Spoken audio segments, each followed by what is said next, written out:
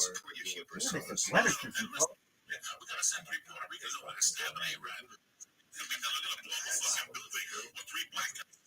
That's what needs to be done. War is money. The square root of war, guy, is and we've all known that Adidas. That's the square root. I don't see any Adidas in us going to Mars except people in charge of taking the Mars as a cool. Let me explain.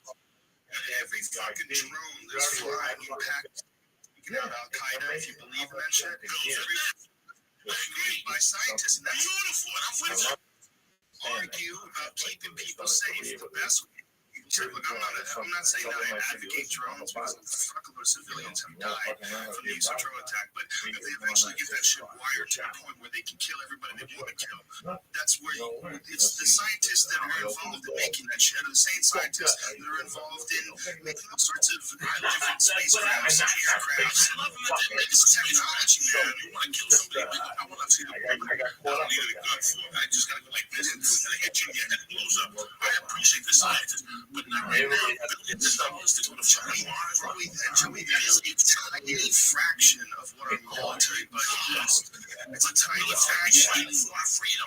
What the Mars has to do with us? Is the Martian going to come back to Vegas? That's a crazy thing to say. I'm not saying it right now. The military's fighting for our freedom. Is that why we're in countries that have absolutely nothing to do with us? That's why it's not dated. Come on, man. That's crazy. That's fucking flag, bro. That's crazy. It's more bad. We got to do that. We got to break a fucking few armies to fucking break it up. We got to break some eggs to make a few armies. Whatever they're doing, it's a lot better than fucking. They're selling drugs. The CIA sells coke. At least they're making money. Mars ain't got nothing to do with it. Here's the big thing, Joe. Every time they send something to like Mars or do these missions, they're also doing hundreds of experiments. And these experiments are experiments that we can't do, down on Earth. And a lot of these experiments lead to other things that do like cures for cancer and fucking train travel. Let's get the cure. Some shit has to be $1. It's going to come a point in time if we follow the path we're on right now, where we might not be living on this fucking planet anymore, where human beings might pollute this motherfucker to the point where we're going to want to escape. And what they're going to do is they're going to send shit to Mars to terraform, just like they did in the movie Aliens. And they're going to put a fucking fake atmosphere on Mars, and that's going to be a little escape colony. Yeah, I actually watched it. You'll be dead. I'm alive right now, and when something lands on Mars, I can keep it out. I haven't seen that shit. I'm looking at the photos. I'm like, that movie has that ever been seen before? Is there been people that walked on the it does with Arizona. There's a real theory that's a fascinating theory that Mars used to have a atmosphere, but it was hit by an asteroid. And that's one of the reasons why I want to keep sending things there and get the test, because if it was a planet that's super life like ours, but then it was hit by an asteroid, we realized that we've had mass extinctions on this planet, at least 2 of them that were caused by asteroids. Hundreds of millions of years ago, and then 65 million years ago. They know that there's been some just doozies that have landed, but it's possible that one could manages to kill the asteroid. That's a wrap. I'm just saying, my fucking world, like, You bring an asteroid to a check cash and set it up. Get my fucking money from an asteroid. You feel related to understand? Yeah, that's what I understand. I just don't see what's going on in this country. I get a lot of people that understand this country. You're an intelligent guy. I'm a fucking mole. I know that those are built to the bombs. You're an intelligent guy. You just looked me at my face and told me you're not confident in anything that's running for president of this country. You and another fucking million people feel that way. That chocolate bar fucked me up. I think so, right, man. I know what you're doing. You're just having fun. Watching Olympics. Fuck no. To me, I did these stupid fucking NBC trying to take kids around. I've done 4 movies of 60 people. They haven't moved on. This is true that they do. 2 different movies and 4 lifetime movies a year. So when they come to do a movie, it takes somebody else 30 days. It takes these motherfuckers 16 days. They'll shoot fucking 10 pages in 3 hours. We shot that fucking jewelry store scene today. And I know the lyrics.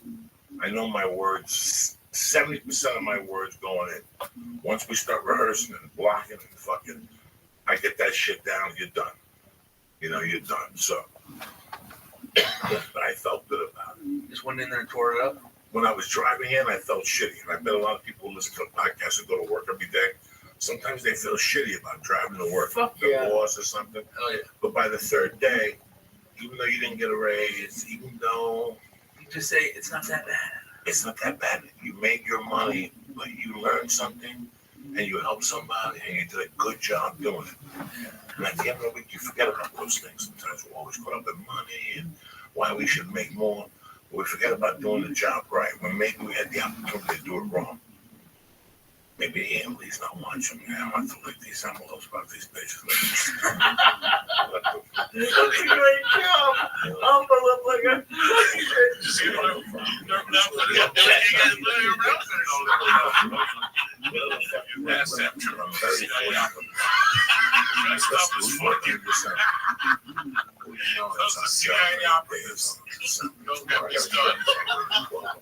But that's the brilliance of that job. I'm the first shot. Outfit is only have nothing. So, what shot you think I'm worried about? I broke racial barriers, religious barriers. I'm a Catholic and I fucked the fucking ISIS. What the fuck is ISIS been through all this? We're gonna bomb the United States. This is the time. This is the time. We welcome into this. At this time, if somebody said to you that ISIS would have themselves up. You're like, this is perfect. Then they could have you just see a bunch of white people running down the street because ISIS would have. So the guy with a bag, because I'm full of one fucking ISIS. Now I want to know who the fuck's running ISIS. Because they're switching. If you're ever here, this is the time now. I'm running ISIS. I would be throwing up the whole fucking country right now if I was ISIS. You're doing that by yourself. I would be fucking so around homeless, dropping hummus bombs from planes. Dropping them everywhere all over Texas. You know they have to, how people are finding rocks. I've been finding hummus everywhere. There'll be canisters of hummus on every block. On the corner, people with all these hummus coming from. Who the fuck is running ISIS? You failed. This is the time. You slip it. Unbelievable. I've been thinking about this all week. What the fuck did ISIS know? ISIS is scared of COVID. You know what COVID came out? ISIS told them, listen, It was just my you're out there and you got COVID, don't come back. You're on your own. ISIS lost drink. They were scared of COVID. They're done. If you're a gangster, you can't be scared of COVID. How interesting is that?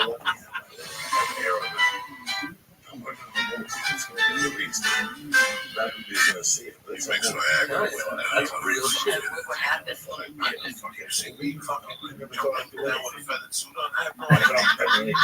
don't know. The guy never fucking told me. Just to do the fucking drugs in your asshole. Look at them and they're saying now. That's actually way more intense. It's more intense to put marijuana in your asshole.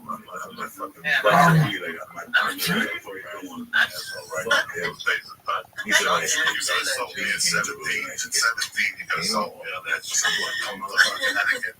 They put marijuana in your asshole. This is right. I'm all in.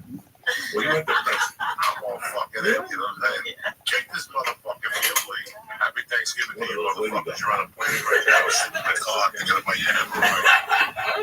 I would smoke. I'm not gonna fucking sit in this car with this fucking kid next to me, stinking and yelling and screaming. Little chocolate bambini, lean mellow moon. Princeton. So he went to Princeton. That's great. But his father was a director. He directed Young Guns. Oh shit. So he knew his way around the set. Because by the age of 15, I carried wire. I set this up. Because he worked at every division. So it's really crazy when you work with a guy like that. He knows exactly where to stand. He doesn't even need to set a marker. Like you just be walking with Joey, cut an inch towards my foot, step on my foot. Like he'll say shit like that. He'll go, I'll show you in a second. After you do it, he'll show you why. He'll go, I want the camera to get your neck. And he's even looking out for the actor next to him. That's how good he is. I've learned, again, I've been a buddy move with him. When I got to that buddy move with him, it was 2009. I had no idea how to act I didn't know nothing, dog. So you're just in there just being Joey Diaz and shit. Giving Well, the I did the flavor. longest shot in 2005, but it was on ensemble. This is me and somebody else. And you got to give that whole combination flavor. And he's not the funny guy, he's the straight guy. So I learned how to do that. I never in my dream that I learned about being Abbott and Costello. You know, I know nothing like that, but unless you get involved. That's all I'm saying. You know, in 2 years, I hope you do become a fucking attorney. And you can still do your comedy game. You can still do your little fucking comedy game. And you can still pick up 100 here, 200 here on the fucking. Oh, yeah. You know who the fucking fuck with on the road. And you know, Oh, yeah. give my money up front. I'll do a little contract for you and shit. You'll learn it, and they'll learn it. People say to you, Silent, why are you doing that contract for $250? You get 500. Really? How many did you do last week? Oh, yeah. 1. I did 3 at $250, so that means I beat you. I did 3 at $250, which made me $750, and you did 1 at 5. So who's ahead of the game? And every one of them was done differently. So I learned the experience of how to do each one differently. Lee, I'm ashamed of you tonight. Look at the What? How fucked up are you tonight? I'm super fucked up, like I know it would be. Hello. We got planned this weekend with your mother.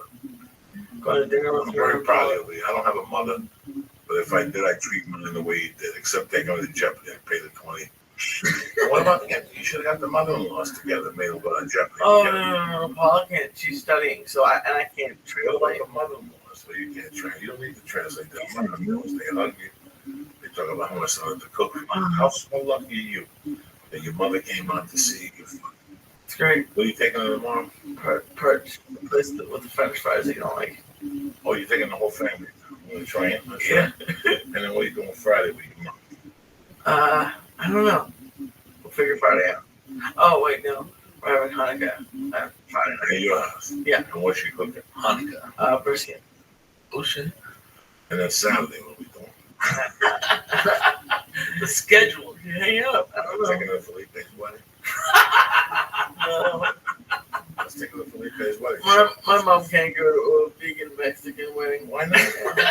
I have to prepare her for my Listen, let's Mexican wedding. last the vegan. We're just hanging with the Mexicans. Throw some meat and speak Spanish. I need to prepare her for my eventual half Mexican What are wedding. you going to do Sunday? Oh, fuck. What's that museum in Culver City? Museum of Tolerance? Yeah. That she So wants did to you go go to. to something? Wiesenthal Center? I don't know. Is that what it is? Museum of Tolerance. Pico, right? Yeah. What is it about? It's a tolerance museum. They give you the history of like the Holocaust and shit, how it started. Why do Jews want to go see it? Why do Jews want to go see other Jews suffer? Oh, isn't it sad? Yeah, it's sad, but it's done. Leave it alone. You don't see me going to Cuban museums to look at all the Cubans crying and shit. But the thing with that, Kick in the stomach. We'll be back, please. the Wiesenthal, he actually chased like those criminals, Nazi war criminals, and brought them to justice and shit. I love it. I love Jewish. it. Yeah. Well, Mom wants to go. Like fucking Nagasaki. Can't you go see a Japanese museum where see a bunch of Japanese people getting stepped on by that?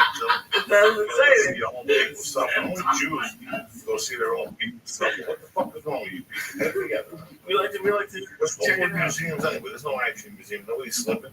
Why are you in there with your mom? Because she wants to go.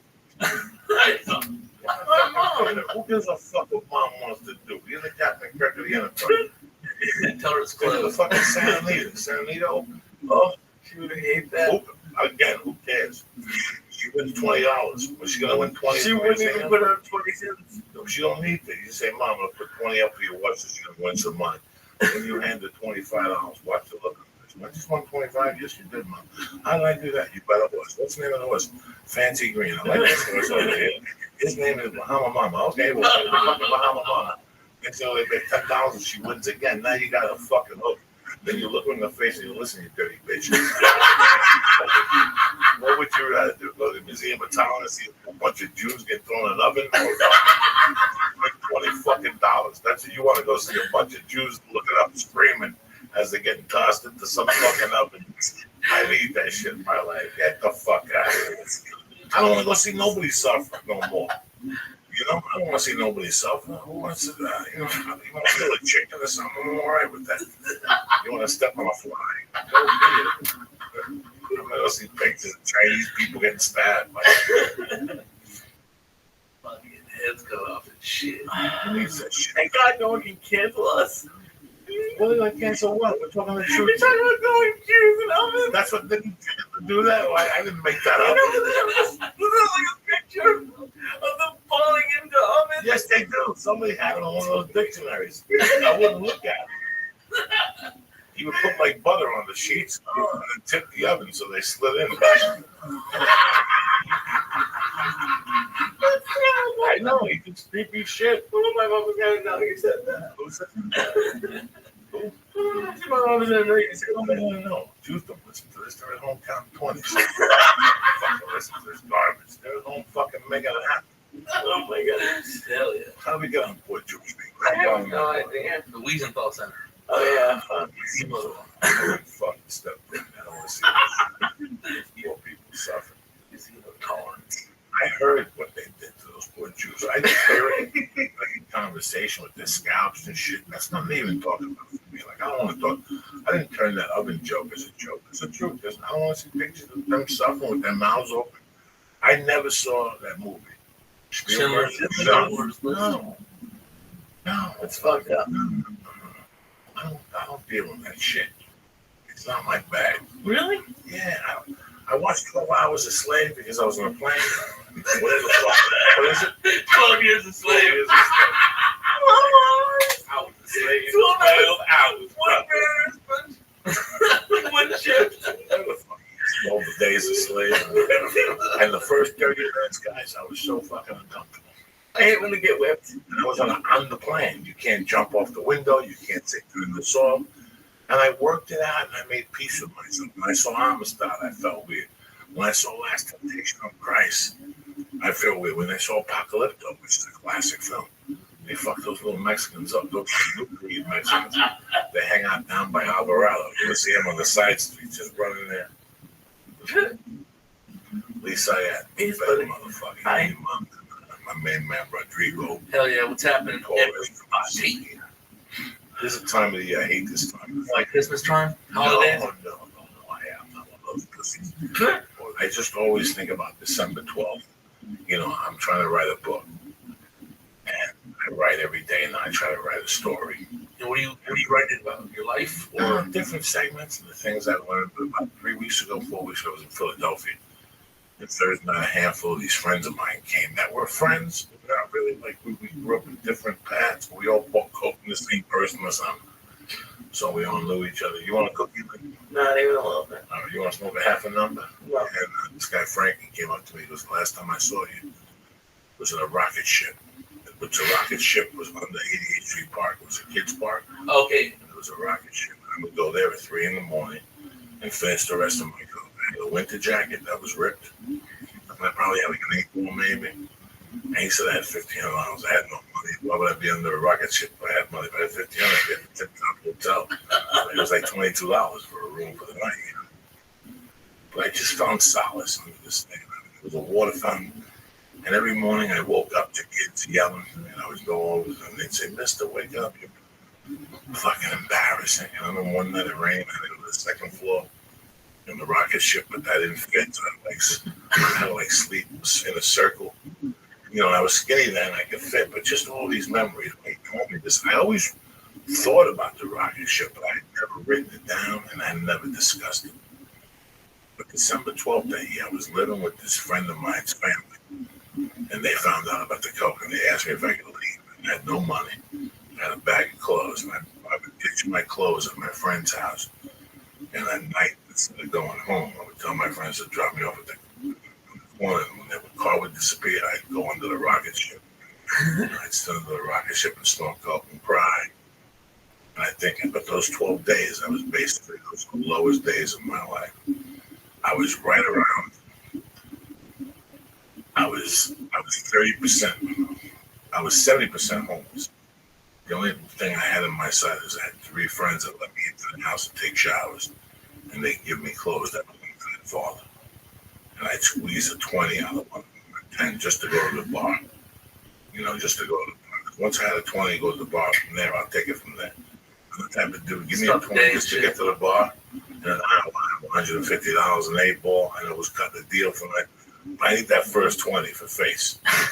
You can't go into a bar and cut a deal if you're on the tab. But if you put a 20 on the bar, like, let's see what this guy's got to say. Yeah, what do you want to do? I got a guy who can be with a gram. Oh, wait right now. What about we give you 200 now? We'll pick it up later. All right, man, you got 200 to play with all day. I got 200 to play with. I'm not going to pick up their 8 ball till 8 o'clock at night. You do 1,000 things to 200. I'll not even bring it back. You know, I mean, that's those 12 days, I was subhuman. I feel more guilty about those 12 days than going to prison and getting out in Bella. It's real low and dark. It was just disgusting. I would wake up in the morning, I wouldn't brush my teeth. I go right to the bar. I go to a friend's, take a shower, maybe use my finger and brush my teeth that way. I go to Hashways, eat on the arm, and I go to a bar and start my bullshit story for the day. Try to get somebody to buy a gram and another gram. That's 2 grams for 200. That means I get an 8 ball. I sell another half a gram for 50. I got 50 to put in my pocket, plus a gram of blow for me for later. You follow me? That was my whole racket. But at the end of the night, I went and slept in a fucking rocket ship. I did that till the 31st. I did that till like the 30th to the 29th. And I got a hotel room and I found another pigeon and I robbed them for 2,000 and I went back. You know what I'm saying? But still, it's just, this is like I think about the 12th and it's a 10th, so it's Friday. Friday, I'll be thinking, and you say to me, like, Joey, why would you think about that? Because that's what keeps me alive, so thinking about those times. When I would get up in the morning, when I get up in the morning, I do shit. Because I know just getting up in the morning and being under a fucking rocket ship and thinking about how the fuck you got there. I get onto this table. I got up, that was fucking crazy. It was horrible. That's it. That's what's on my mind. Like a shot. What's up, bro? Damn. Not much, buddy. You like to come now and see mom? I'm gonna hope she's asleep. Good job. It's early bird. No, she is. I'll see you at the wedding on Sunday. Oh, yeah. Saturday. And yeah, can we plug the podcast? What's up, fool? What's up, fool? Please listen to us. What's up, full podcast? Stitcher, iTunes, and SoundCloud. See, Rodrigo's when Felipe comes in, he's yelling. You know, I know how you are. You know, like sometimes we'll laugh loud. Hey, relax. You're around white people. What the fuck are you doing? Relax. Bro, what the fuck is going on here? Can't be laughing loud. People knocking the door. So, yeah. The podcast, Felipe Esparza's podcast, and it's on iTunes, Stitcher, SoundCloud. And we just had Emilio Rivera from Sounds of Anarchy. He was on this podcast. Twice. Yeah, hell yeah, dude. Fucking right there by, he lived by Mondo originally where I met him, up the street where Felipe lived in that same little neighborhood. It was cool. So, yeah. Other than that, and I'll be at the Laugh Factory in Long Beach on December 21st. Everybody, if you want to go out there, bless you. That Latino night. Betting money. A month in advance. I'm out. Bless you. We're betting Excuse me, people. I'm very sorry. There's an allergy in the room. Cat hair's loose and shit. But other than that, yeah, man. Fucking thank you very much for having me, man. Coco, you know, you keep it real. Fucking family. At least I had over eating edibles. You ate an edible in the car. Hell yeah. Turn that shit up. Emilio's show last night. It was a great show. People were disappointed with how it ended and whatnot. You know, how can you end the show like that? I would have liked to see him come on the blaze of glory and shout it out with people. But and how did it get you? Did it fuck you up? How about the Sopranos ending? Like the contrast with that shit. Remember when that shit? Everybody complained about the ending, how it went out like that. Was it that shitty or not like that? It was shitty, but it was like that, or different uncomfortable. Or both of those endings were endings with meanings that if you watch the show you got later on. You know, I don't know what the meaning of the Tony Soprano one was, you know, but I know that some people looked at it like, and this one he ices himself. I'm sorry, I'm spoiling it for people. But he pulls in front of the truck, and you figure out it's the same truck that drove Gemma to die. You know, so you have to look at it as who was this guy in the truck? Was he a sort of God, whatever? Because it was Michael Chiklis, who plays the truck driver. And he gives Gemma the ride to Oregon. He comes and kills her. No one sit down. I think some mother on the show, he shoots her. Which that was a bizarre idea. Yeah, it sounds like it. Dude, this shit is on long? Yeah, it's a great scene. It's a very strong scene. I mean, they did a great job with the show. It's, you know, I told my wife that it wasn't the best show on TV. People get mad at me, like, Joey, what the fuck? You know, what do you mean the name is pussy? And it's about the name is pussy. I'm not talking about that. It's not the best show on television by far. But it's got entertaining aspects of it. It's got a lot of bullshit in it. If you know anything about bikers, it's too sanitized, you know. But it's entertaining. Me and my wife like it. And the main reason why I watch it is because Emilio's on. Hell yeah. I would see him and he'd ask me if I watched this show and I'd feel embarrassed. So that's the real reason why I started to watch it. I fell in love with him, and Jimmy Smith is hard not to fall in love with. And I love Charlie, the guy who plays Jack Teller. I fucking love that. He's a badass dude.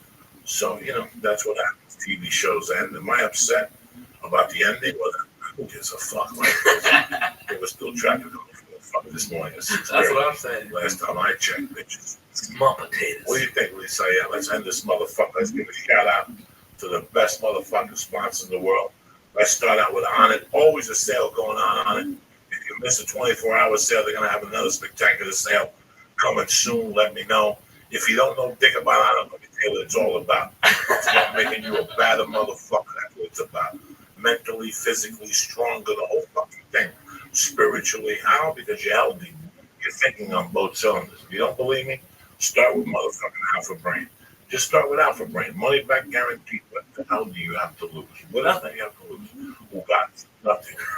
And you know what? If you're not buying, if you're a little retarded, if things aren't working out for you, if you're forgetting your fucking name, try Alpha Brain. Give me a fucking break with this shit. You know what? Right now I'm at the end of a cycle, but I'm going to get back on it in the new year. Once I figure out what I want to do, I write my shit. That's what, you know, Rogan went out to dinner. He told me he eats 2 of them before his... 4, and then 4 in the middle. It's UFC, so he eats 8 of them during the UFC, so everything's always fine. You stay sharp. Go to diet.com. Start with Alpha Brain. If you go to a Chinese restaurant and the pork fried rice sucks, you ain't going to get nothing else unless you're a fucking retard. Yeah. Right? The pork fried rice sucks. What else are you going to order? Well, let's try the mook cheap now. It's going to suck even more. Get the fuck out of it. They don't know what they're doing. These people know what they're doing. They just paid a ton of money for investing on Alpha Brain. Yeah. But I'm not just selling you Alpha Brain. I'm also trying to tell you to get the Shroom Tech for greater endurance and greater, what's the word we're looking for? Durability? You know, no, when you fly, you have germs. The Shroom Tech's Immune. Your immune system. Let's say you eat somebody's asshole. You don't want to be coughing the next day. You do a little Shroom Tech immune. Keep that You're up. fucking singing like an opera singer. Sometimes pussy, you get a sore throat the next day because your throat's not familiar with the pussy germs. So you start talking weak and going to the doctor. He tells you got a sore throat, but meanwhile, was it bad pussy? Not at all. It was just it's got germs in this, and it's always a little. It's always a little infection in my quad, and you put it in your fucking throat. Sometimes if you eat some good pussy from time to time, you also get those blinkers in your mouth. You get these little white blisters, a little like white cum in there. I had pop baby. I used to eat this chick that was on not DMT, but the other shit. DMT, the special K. What is it? Special Molly. No, MDM, GHB. And she used to eat this clear thing on her pussy. I didn't give a fuck. I just thought that like a fucking clam. Like a fucking clam. What's the muscle? Just like that, Lisa. Right? What are we talking about? On it. That's what I'm saying. I forgot. So if you bump into somebody's monkey, eat some on it, Shroom Tech. I love On It. Go to joeydiaz.net or go to the On It page and press in. Church. CHURCH. Get 10% off your On It order. Don't fuck around. You have to stay on the program. They deliver the stuff right to your door on a monthly motherfucking level. Who's better than On It? Also, a shout out to my main man, Dave Foley, who was on a very interesting podcast last week. IronDragonTV.com. If you're into classic martial arts film, Ip Man, Ip Blue, what's the name? Ip Man. Ip Man series, Jet Li. If you're into all that kind of Jackie Chan, the Assassins, the Thieves, action movies. If you're into fucking smoking dope, Tai Chi, what is it? You're Tai Chi? Tai Chi, come on, we're slipping here. Be on top. Let's get the notebook out. supposed to get the Chinese menu and shit. You got first class. No, I went to their webpage. It's pretty interesting. That's good. No, it's very tight. The Assassin, The Thieves, Jackie Chan, 1911. They got all these tremendous movies here. Go to Iron Dragon TV right now. I think there's 2 words. Just go to IronDragonTV.com. Save us the aggravation and press and watch. Joey, Joey, and get 2 free movies to start off with. Just go with that. Also, 2015, when you're sitting there, your TV looks like dick. They're gonna have the 4K technology, correct? absolutely. Oh, and we went down to the office to check It it out. was so I'm cool. not a fucking genius about this, but I'm telling you, this Foley guy's a sharp guy. I love him. I trust him. He's got some shit coming out that's gonna make your fucking head spin. Dude, 4K looks so good. It looks tremendous. Looks fucking tremendous. And he's gonna have like a fucking savage. That's why we do business with people on top. We don't want to do business with fucking mooks. VHS and shit. Iron Dragon TV right now. We spoke about on it, and I'm going to forget the favorite underwears in the fucking world. I had them on today on this thing. MeUndies.com. You want comfort? You want a nice fit? The cup holds your fucking nuts together. Nice and fresh. Go to MeUndies.com. Go to their page. They don't fuck around. MeUndies has a great page. They got women. They got thongs. They got the boxer short. They got the cup briefs. They got t-shirts. But it all starts at MeUndies.com. You're saying, Joey, why should I go there? You know why, cocksucker? Because right now, till the end of December 31st, they're giving you what? Free shipping? And 20% off. 20% off for saying the code word. Joey, Joey, MeUndies.com. I swear to fucking God, they're comfortable as hell. When you wear them, they fucking float. I wear them with a gear jiu-jitsu. I have them on, and it surrounds your legs so the sweat don't go down your nutsack. Everything is controlled. You take them off later on.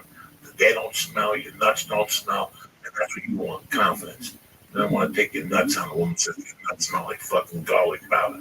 You don't need that in your life. MeUndies.com. Start the year off with fresh, cheaper than fucking you're going to buy at the store. And guess what? Again, they get delivered to your house. Free shipping. MeUndies.com. What's the code word they use? Joey. Joey, J-O-E-Y. Or JoeyDeers.net. How lucky are we? What other podcast is so worried about the way people all smell? I want my fucking listeners, I want people to listen to this to leave the house with confidence.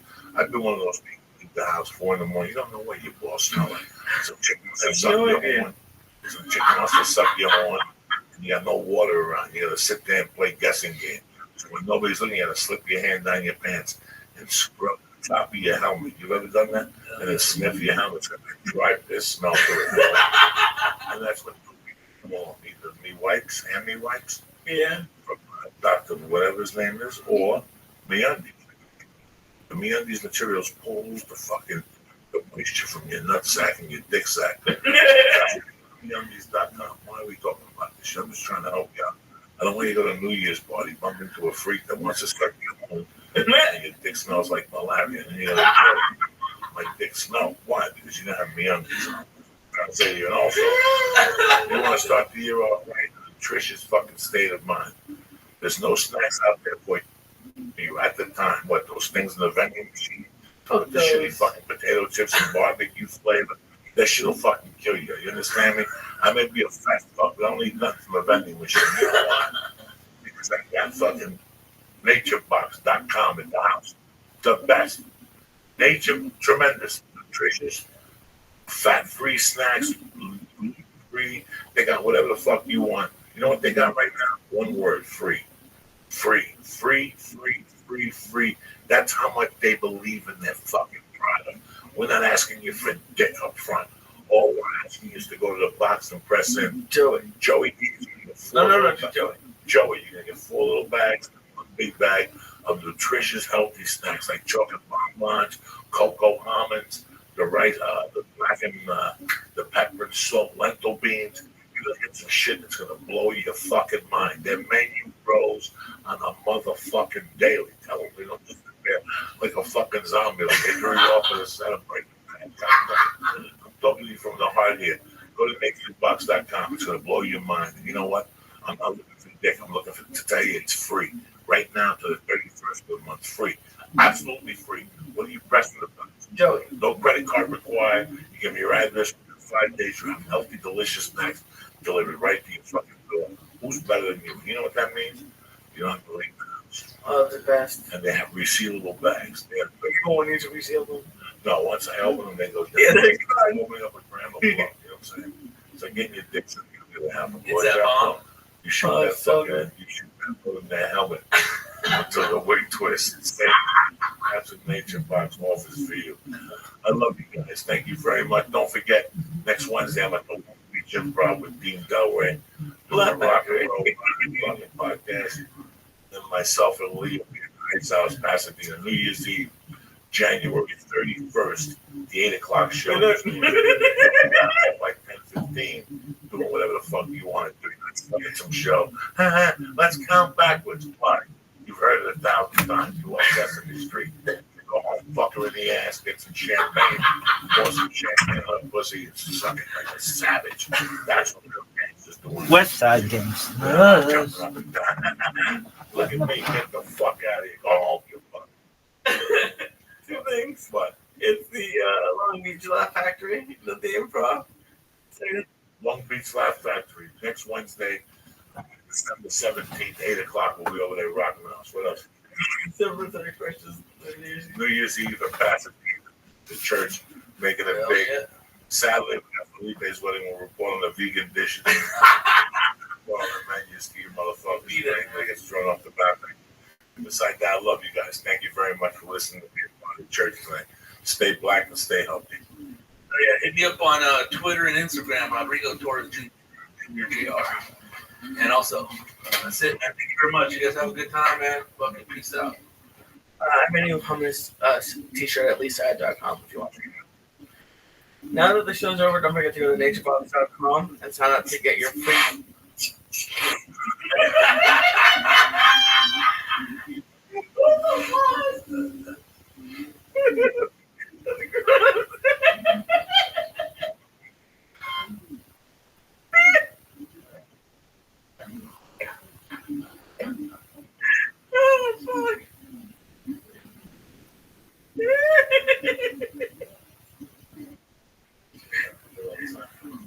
That shit got you? Oh no, he's straight as a judge. He's my brother. Who wants to know the cookie? No, I'm not. No. You'll be fucked up right now. Now that the show's over, don't forget to go to naturebox.com and sign up to get your free sample box. Naturebox.com. Naturebox.com. What are you doing? I don't like this.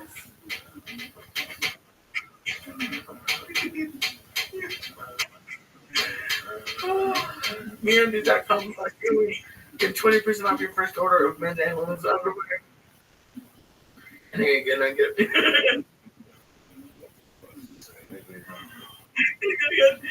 20% off your first order and free shipping in Canada. Go to Onna.com, use code church to get 10% off any of their great supplements like Apple Brain and New Moon. And go to IronDragonTV.com and use code Joey gets you free rentals.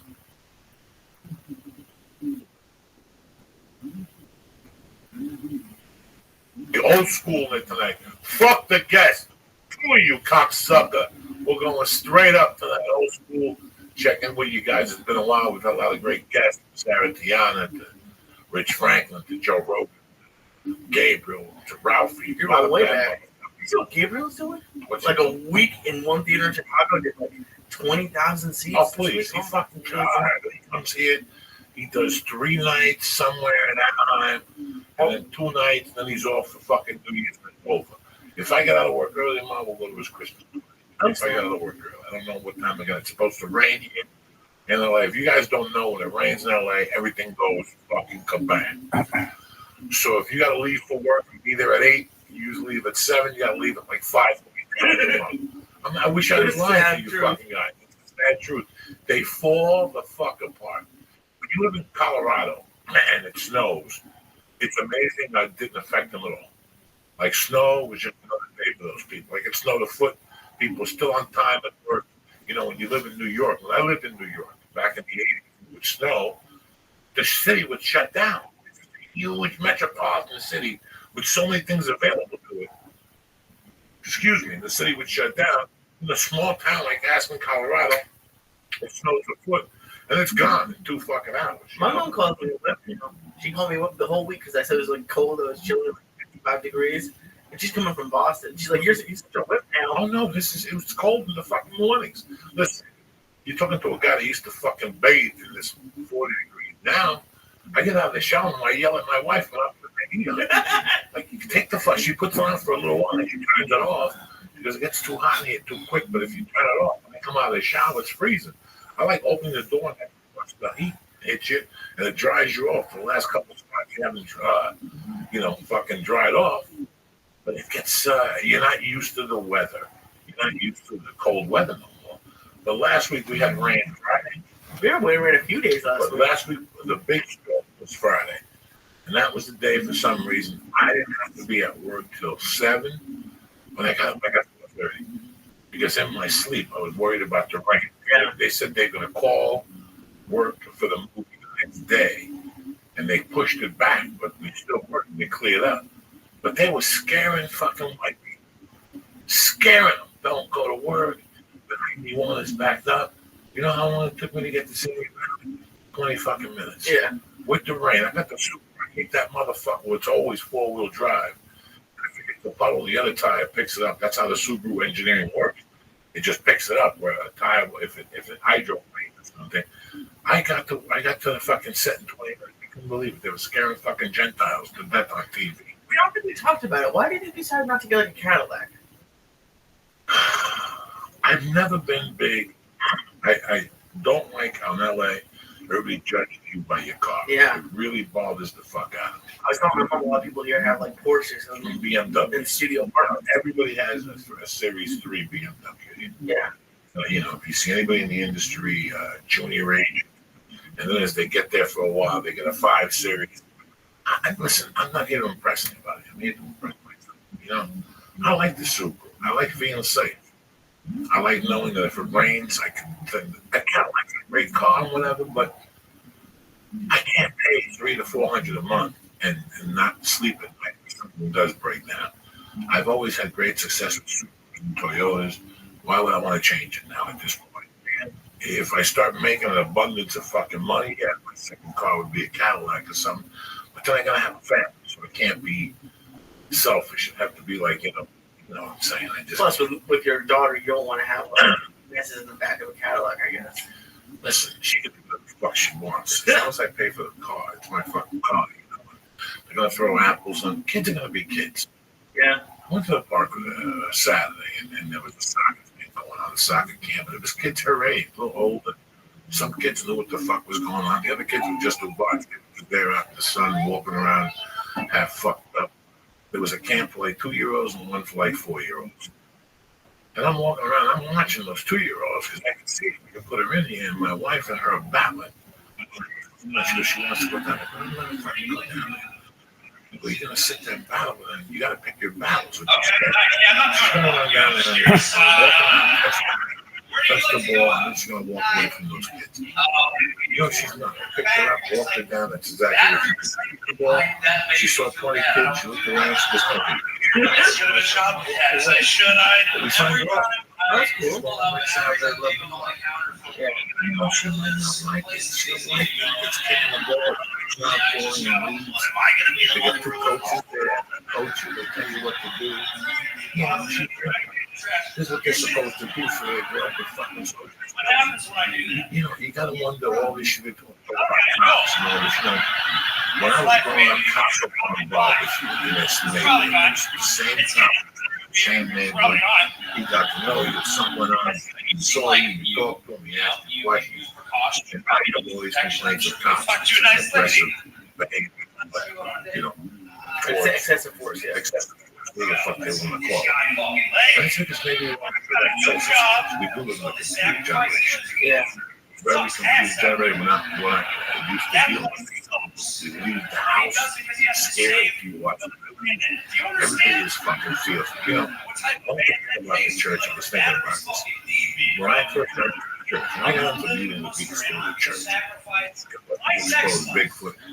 It wasn't to expose federal. It wasn't to expose Hollywood people. It wasn't So it was like, it was the close one that we get fed. Either you believe it or you fucking don't and move on. You know? Do you get nervous, bro? Because I went to the movies with my mom today. And for a second, when they were doing that thing, like if you've seen suspicious people tell somebody, for a second I was like, what would I do if a gun came to me with my mom? When I'm by myself, I don't really worry about it. Or do you worry about it now when you're going to Mercy? I worry about everything. You'd be an asshole.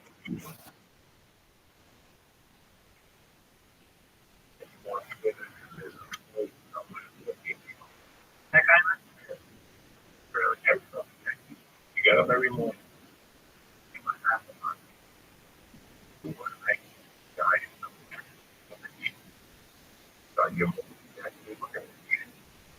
Because I do, I'm going to get around the fucking hell. I'm speaking out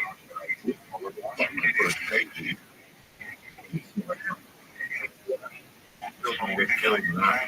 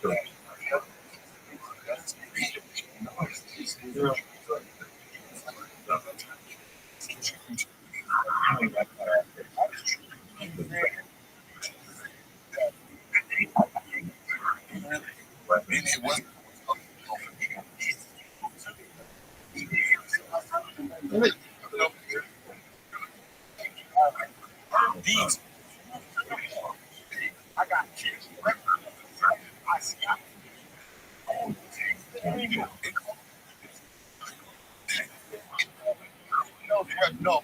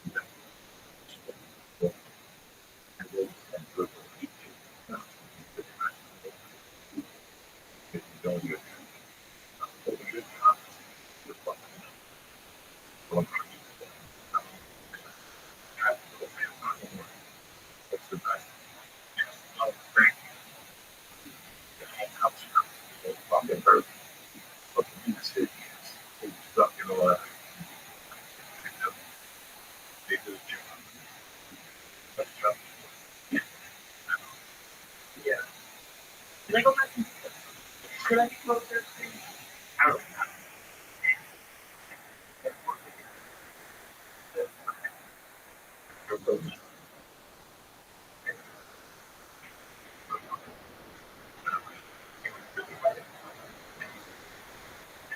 I lived in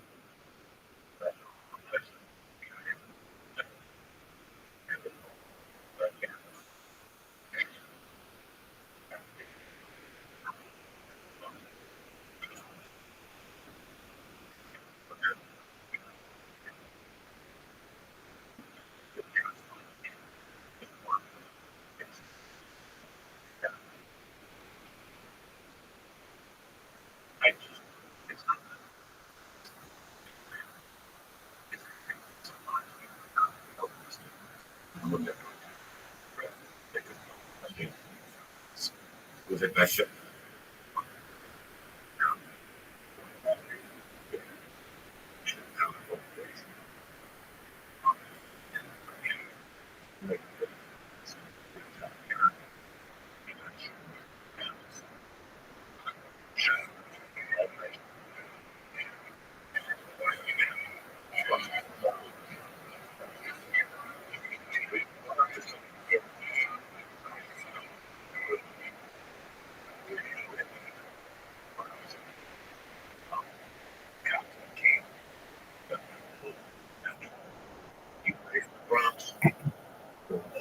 I went to Canada.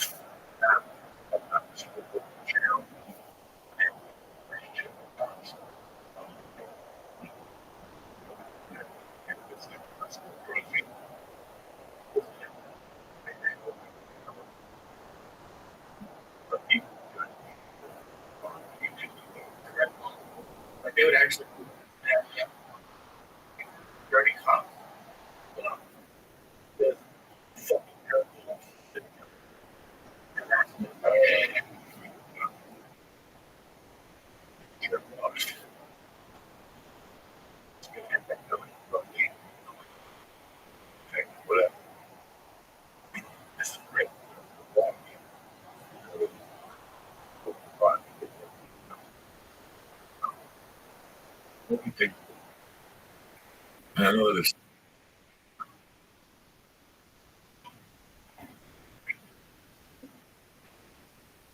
Right. Well, that's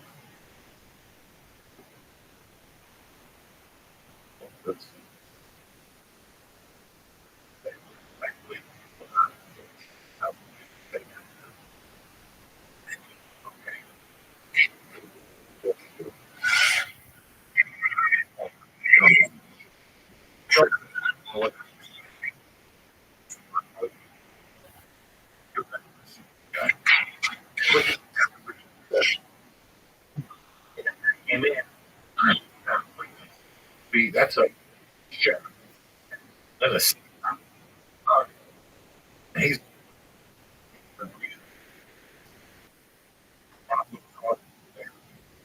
shoot the hold it down. All the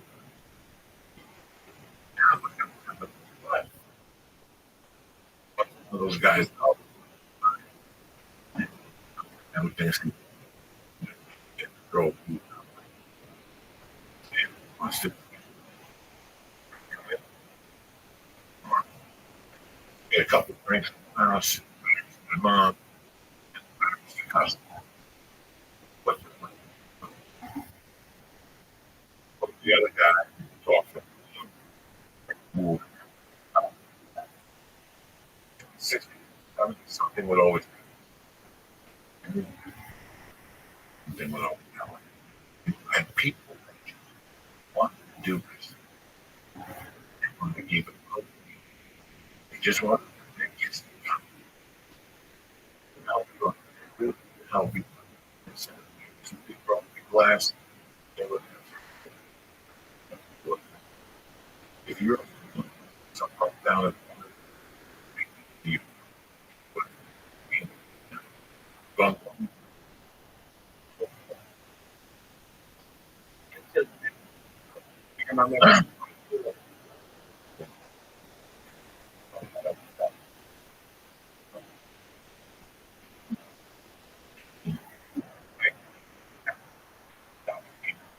schedule. So if you get it, plan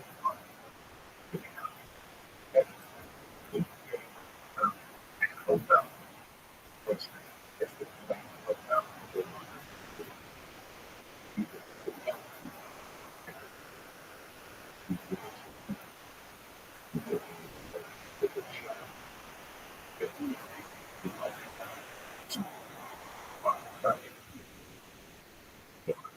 Full time stuff. Drugs alone. I'm away from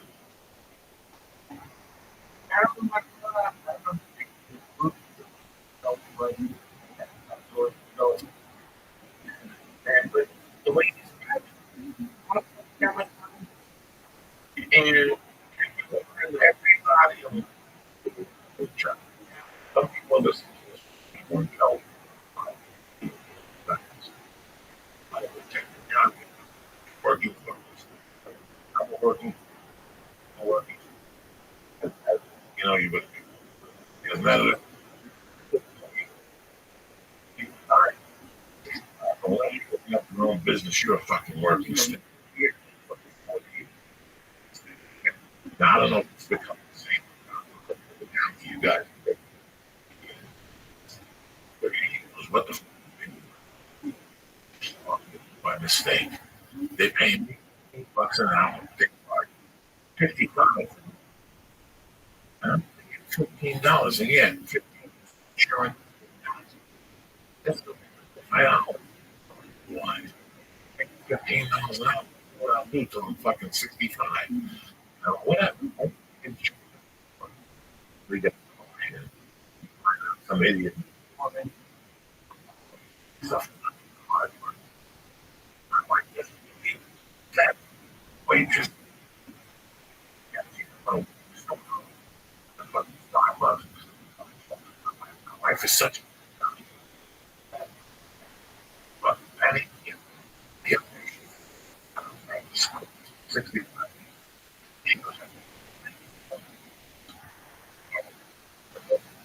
Oh, yeah. Sure.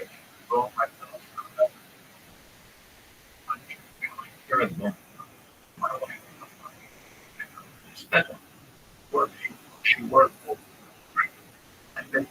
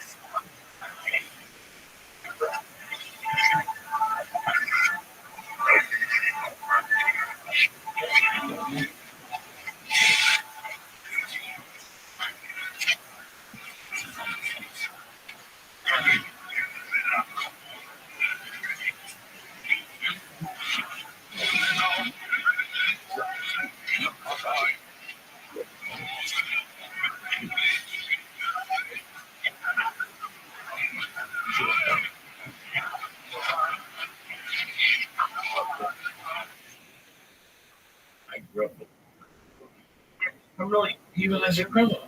I don't believe in police. But then again, you're gonna get guys in the jail. What? Outside of they get drunk.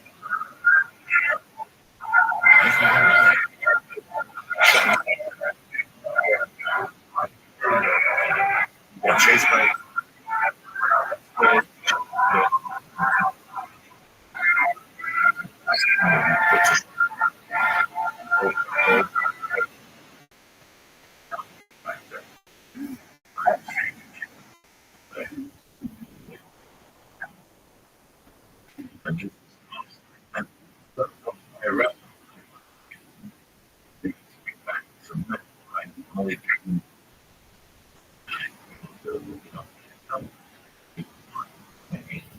Yeah. I shot.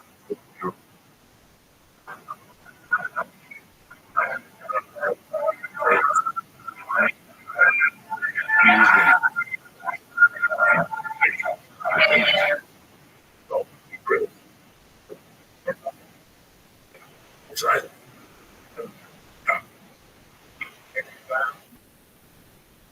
never that I didn't have to much for death.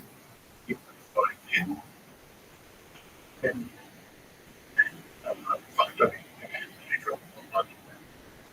Back home on the one more. You're gonna fucking come. Get in come. Yeah.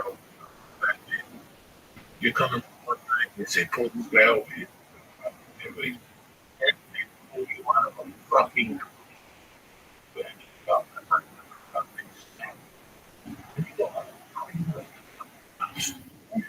Just are you down here? Yeah. I just had a cousin who had to be dinner place.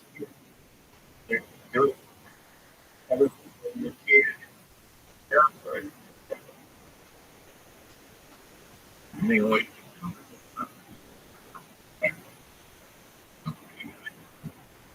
this really got that. He's wrong.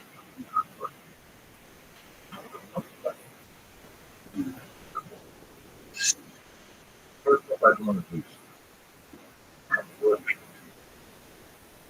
what they said.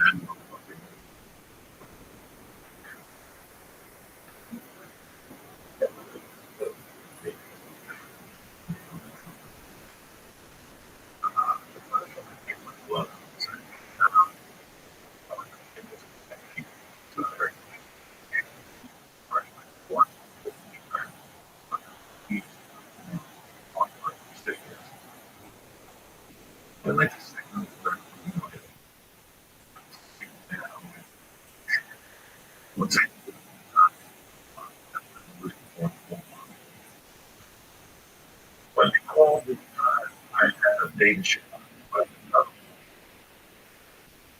Thank you.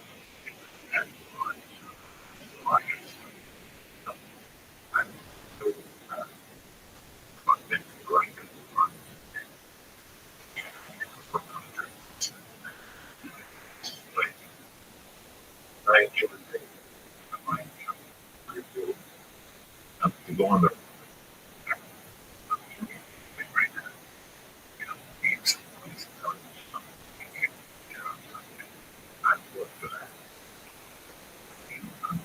somebody called.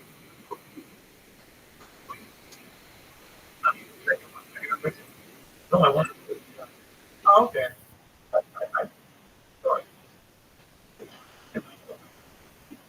And for Maybe you're in the wood. everything you do, everything you do. I'm not saying I'm not time, but everything I got Saturday.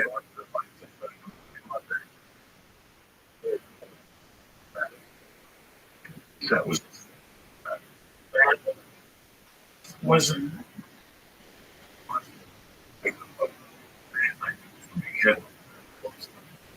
that was it. But at the store tomorrow, Thursday, Wednesday, right? Saturday. So, you know,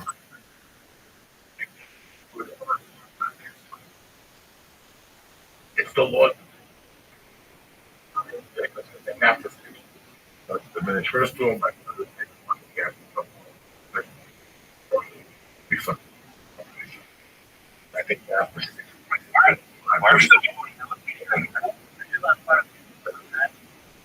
never attempted. Do a fun day. And I think it's another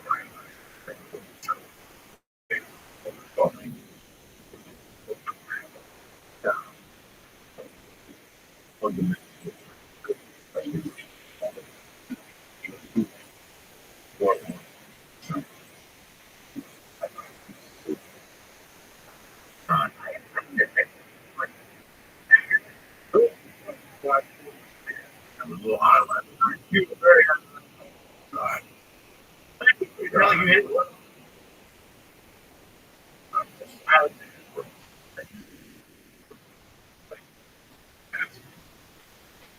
Fucking wedding. Spectacular. No. Right. So we only need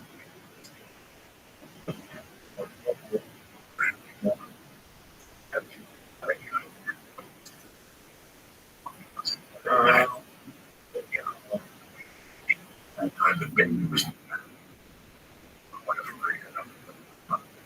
I felt bad. Felt bad.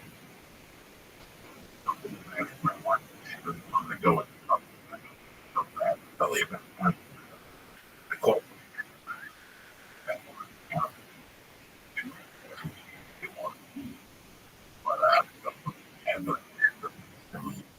Yeah. Guess what? After work. And we got about a week ago. Yeah. I mean, forget. Oh, fuck.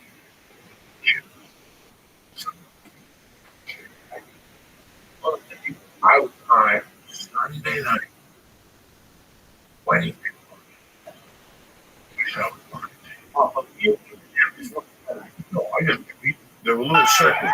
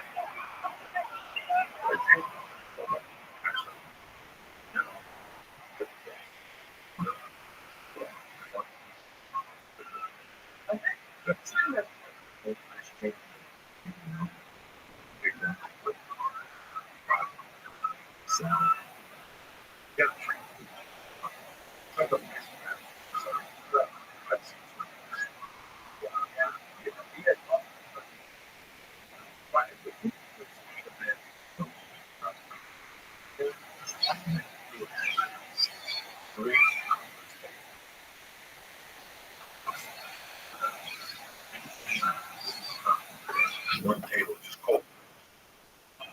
Every type of bread, but German, mayonnaise, mustard.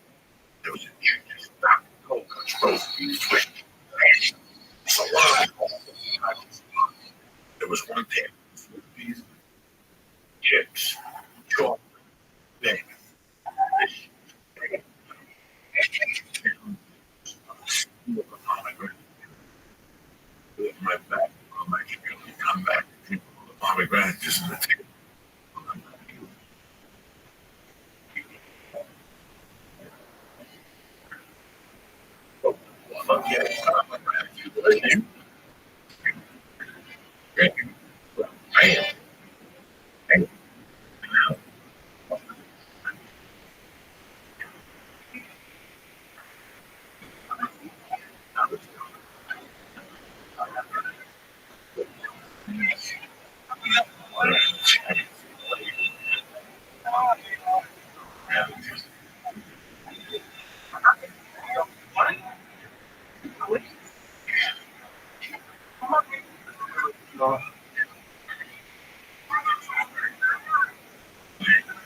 All that shit. There's only one thing I enjoy.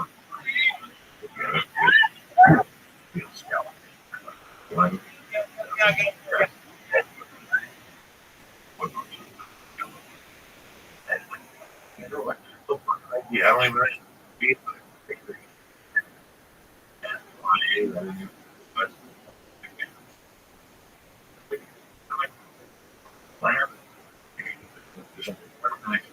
goes down.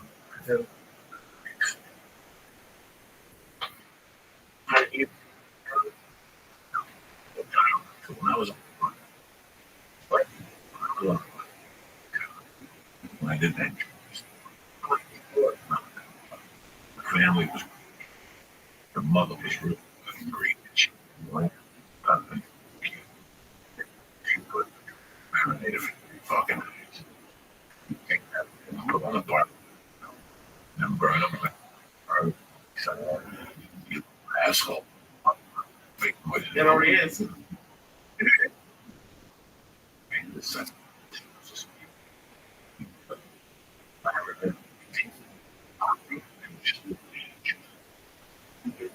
Wasn't he followed me the so, you don't eat that. He like can't do it. I can see just Here.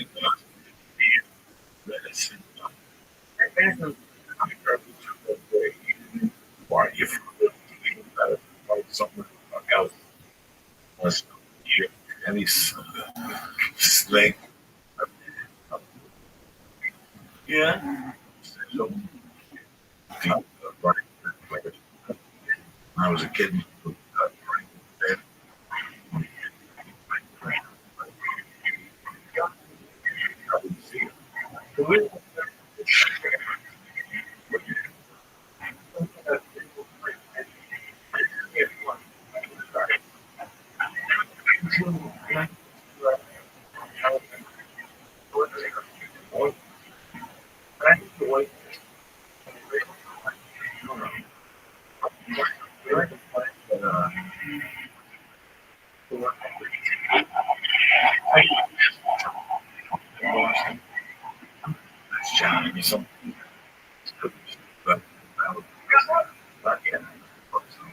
I like clam.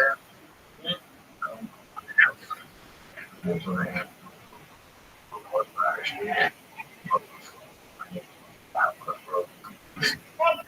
not a thing right there.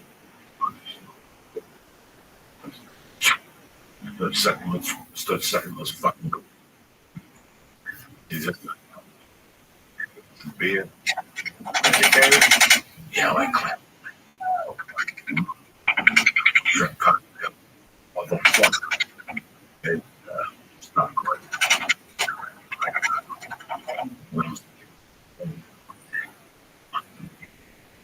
I've never had them good again. We try to make stuff like this. But they try to come like out. They get shut.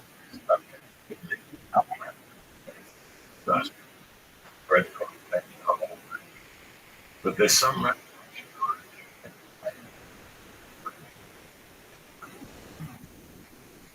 bacon meat just like that.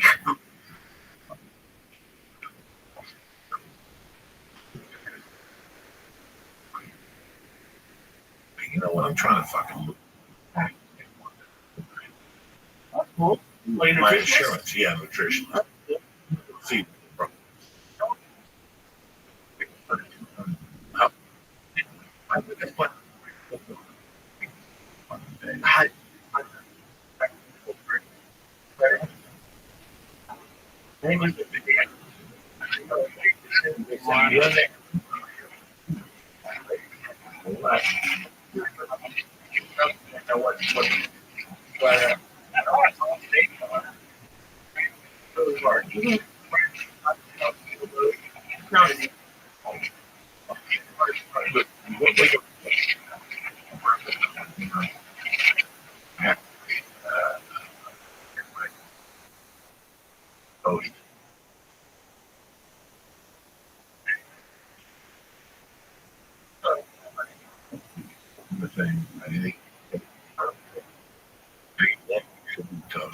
Two both eggs. Yeah. Whatever it is.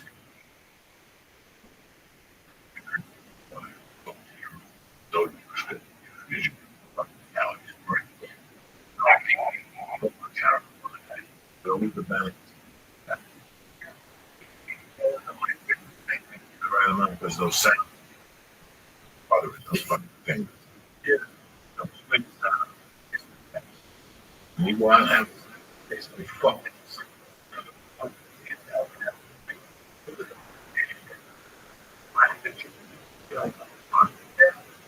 speaking, like, it's not like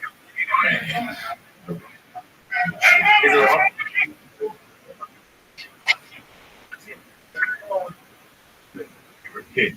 Oh, wait, hello. Let me. yeah. I'm really enjoying the price of those. Did the package. Great.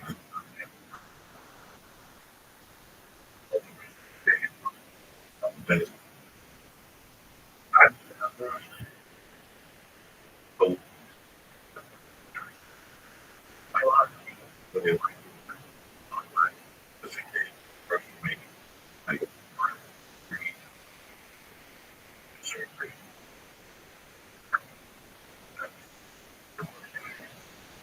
I would have gone on.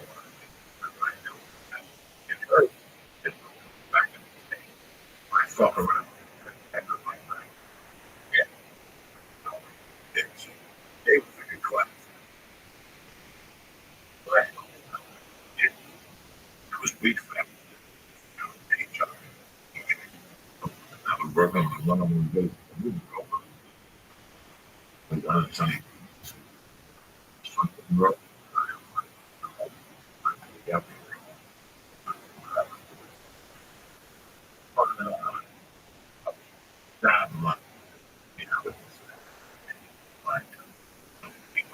But yeah.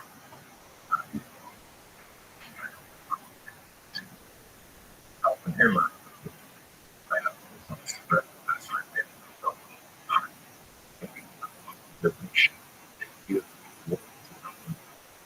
Running. In my shoulder. Well,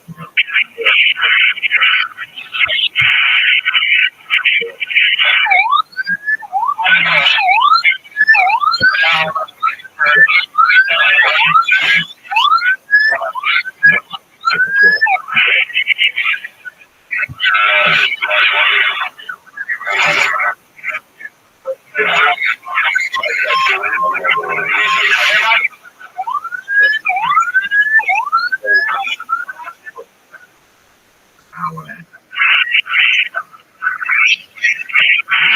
Christmas cookies.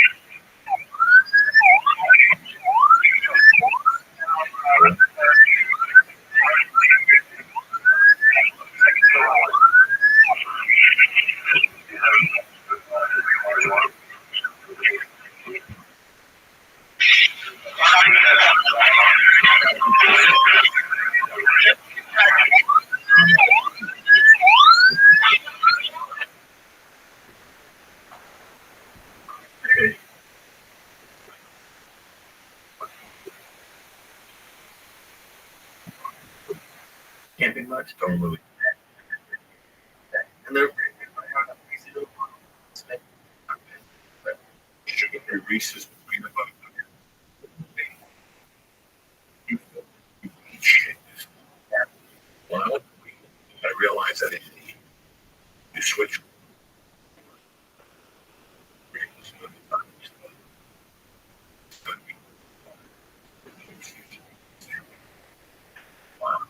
And then you get the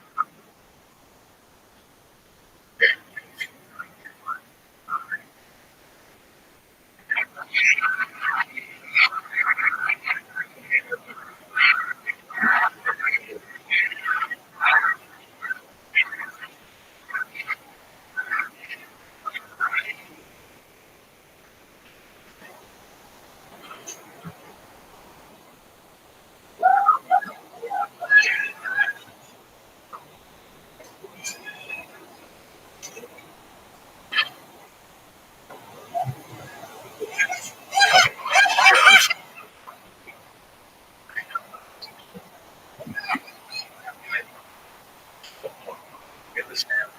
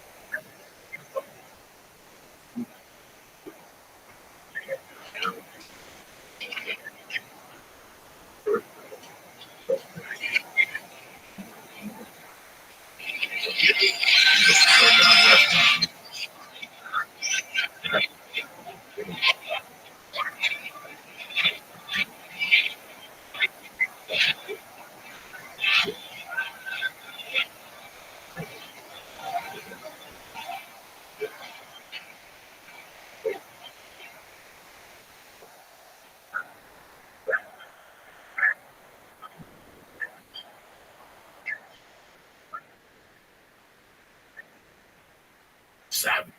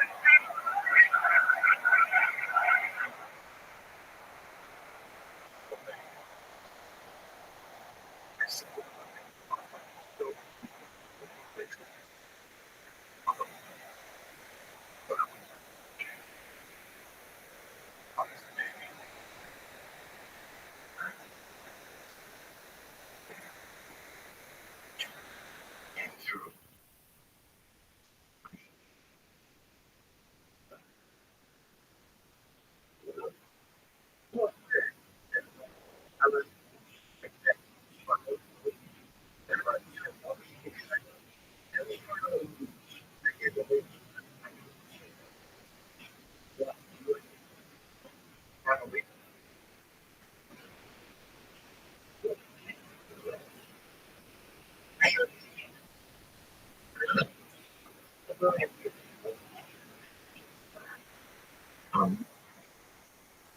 up more. Lemon.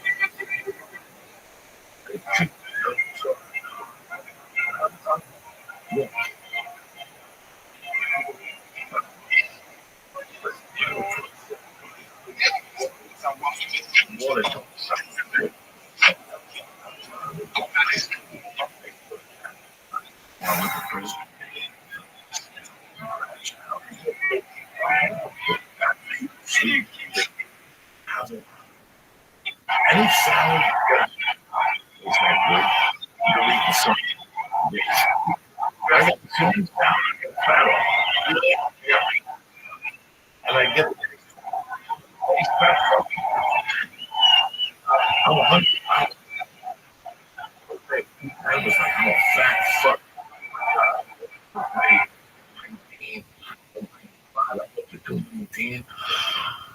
Oh my God, what am I? And I was eating with extra. I'm putting that bullshit. Well, it's really high right now. I mean, what are you?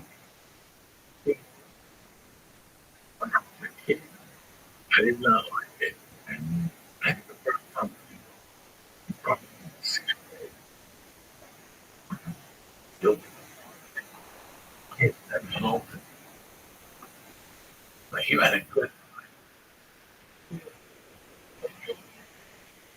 great fucking time, like you.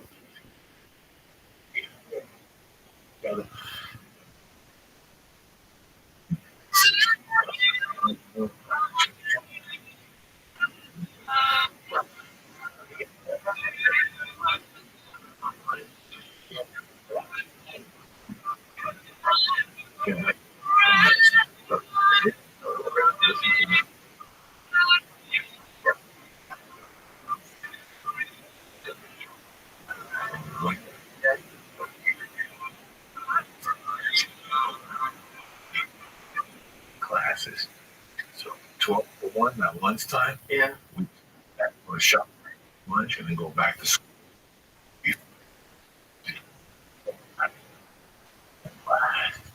But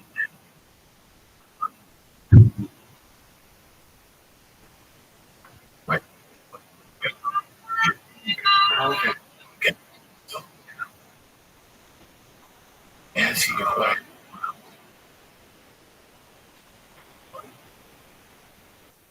Boarding groups to get the best weed that anybody else can get. I can get green weed. So, back the main different home, but he was so back. And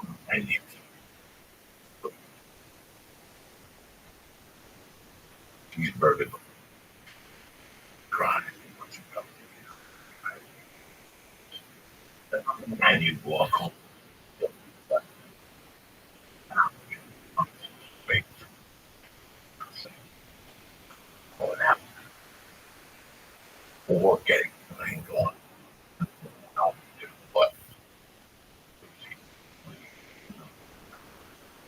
the new girlfriend either. For the second.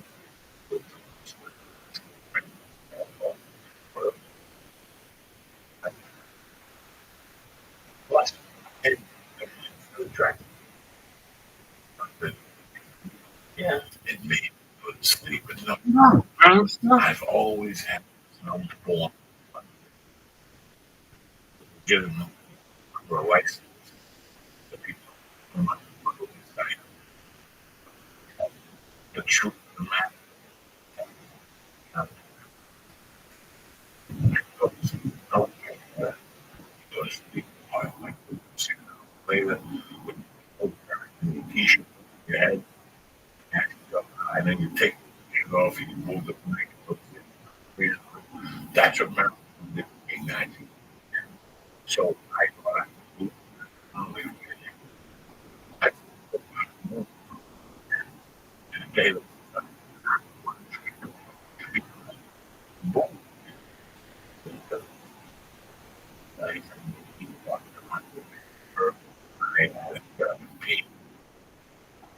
We're gonna headache all day, all three. So all I have to do is take three. Out. So, yeah, back to good. I'm not gonna lie to anybody. Because it hits. I go home. Don't. What is your favorite? This week.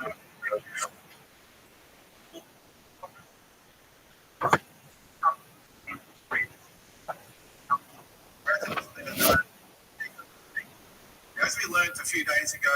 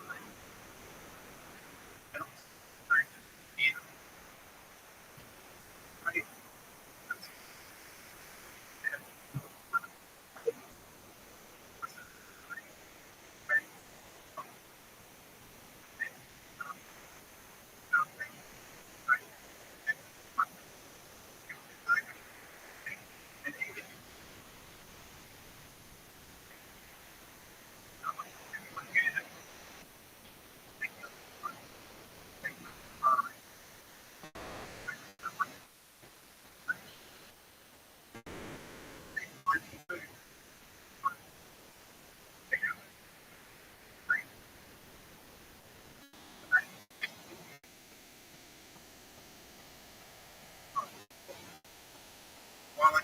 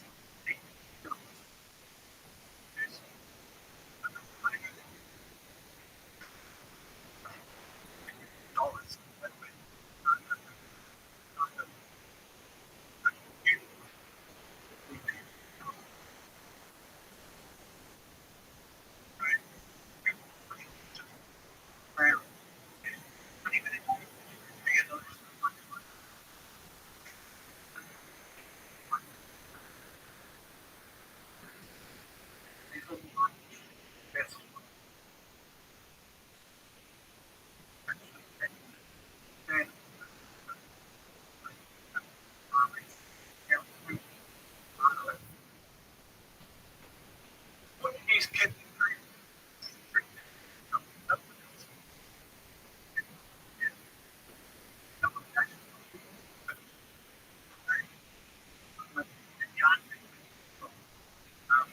in great for number there this way. They not Jesus.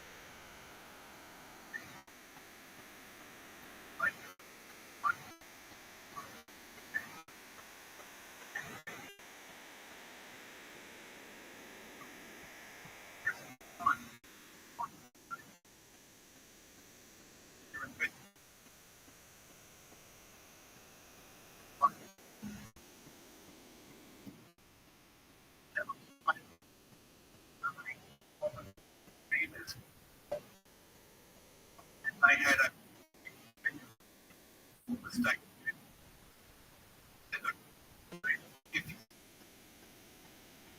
We've got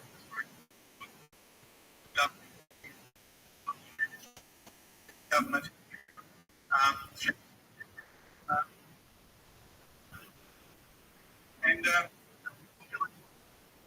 point.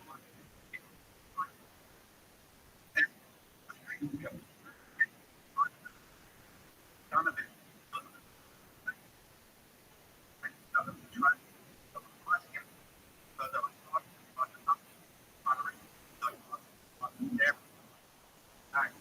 They were drinking crews from each other. Right? Bought all the chambers together.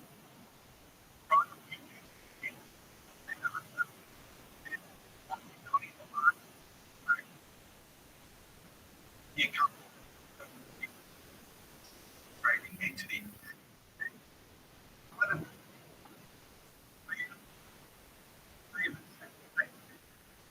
$6.5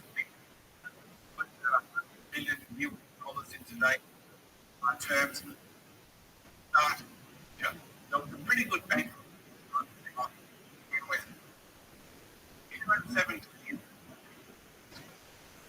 people from Amsterdam.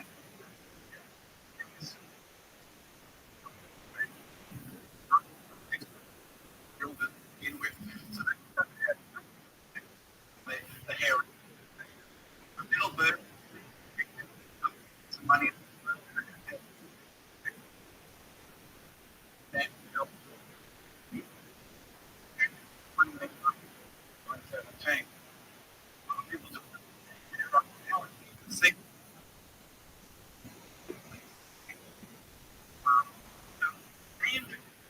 they didn't want to dominate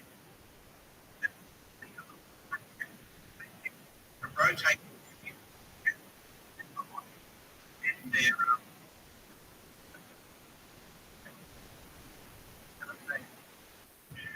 now down. So when established the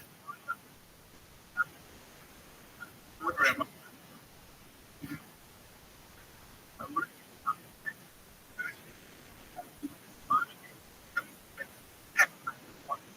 they won't let you.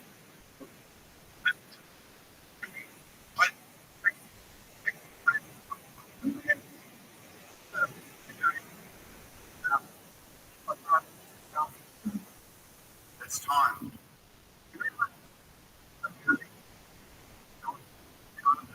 Charge was only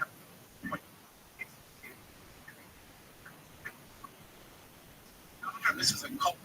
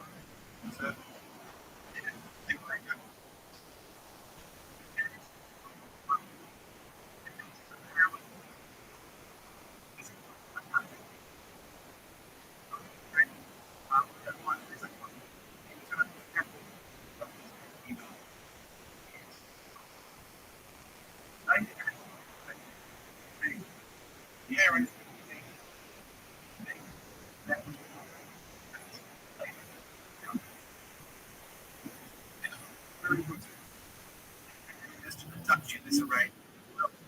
But the video said, hey, if of money,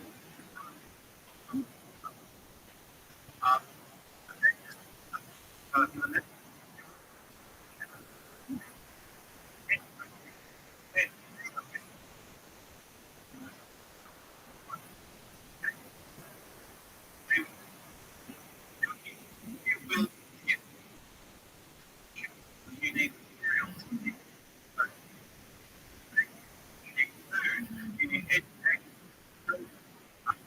all that created all.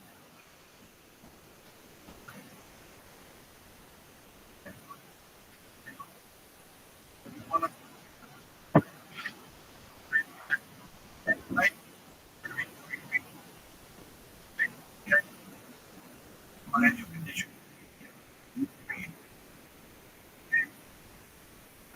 Dutch government.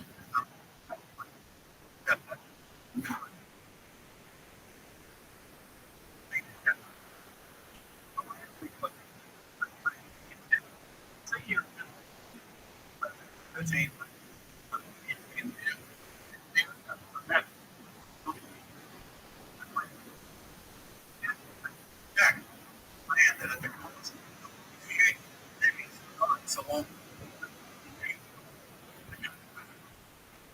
Is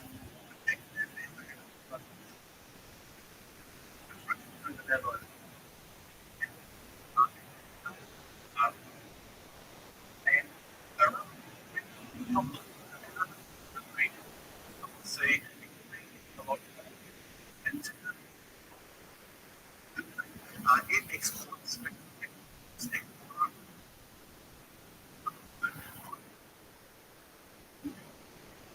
And this is a long term.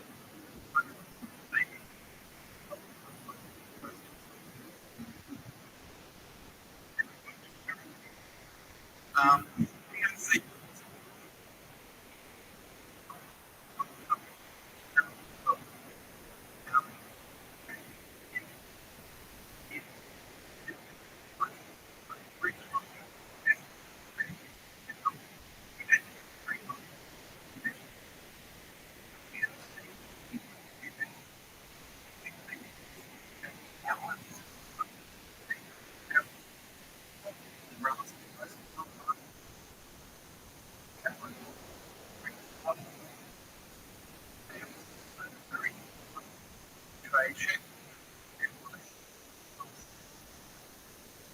um,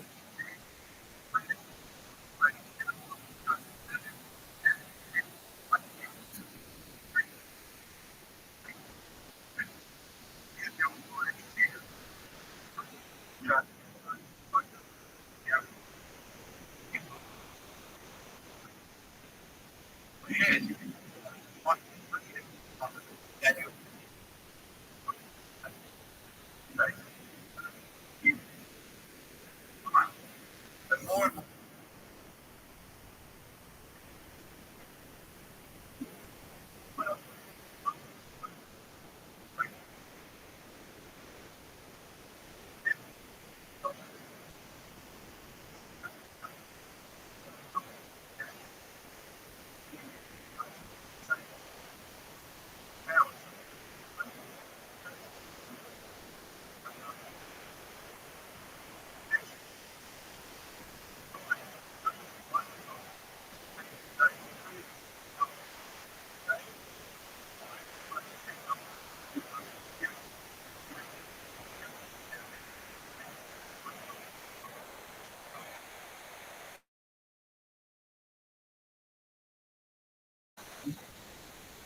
Down to this spices, and we take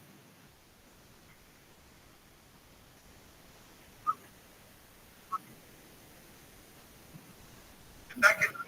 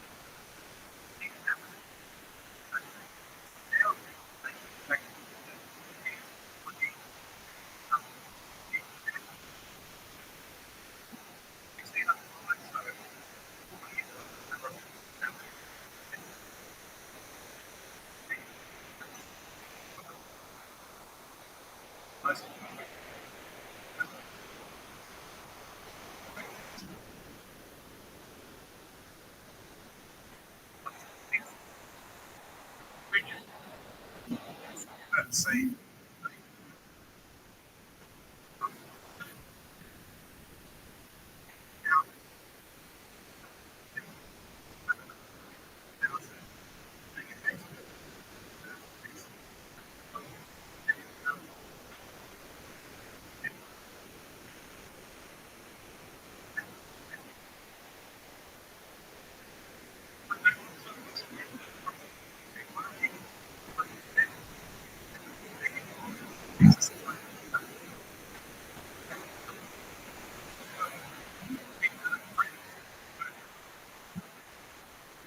Well, it's what we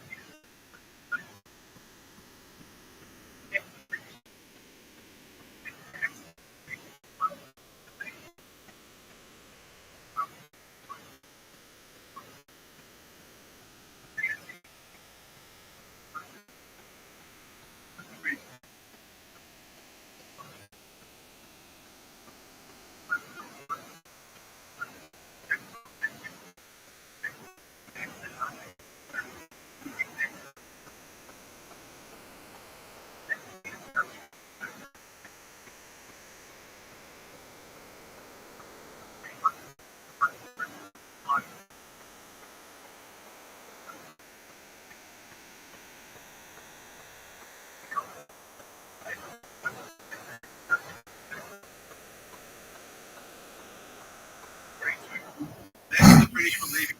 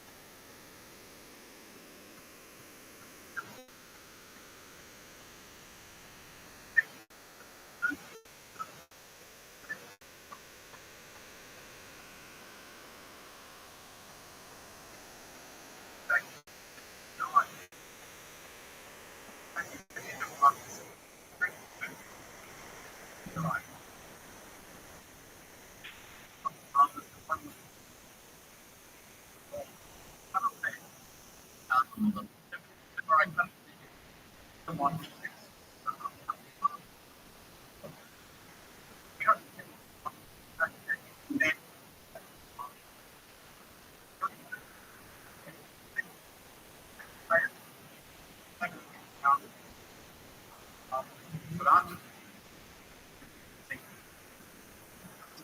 a lot. Um, now, I went on the team. Right? Right? One go. Right?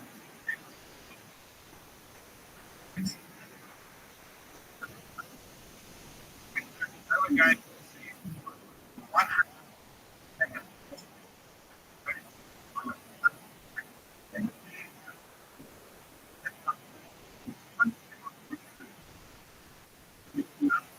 Right? You give it beginning 100.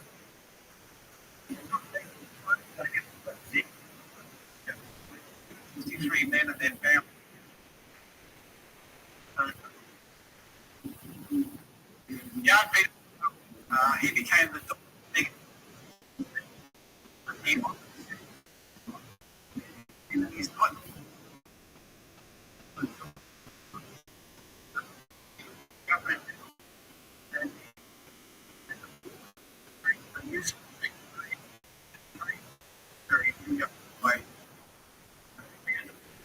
Trade to be able to just what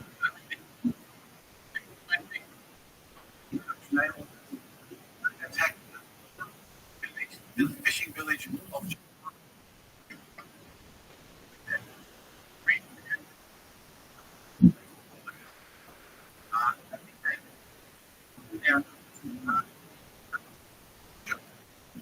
it became and the statues of all over what he did. He was in Vander and not one of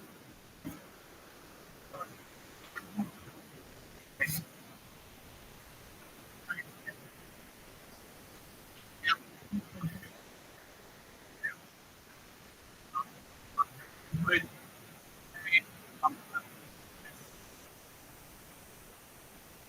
Middle East countries of making that country. And if you to uh,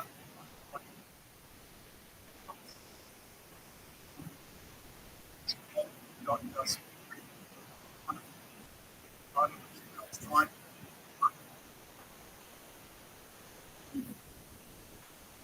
He had a lot of other people things that they did. The coast of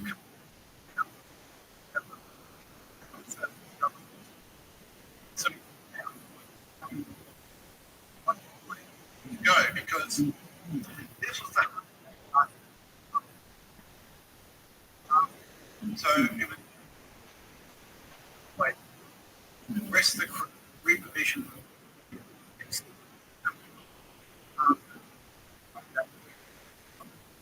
So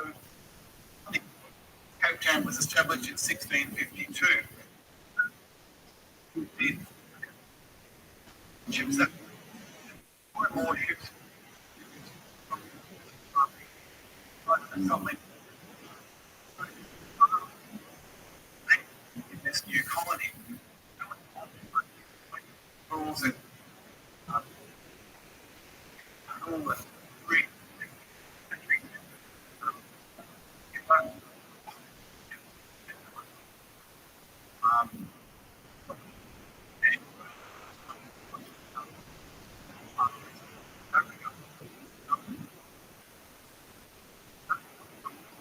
they trade with the meat and the thing quite high. From me. And those places then started what they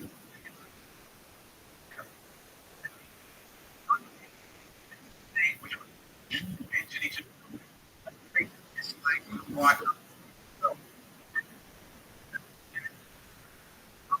on March that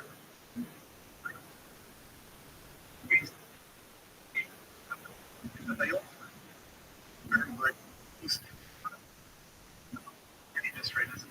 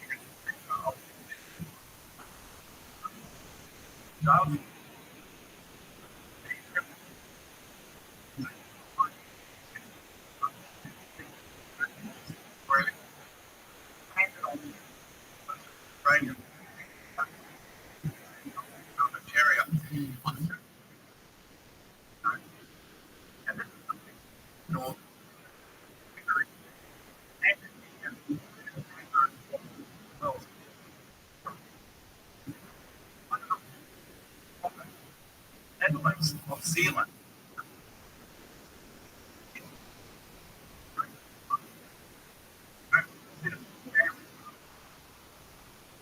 Great problem.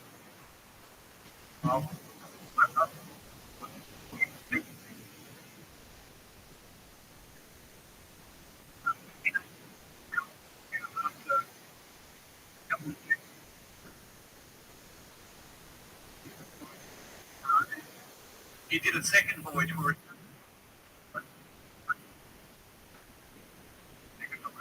council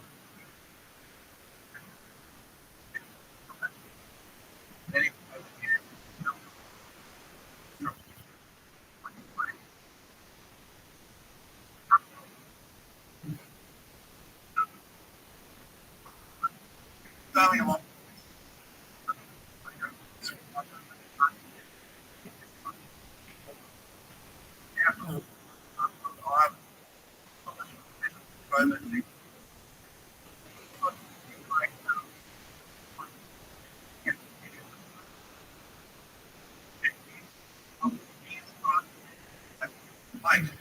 Is the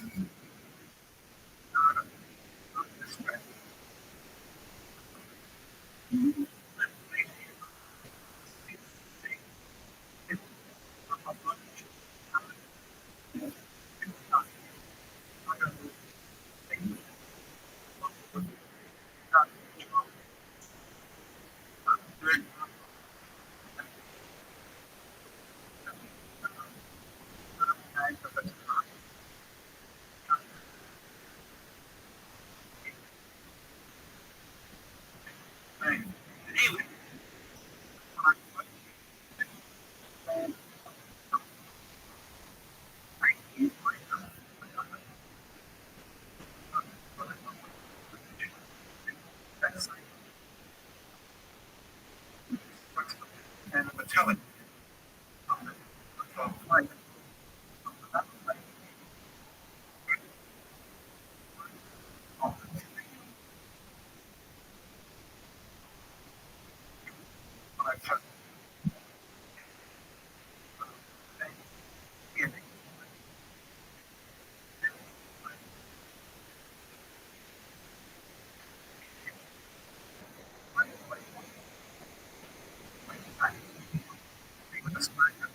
visited straight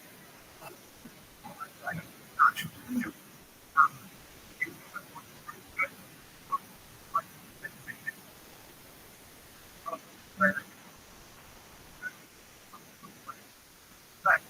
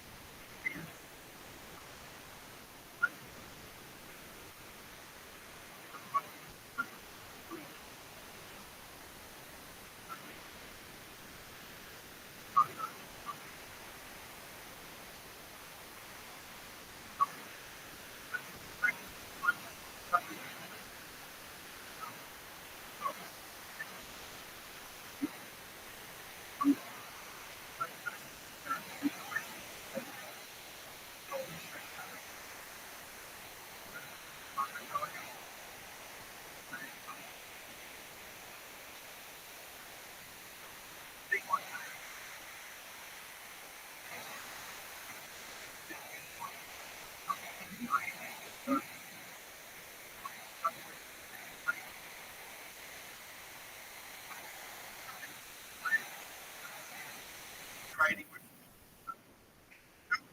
that South Coast guys. He arrived on the 24th of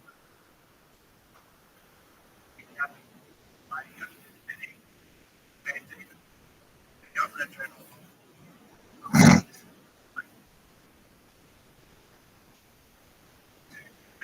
that really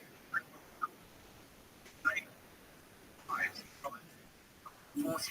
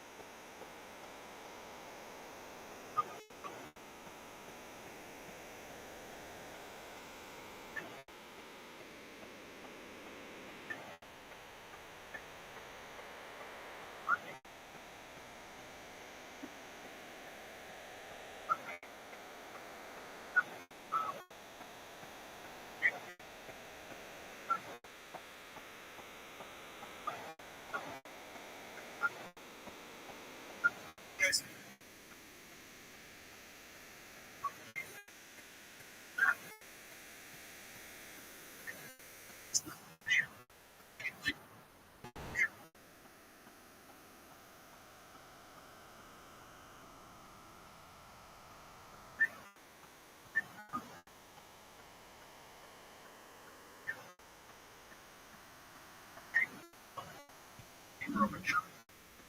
we're in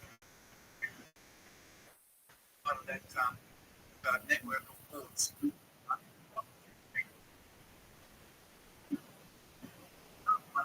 Regard to remind when you're DAC, so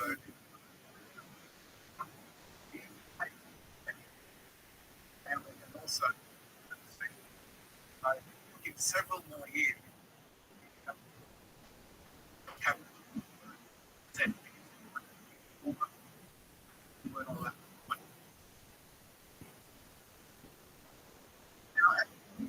BAC also ventured out the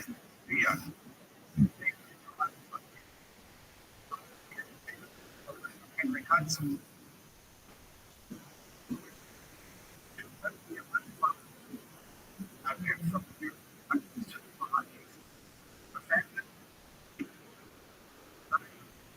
From Canada discovered the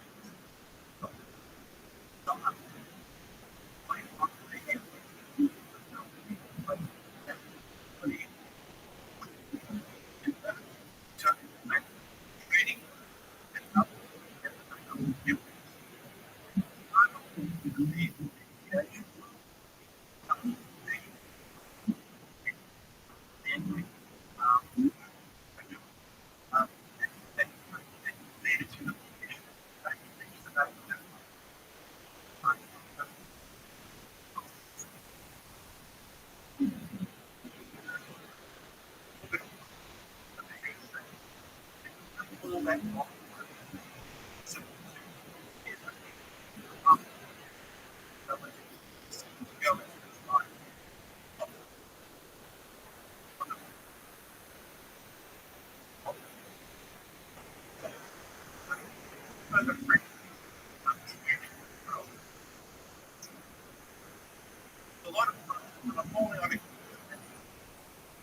subject was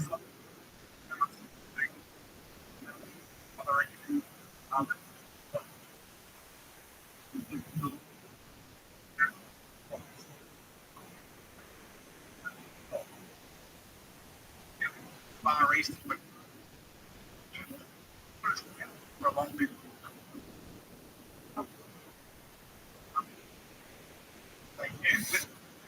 To restart again. As I said, the most and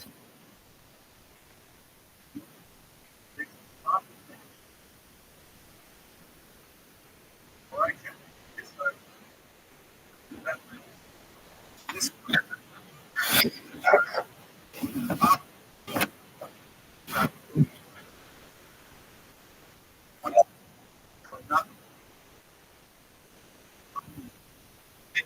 when they jump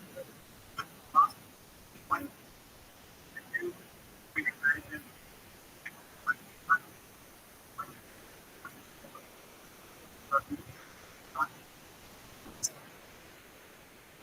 I mean,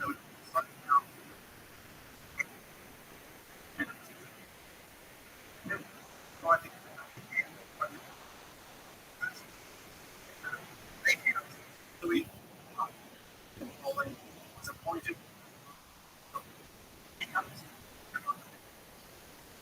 one of the guys that he was broken up.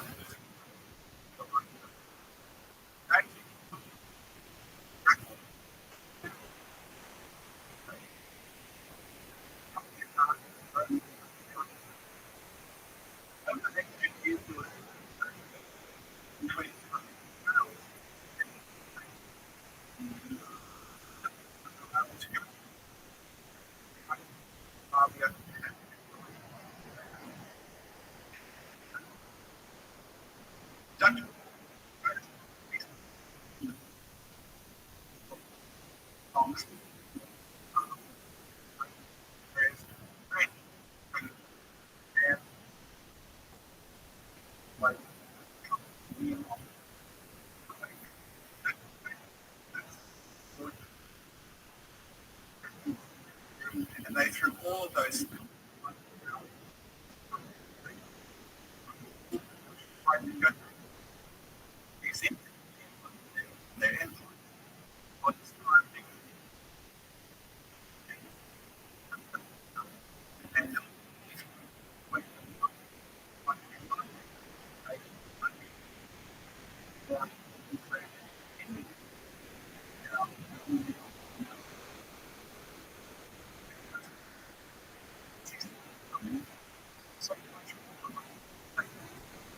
talk about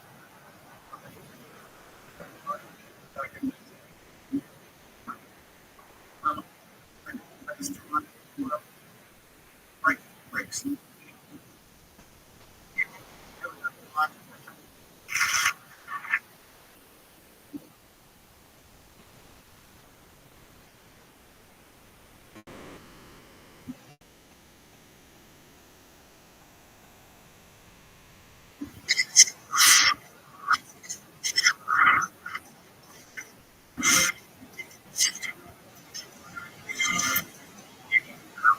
It was an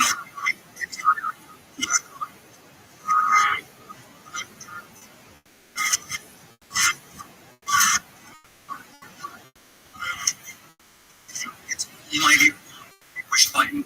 The Spanish for the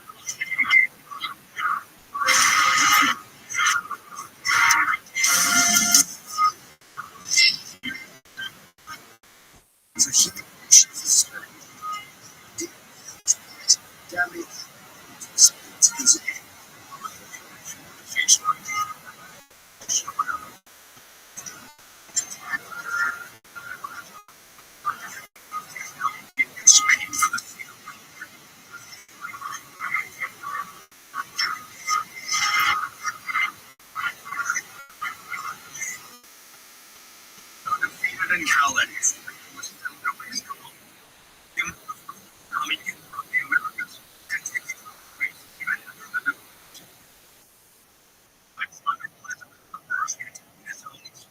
To the Atlantic.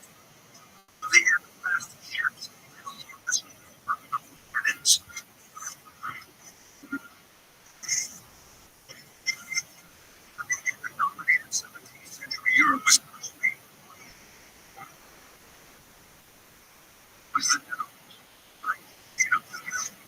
independence only.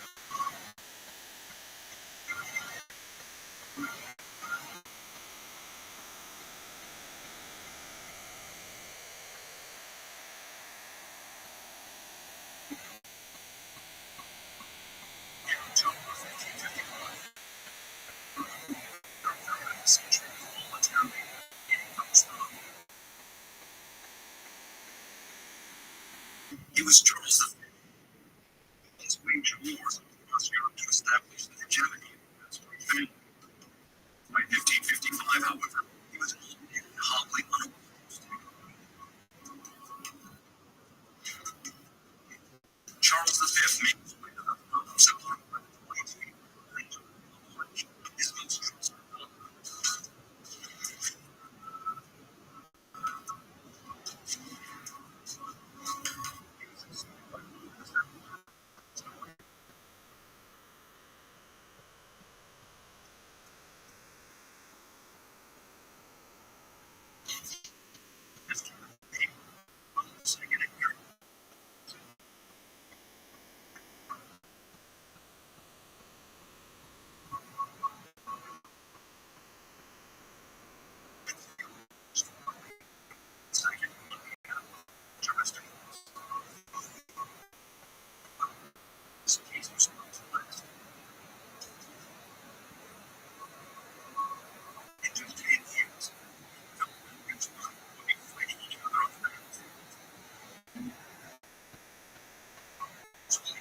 One of Charles' favorite songs.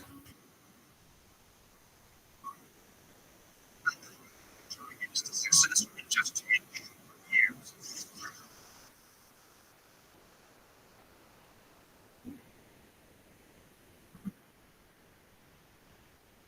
American independence was not a nationalist movement. The 16th century was not the age of nationalism yet. The Dutch had staunchly loyal to the Habsburg family. It was Philip II who drove them to fight for independence.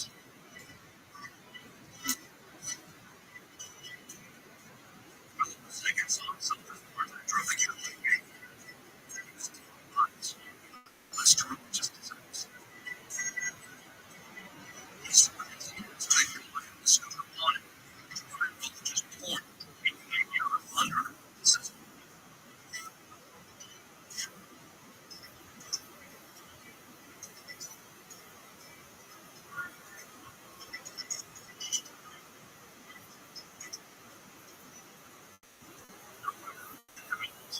Religious reform element was spreading rapidly.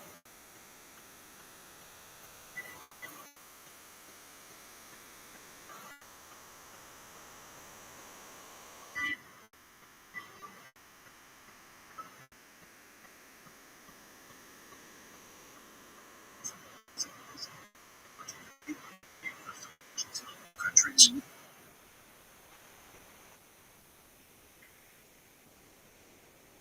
It was the concept of nation. You could have even one's job. Reputation was good. Individual like God. His job became as interested like God himself.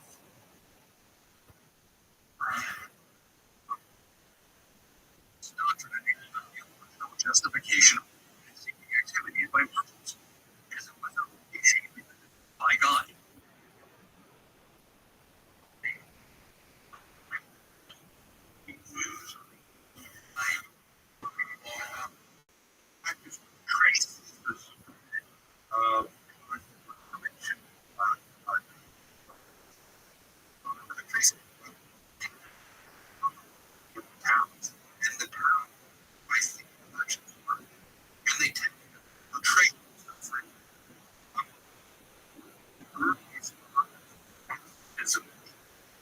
precisely in the port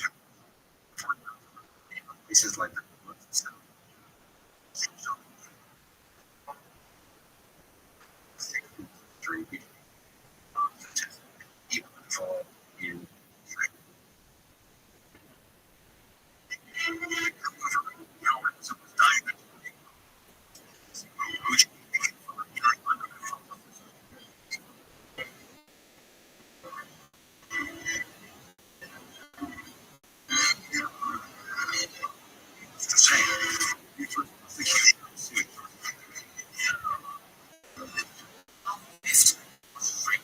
in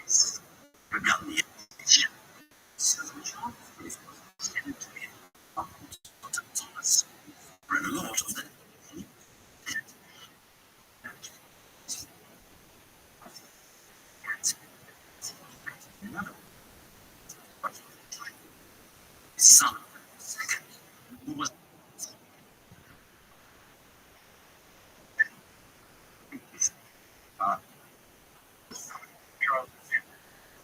practiced, but different than the was practiced. Second, deeply graphic information informative, but this universal term so consistent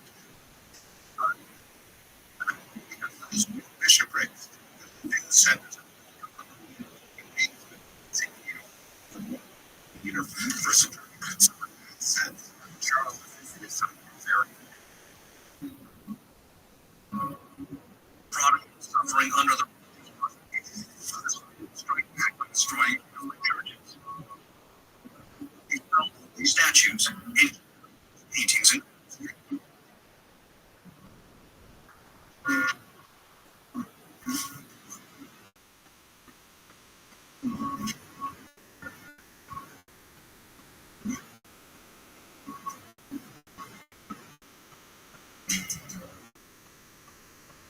sometimes all it takes is a tiny tremor to set for the changes history. It was what happened with the destruction of the statues. Agenda to the half beyond question at the time. To rebel against the second.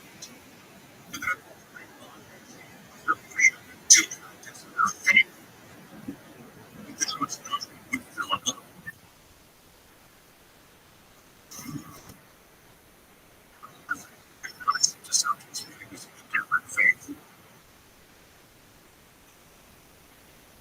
He took this Catholicism as an affront to himself.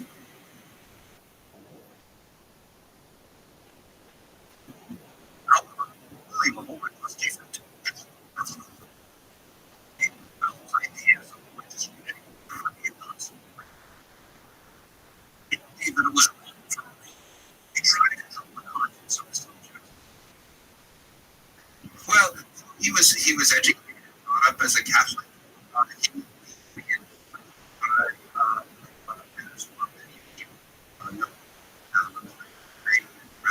By the state.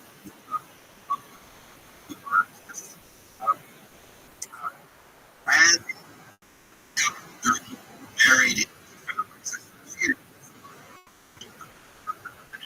but he himself was somebody who was trying to take the conflict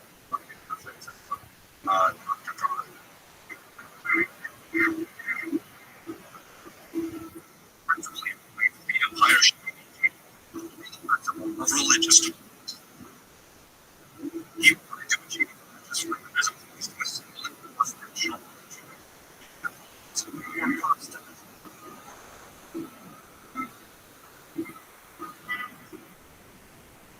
As the Joseph received, he countless accused religious colonies of the second. From his office, the persecution continued.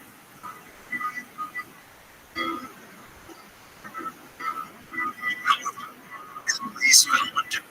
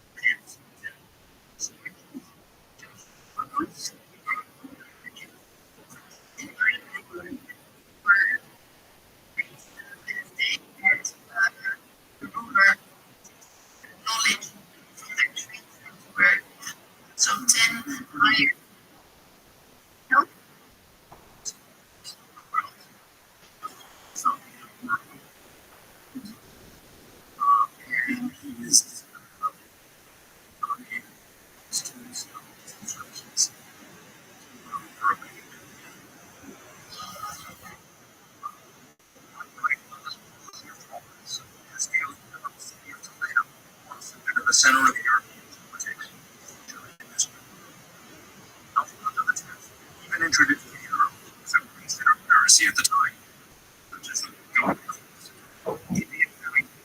scientific text of this be translated into video.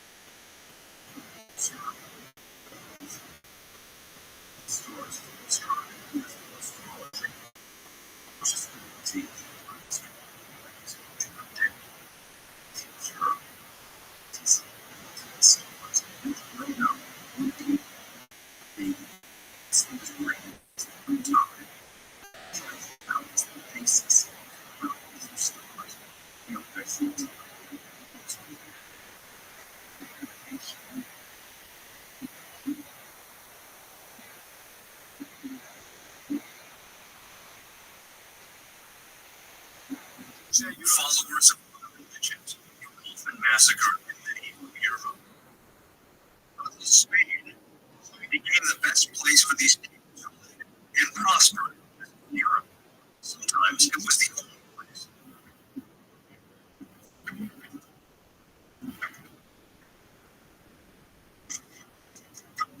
These Jews and ultimately beneficiaries of the financial industry.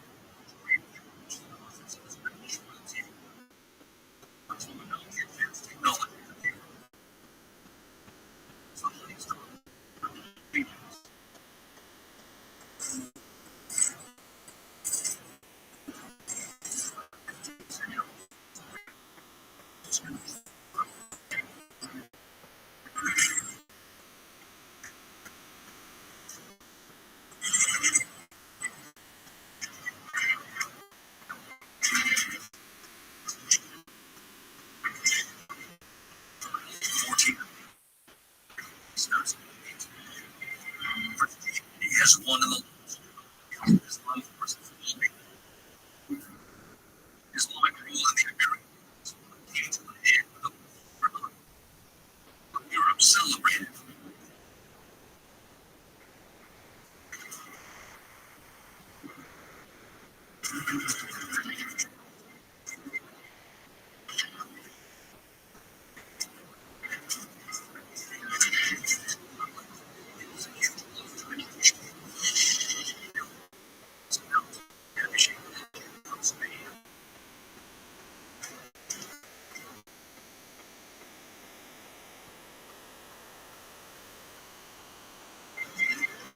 March 1492.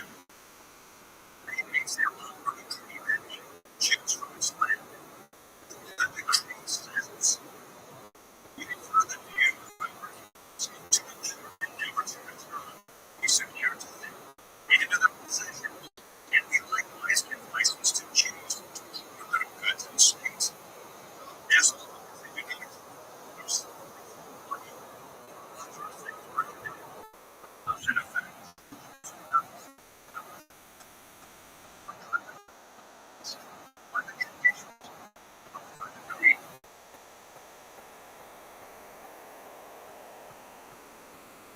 The 16,000 Jews must then be however, those names once again. Nothing to this literally brings them to the Netherlands, which was more to religion.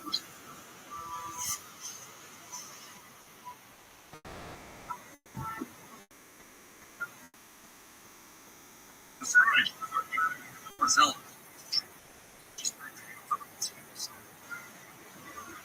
They began to kill Jews.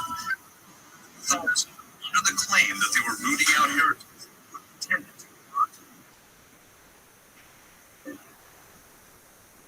In plenty of 1,000 people were executed. Were secretly practicing Judaism. Seville, 4,000 people developed the state.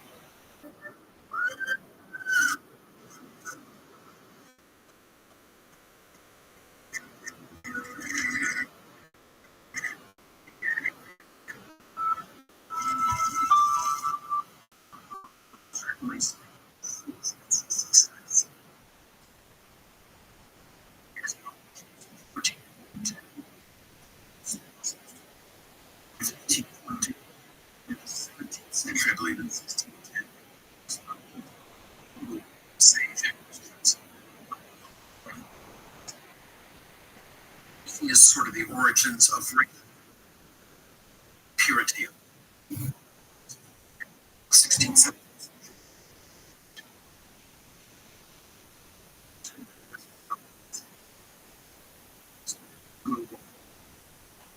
Monk, purity.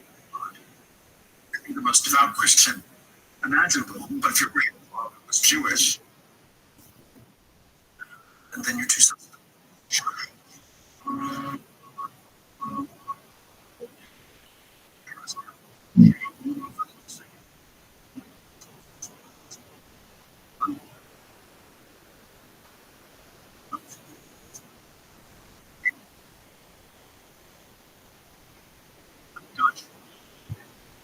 Religious freedom.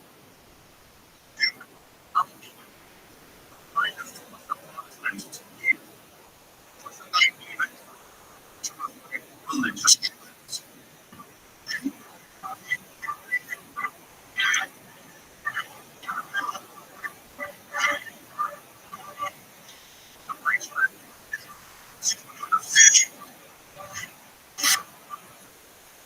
This movement.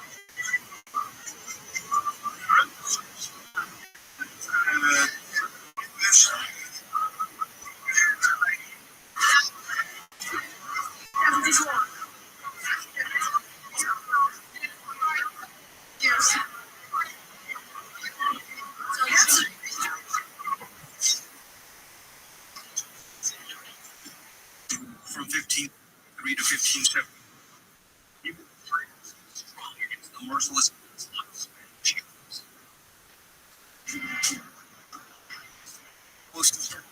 as the Spanish. However,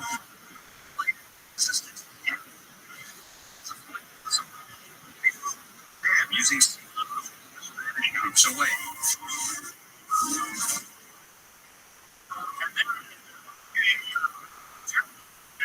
Because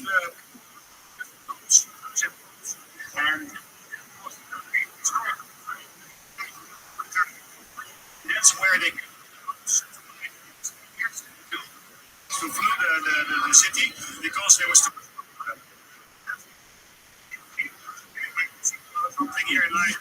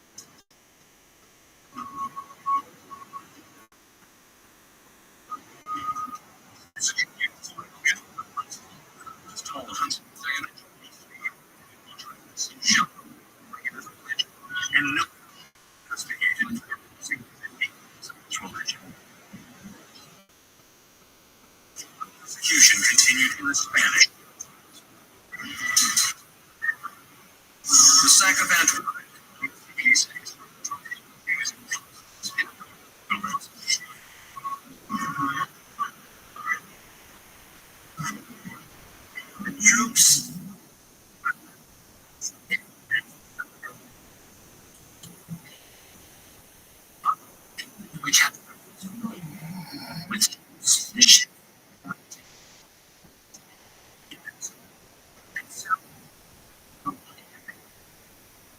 the troops, and as a consequence, well, that's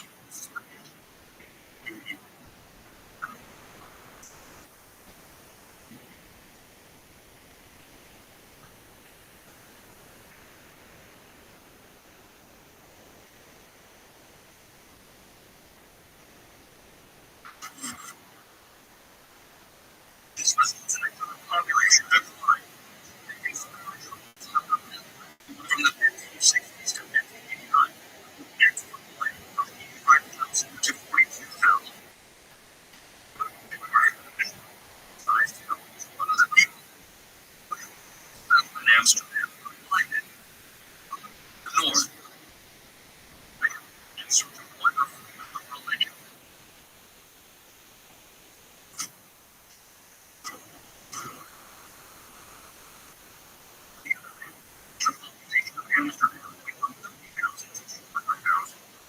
Between 1570 and 1670, the population of Leiden went from 15,000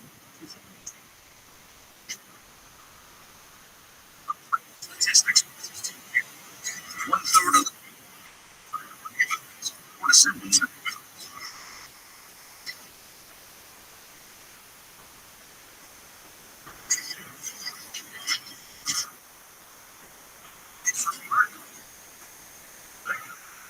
some of the biggest Jews.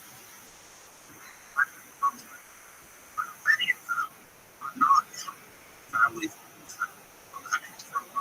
from people from French surname or German surname. So these are the 17th century place for people from religions very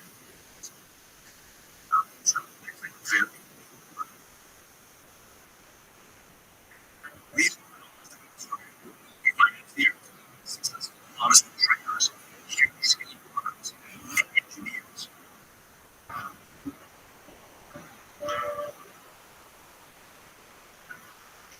They contributed a cities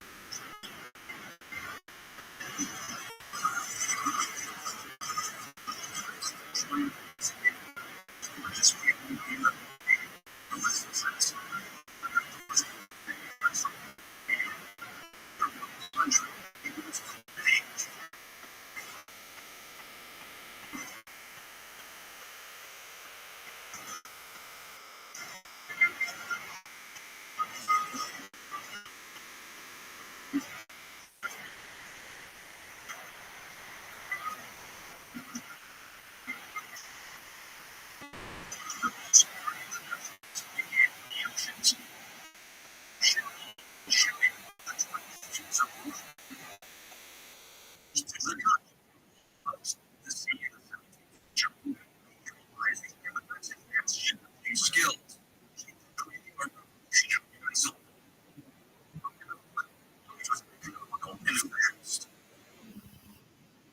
The Dutch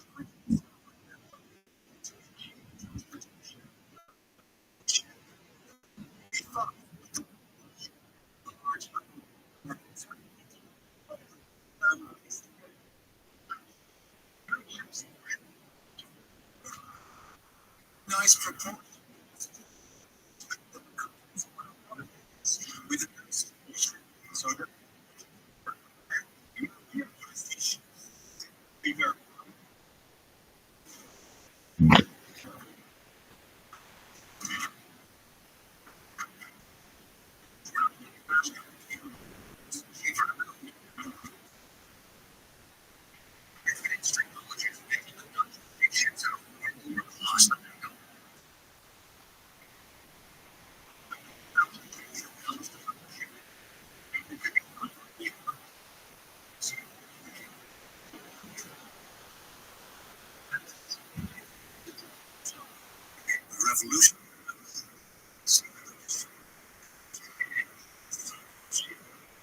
Which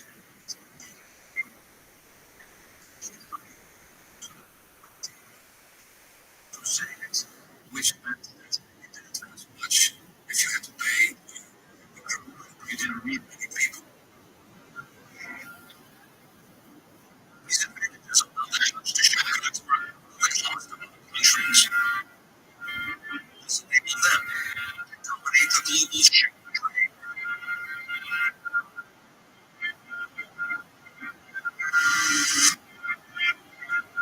The 17th century, trade vessels was 20,000. 15,000 of them. 75% of them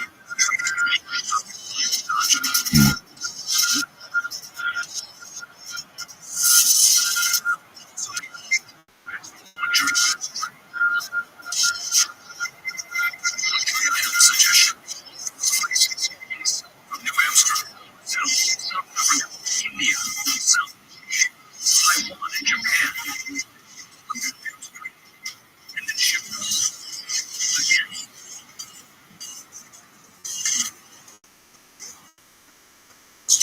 Sugar.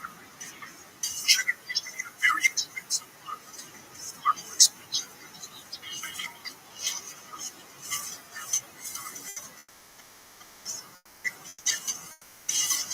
Sugar was one of the things we moved to the 16th as a result of mass migration.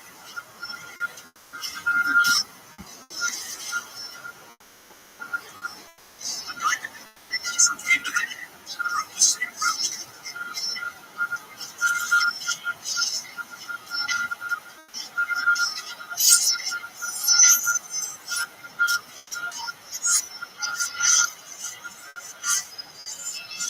Until the 18th century, all of the Palestine and India. It's about the rules, sparkling and free Jews.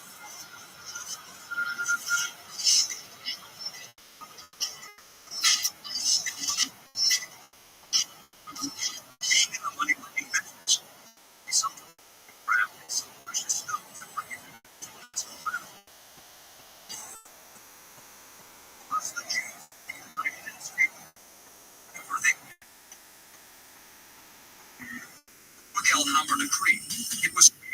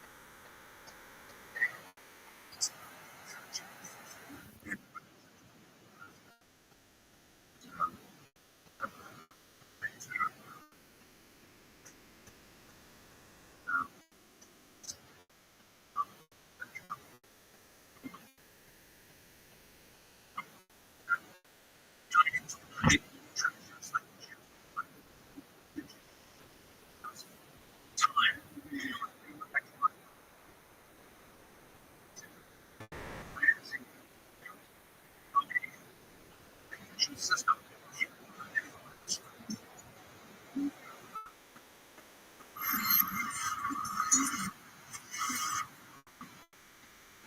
It's, part of the land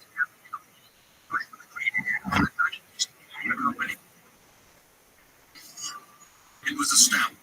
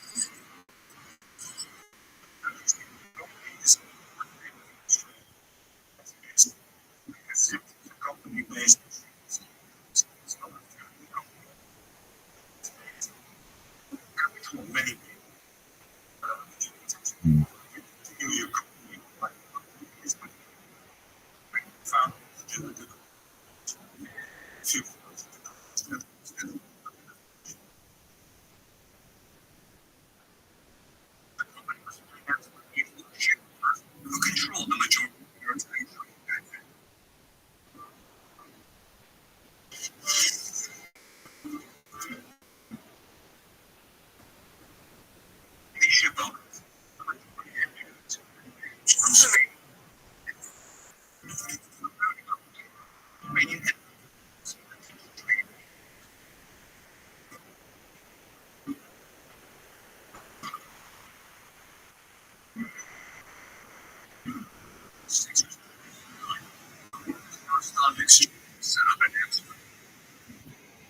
Shareholders, shares can't even 1,000 17th century.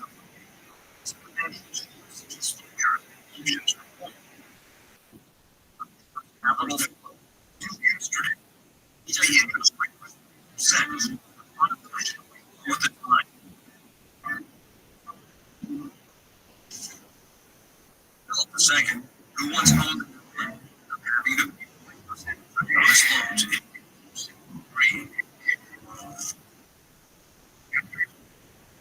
borrowed an M.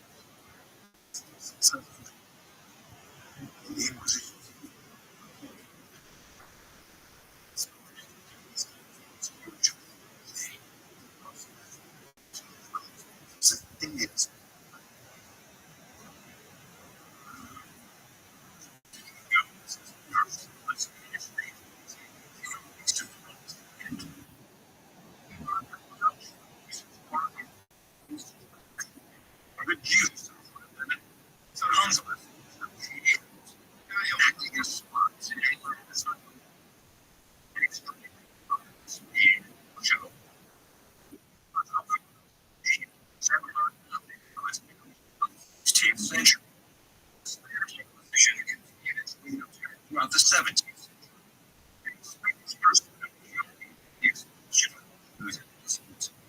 Abroad is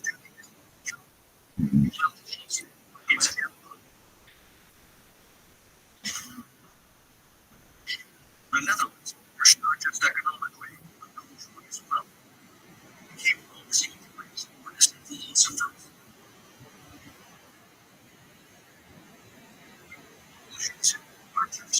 Bookshops line the streets of Amsterdam. Freedom of religion and led to the freedom.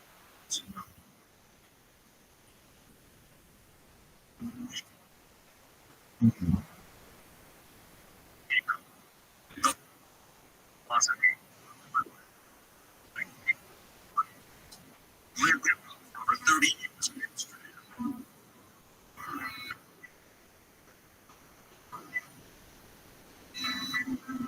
Same way.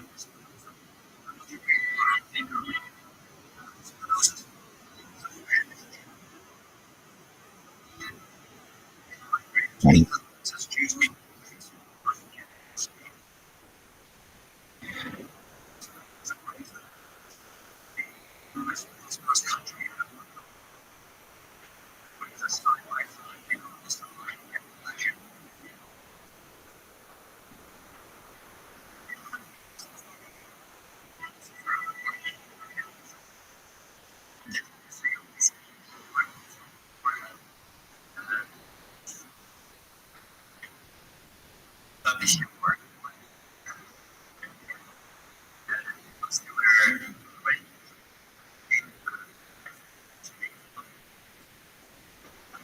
So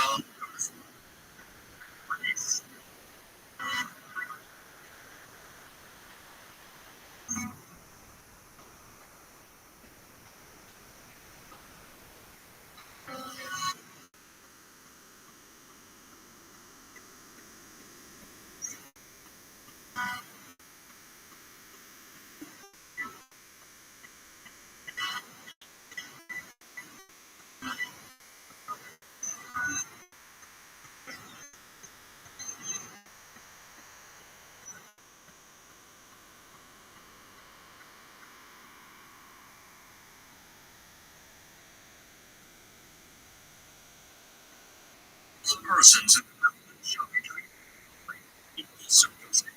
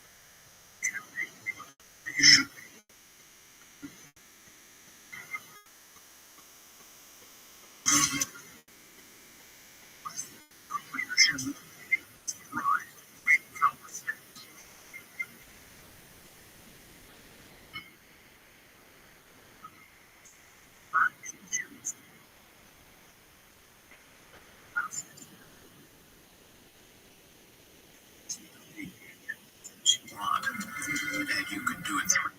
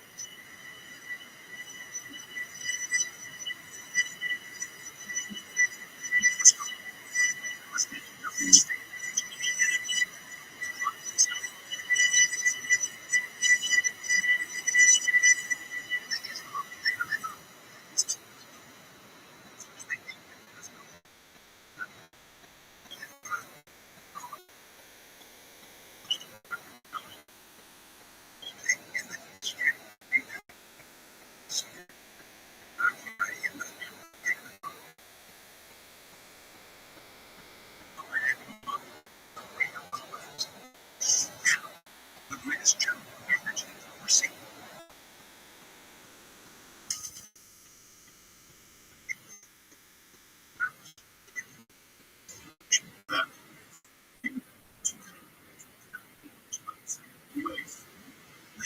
Wait for it. Give it to your friend, right? And then make it as a film reason to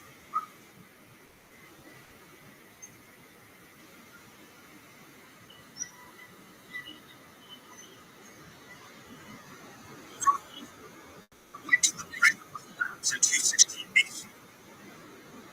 There's no greater feat in its history. In 2000, 200 years after the battle, we know it didn't bring on wings and minds. Anyone who has read a history book knows this as a fact. In fact, the ultimate loser was Hannibal, a great strategist of antiquity. Now look, there are things the history books still haven't told us. How they were wrong.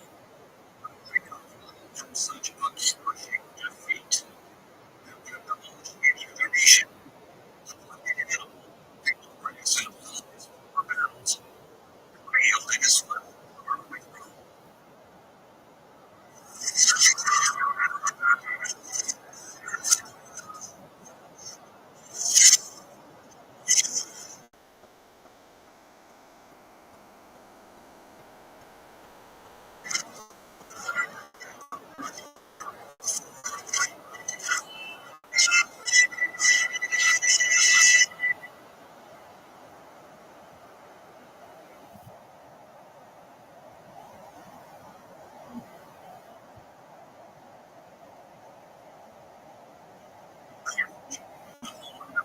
Was located in present-day Tahiti.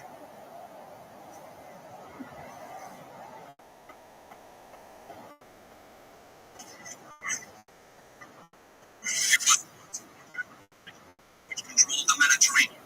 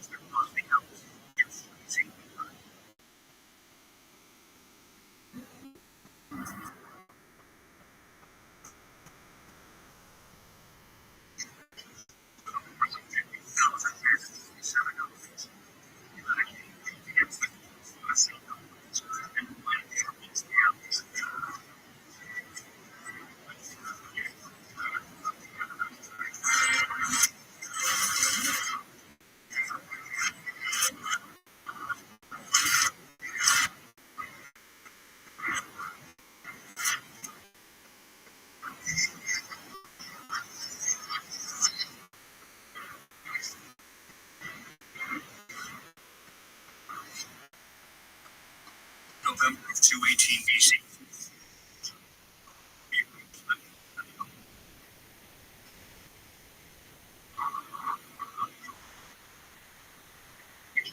Other than Hannibal could anticipate, so it would take place in the future.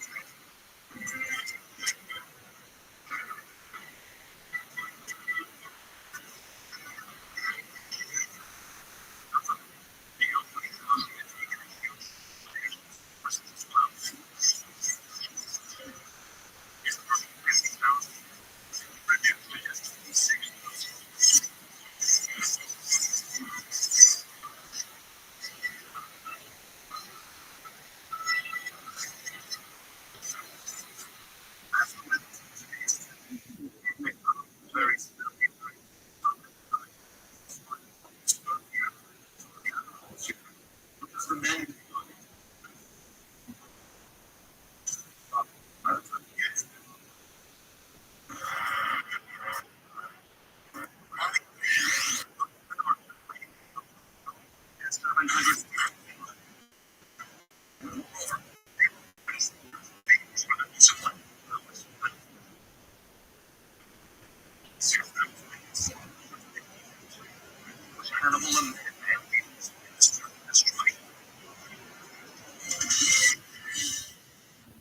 of course,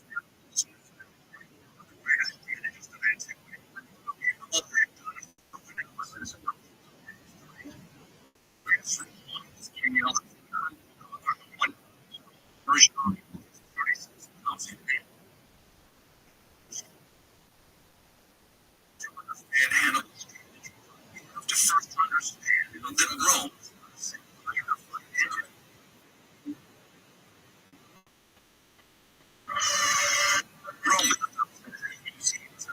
city-states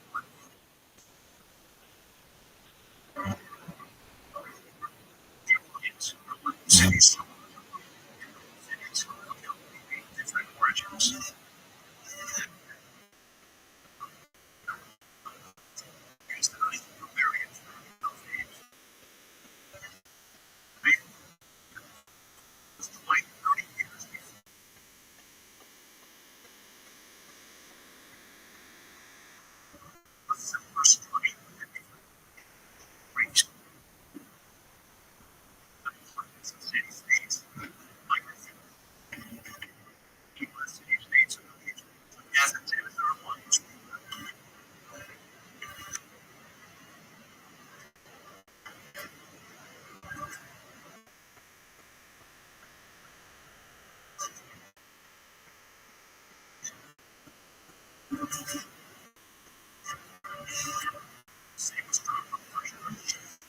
Ancient empire.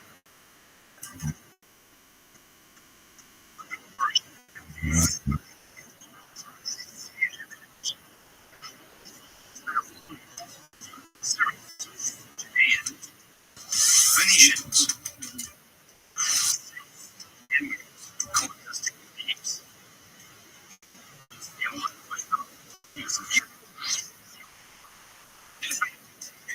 Surprising for Jew. Battle.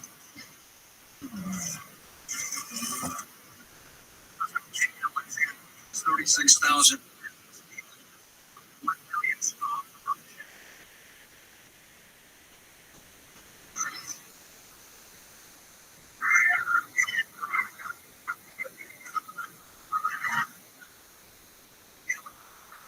Sounding against Persia.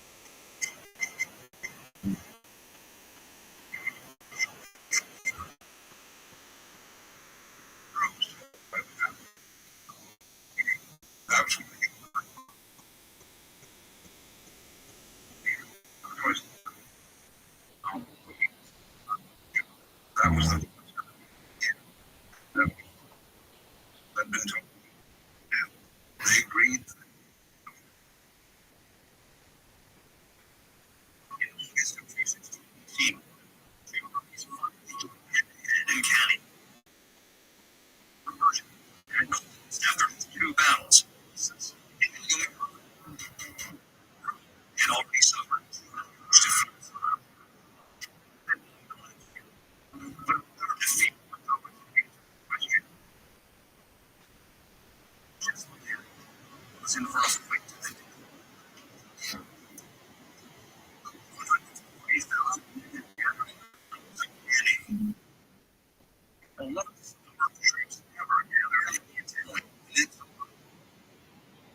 was the final battle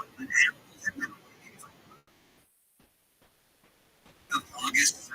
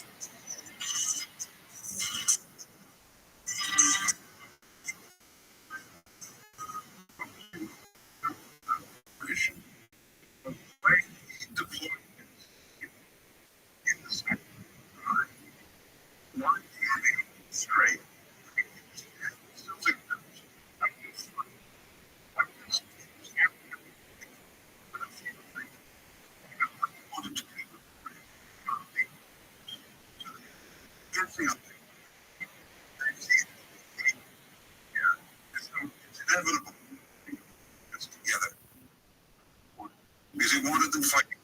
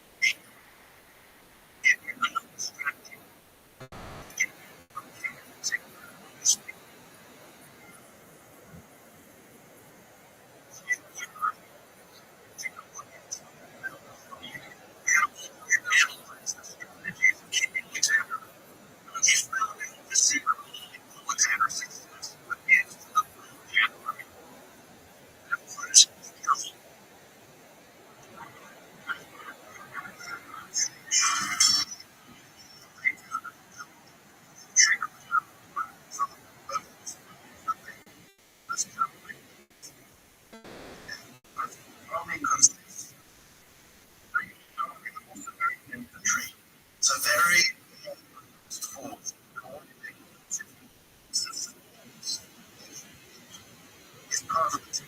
It's important.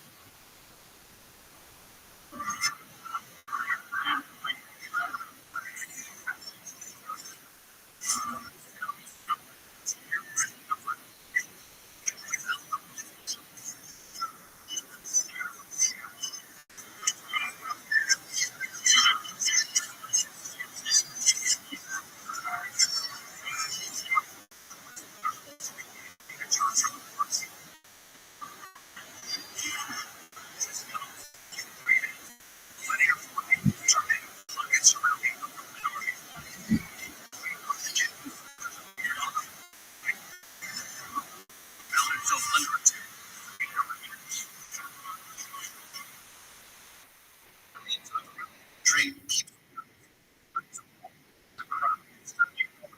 coming.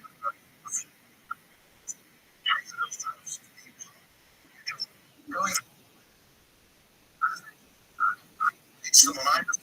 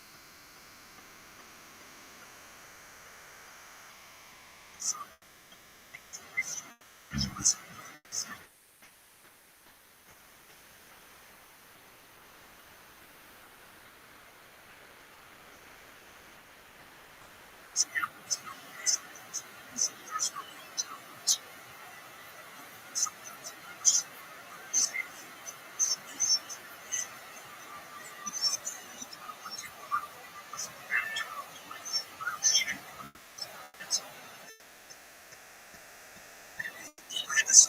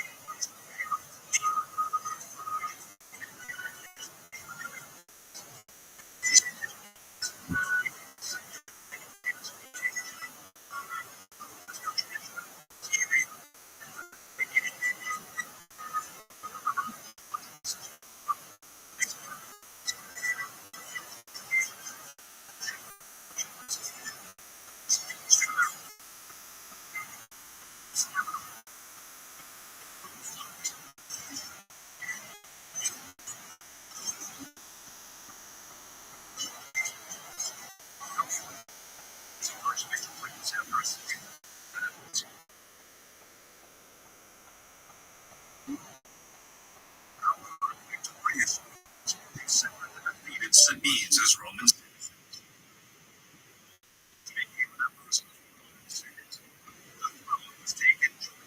leaders of the two tribes, and accepted its as citizens on equal footing. Julius of Julius Caesar, and Claudius family, which ruled Augustus' reign, also from tribes which had been conquered.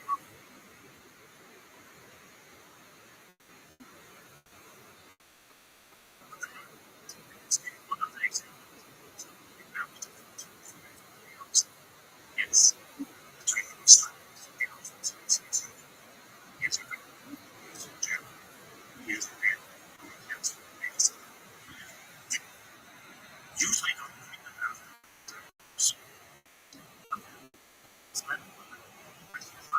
that's a really interesting part.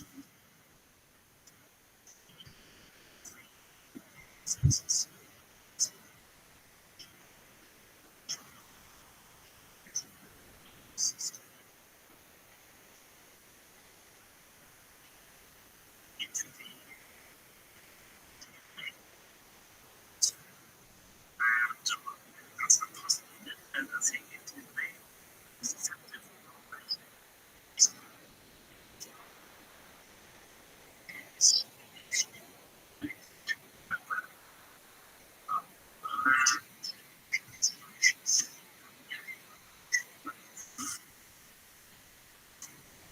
In this way, the present day superpower.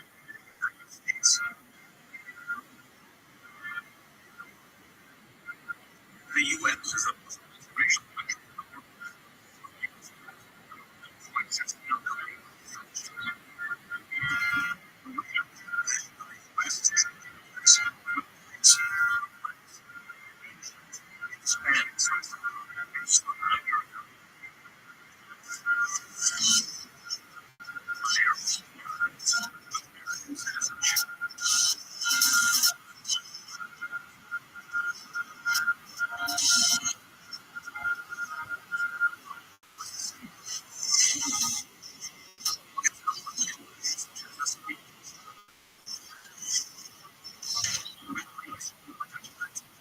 Would you? There were even miracles.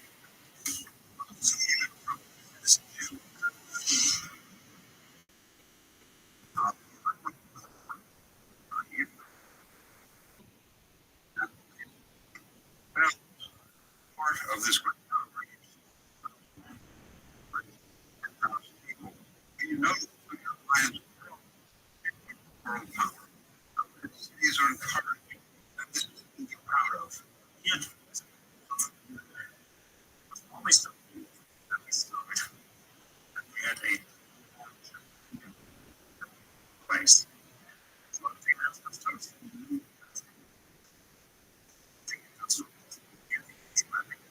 He is Troy. So he's Asiatic ancestor. But then, that is he must. You always have that mix. See,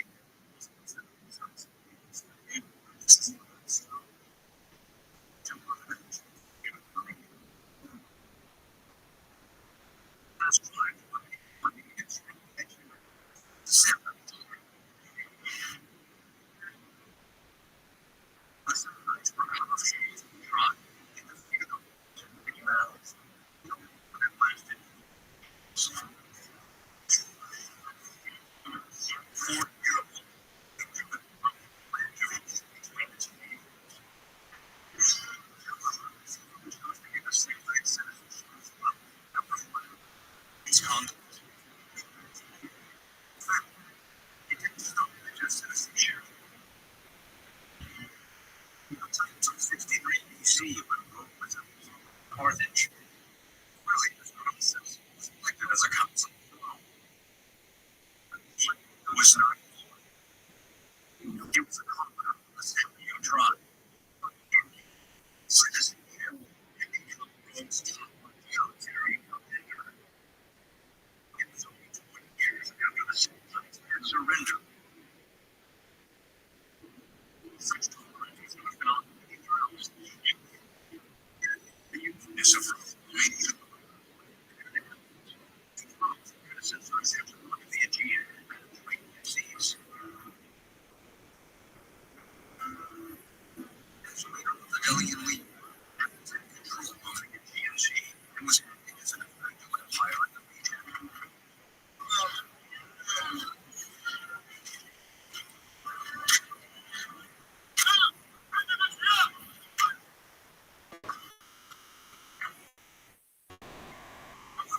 his citizenship policy was very different from the last one. Citizenship was given to babies from other cities were excluded from citizenship. Even the United States of America, who established the citizenship.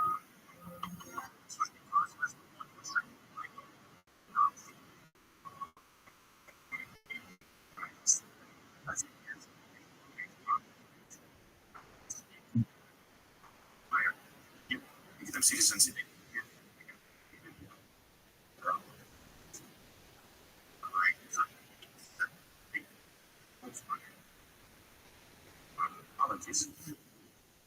Citizens. They basically felt like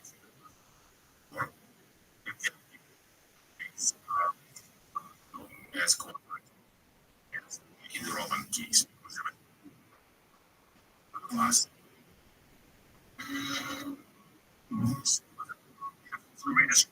Was even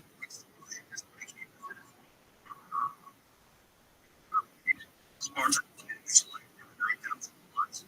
and citizenship in the 9,000 and citizenship was great.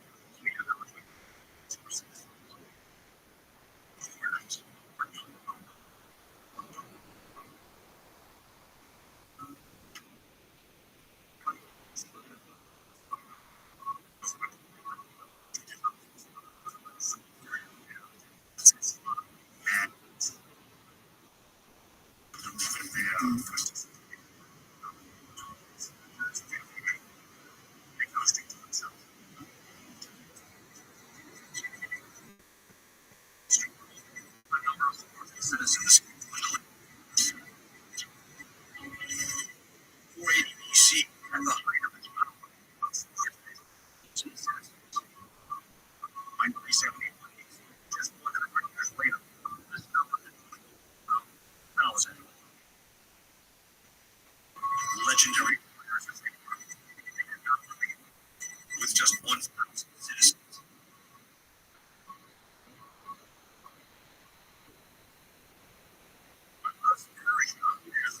Sparta, fell in major battle. Their allies left for a more powerful legion. Was different. Was not a ruler. He was temporary. He was citizens of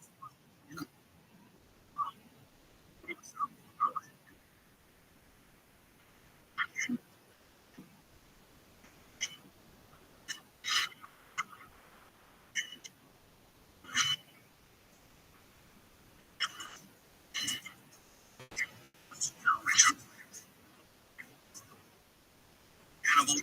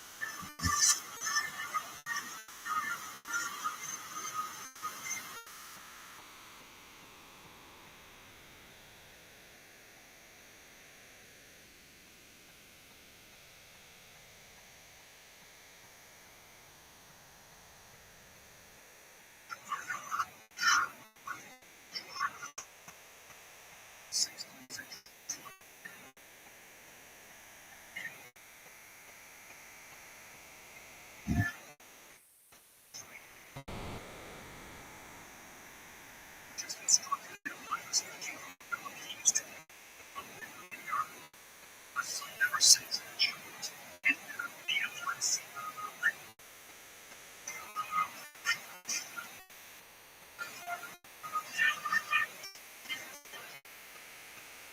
Tiny islands in a state way. Guns to the ocean, which is the face of England and Spain. The empire of Spain begins at the Strait of Fire, while England begins to drain the world oceans in its stead. It had only been 17 years since vanquished Ottoman Empire and found Ottoman. It was a war that had turned into a war for just 17 years. How would Spain in such a short period of time? How would the Ottoman been able to create Spain the most powerful nation in the world?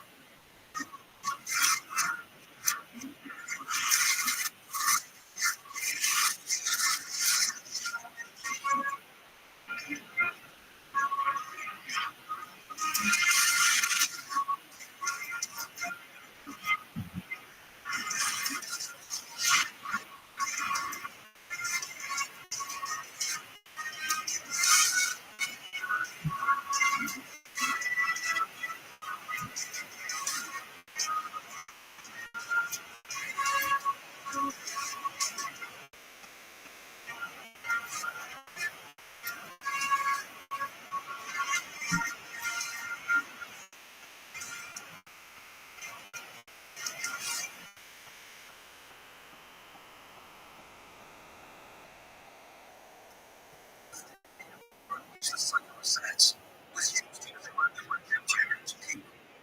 It was a symbol of the empire which controlled colonies in all over the world. Was the first to be given Spain in the 16th century was the first empire in which the sun never sets. King Philip II of Spain was a patron of the Catholic Church. Practiced the basis of in ruthlessly civilized institutions.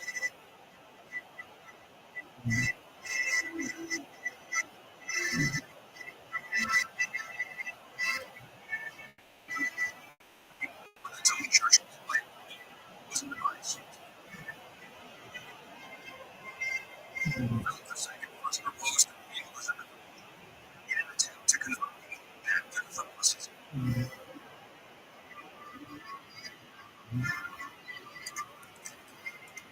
However, Holy Return was a true denial.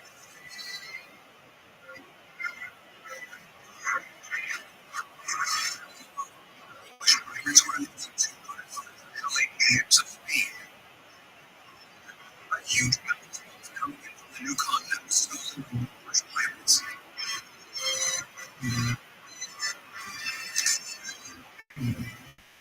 A furious King Philip called for strong punishment.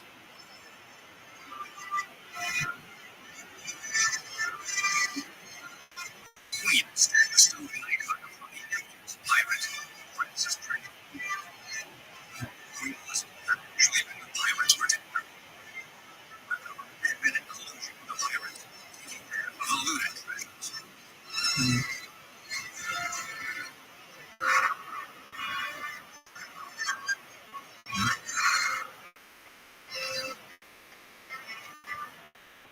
Why wasn't the country ready? The English forts had come, either or otherwise. It was even smaller than now the city-state of Milan, touching on Spanish rule. Piracy was a source of income for Queen Elizabeth, not for to lose. As Queen Elizabeth continued provoking King Philip II, finally resulting in an eruption of his fury.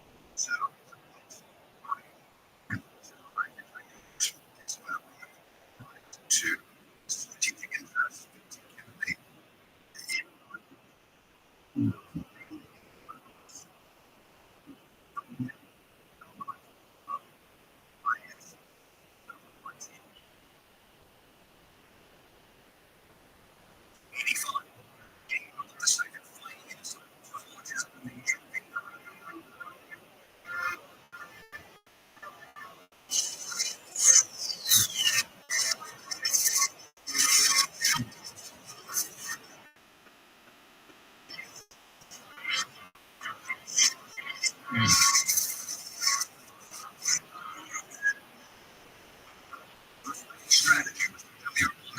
Horses with a Duke of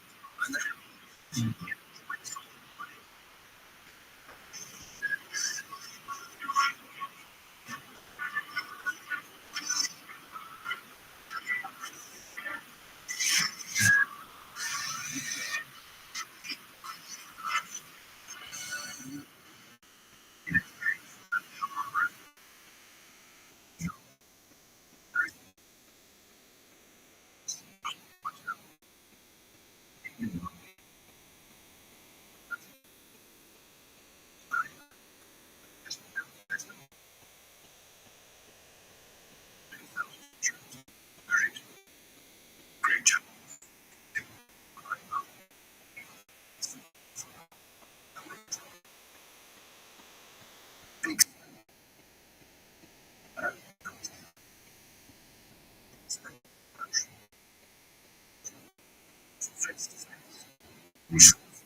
Most people.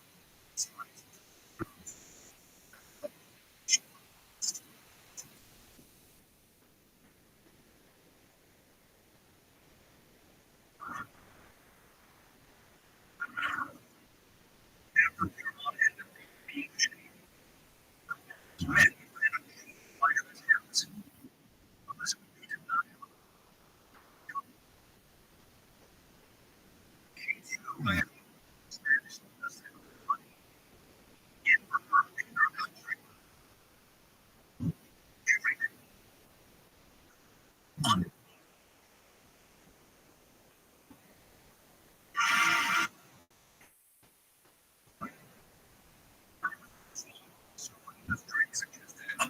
Strike.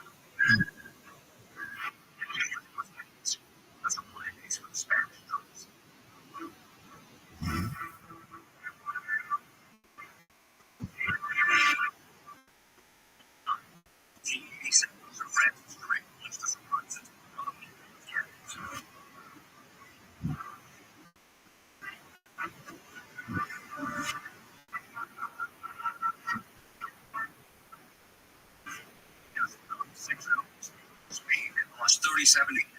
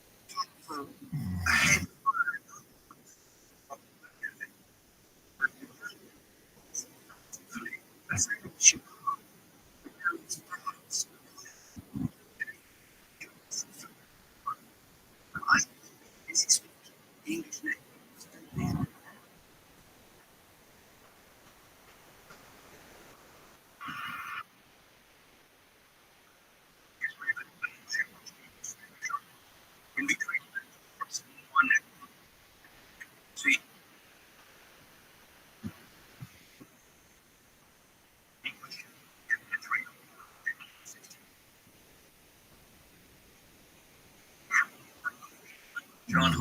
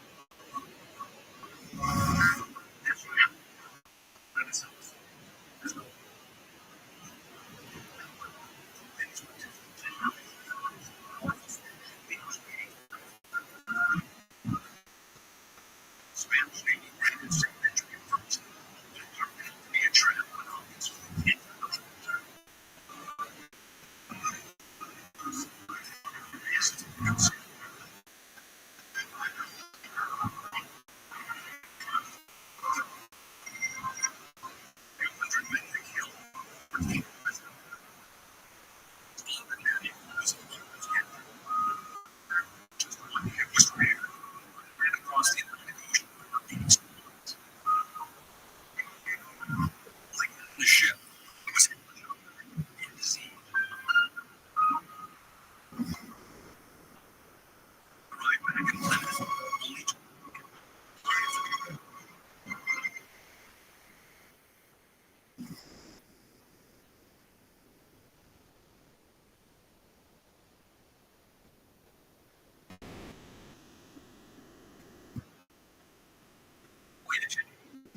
Francis Drake, Hawkins.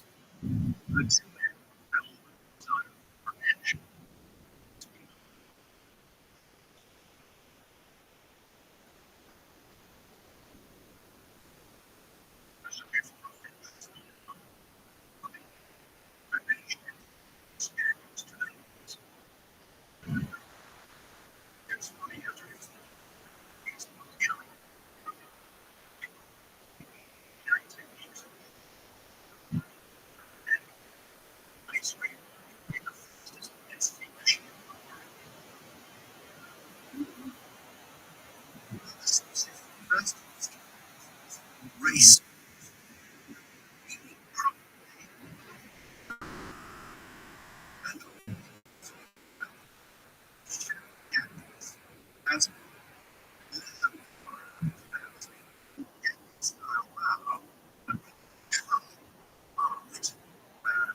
Still, to an extent, built up in ships could easily cross the Atlantic. Faster than they had a very powerful armament.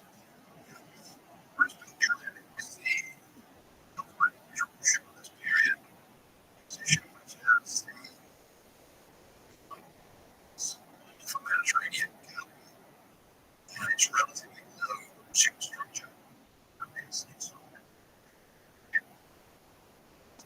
speed, terms, it's designed for speed with it. The first race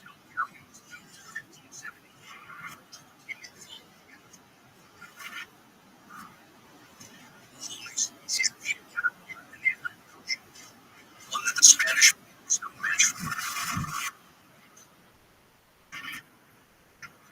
By Drake's surprise, King Philip put once again determined his revenge.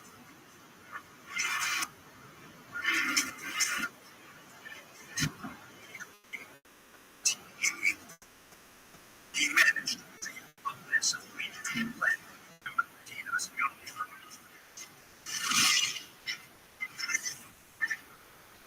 it was comprised of 20 large galleons,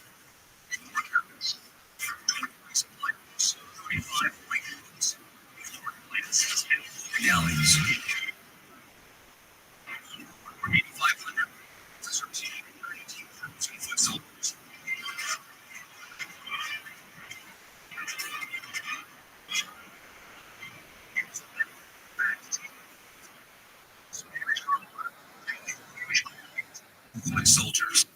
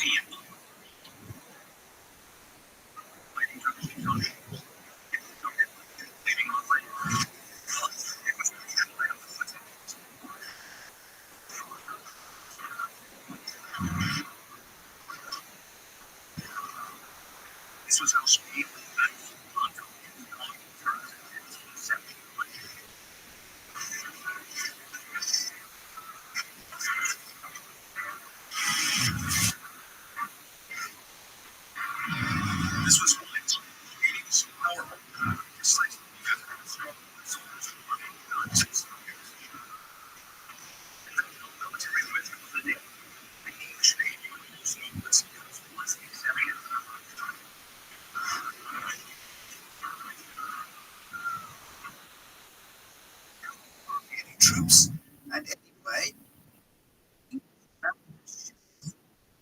guy.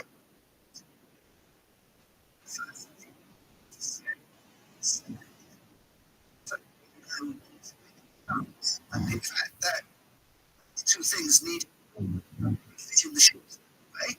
So there was a few so.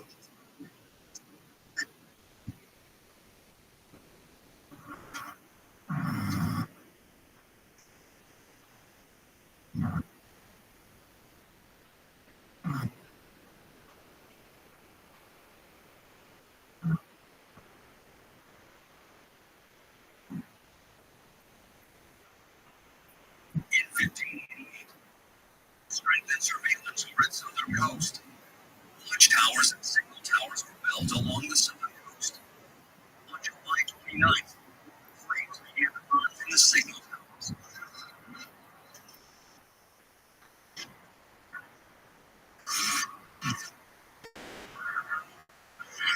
A giant behind the thick fog.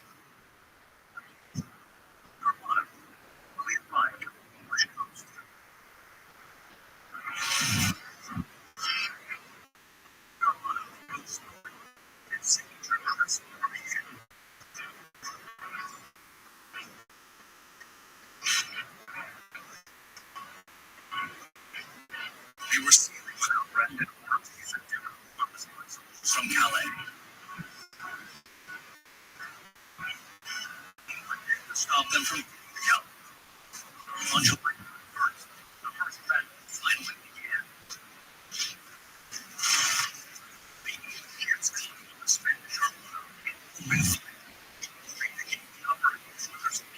Firepower.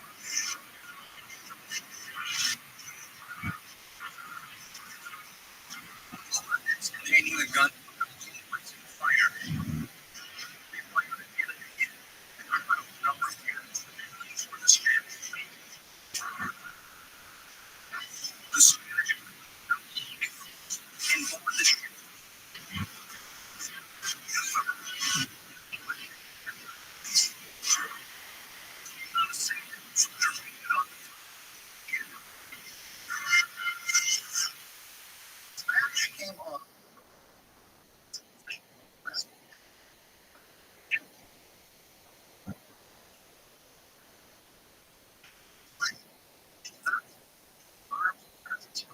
the Spanish fleet could Canada and sail mode.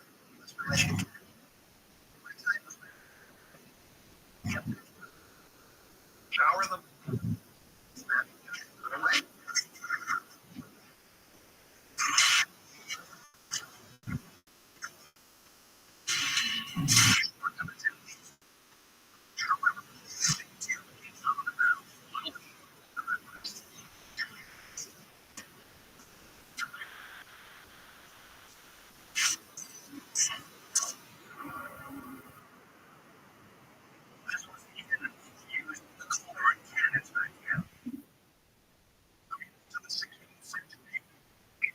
That old ball. The 19th century. Thus, only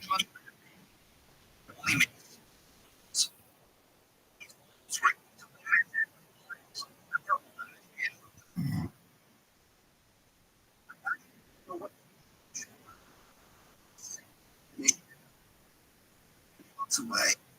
Completely.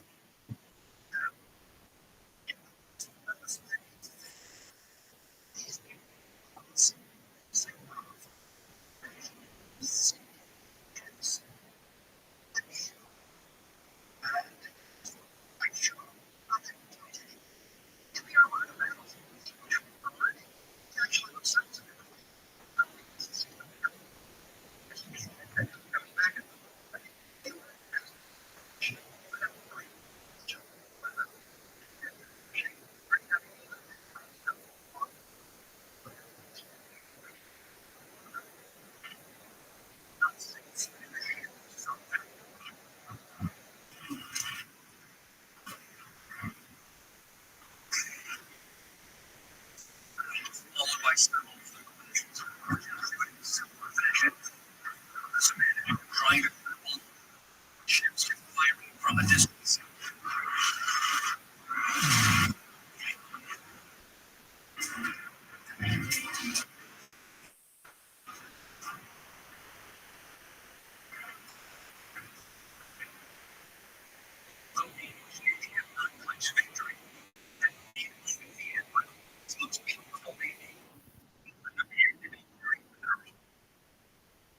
Behind strip iron cannons.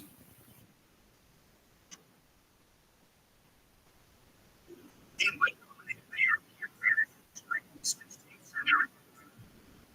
Produced over 100 tons of iron cannons in a year. This was produced in the whole Europe. And not been so advanced from the start. The majority of units used in the NATO. Not less.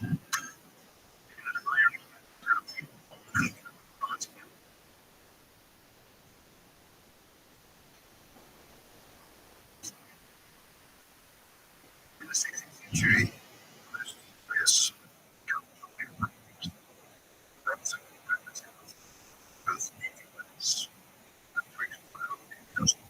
great franchise. You can see the just well, time comes to explain. Thus,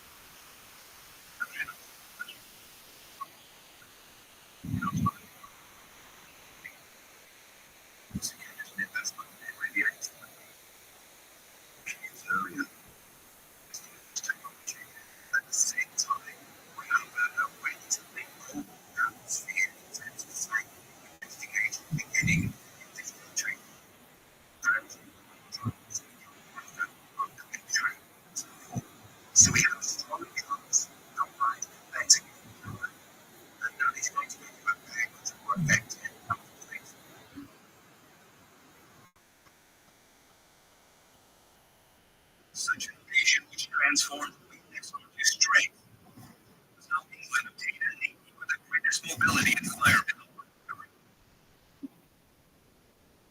Parts of 2080 was a case of combined with a successful response.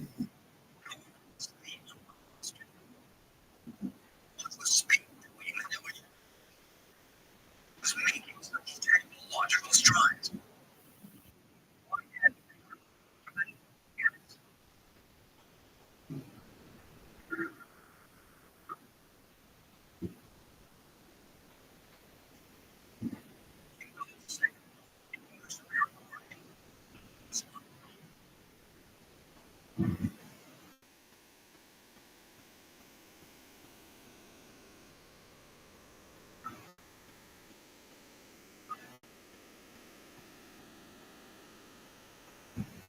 The reason for that was his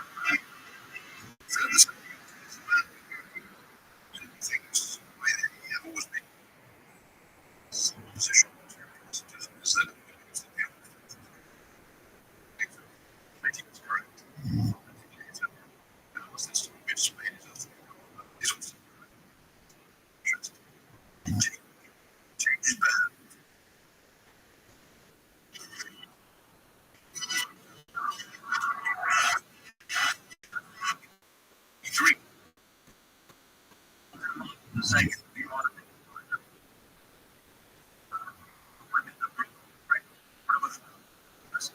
That's the key.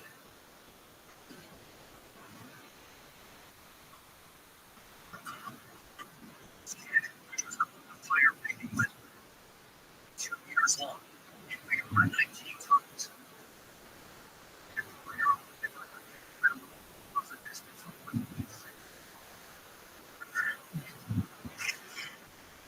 30 carriages.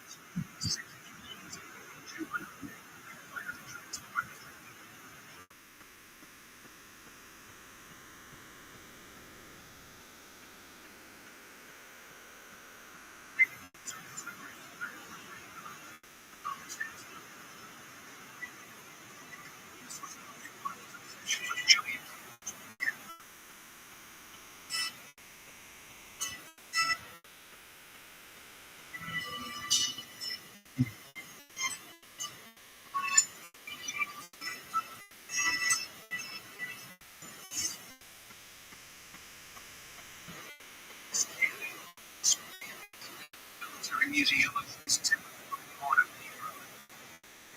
Fire Rothschild disease.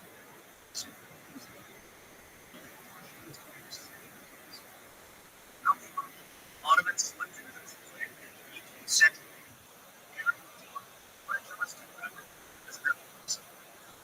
Most powerful due to fear. And after the first year,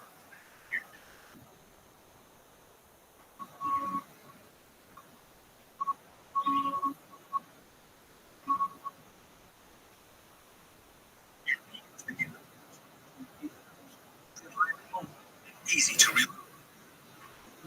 The trend.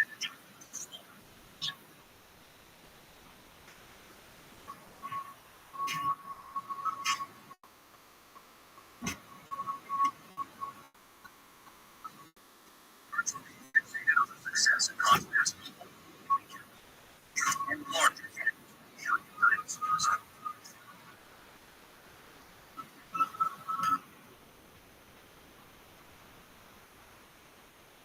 Even the superiority of the technical method in the 18th century.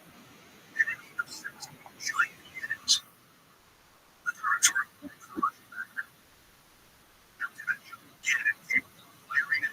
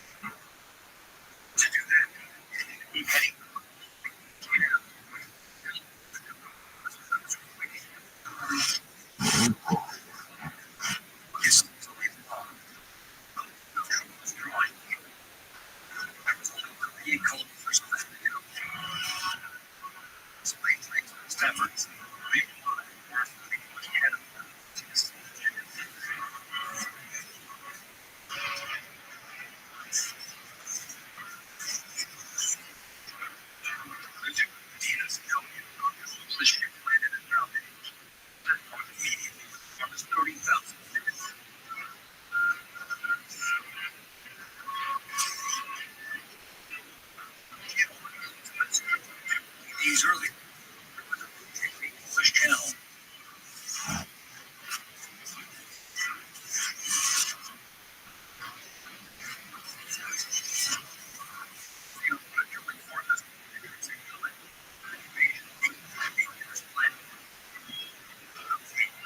For sure.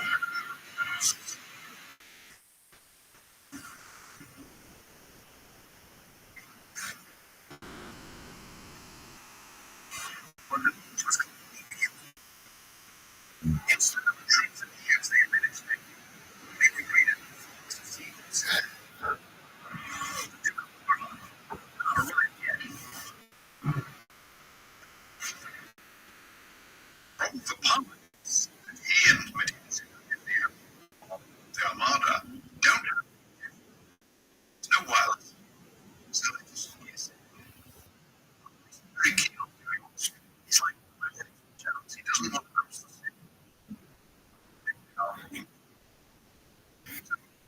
tell me. Yeah, at the time of it, find the bear.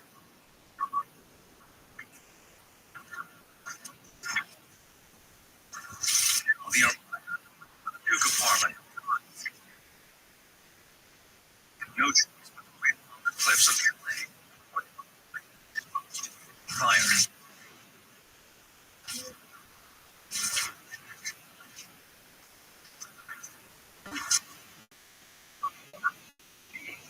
He had no idea it was taking years.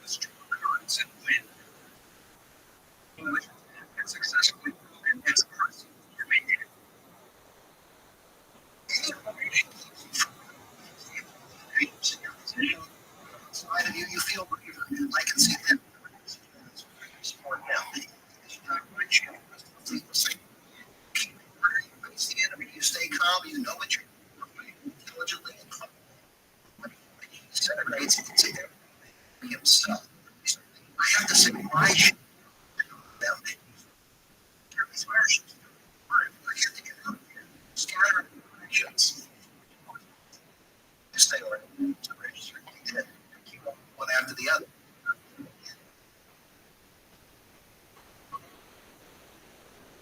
This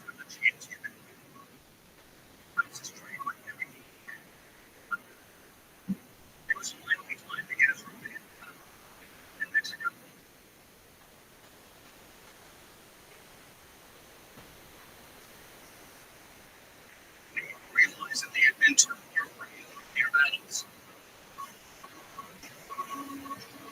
It had been so independent in the distance.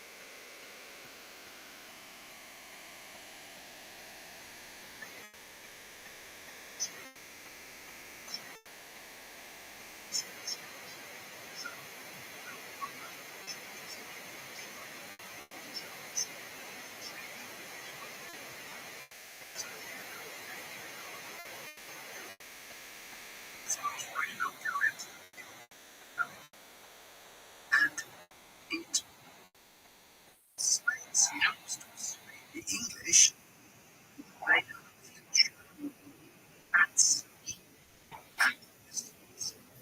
it's kind of English notion.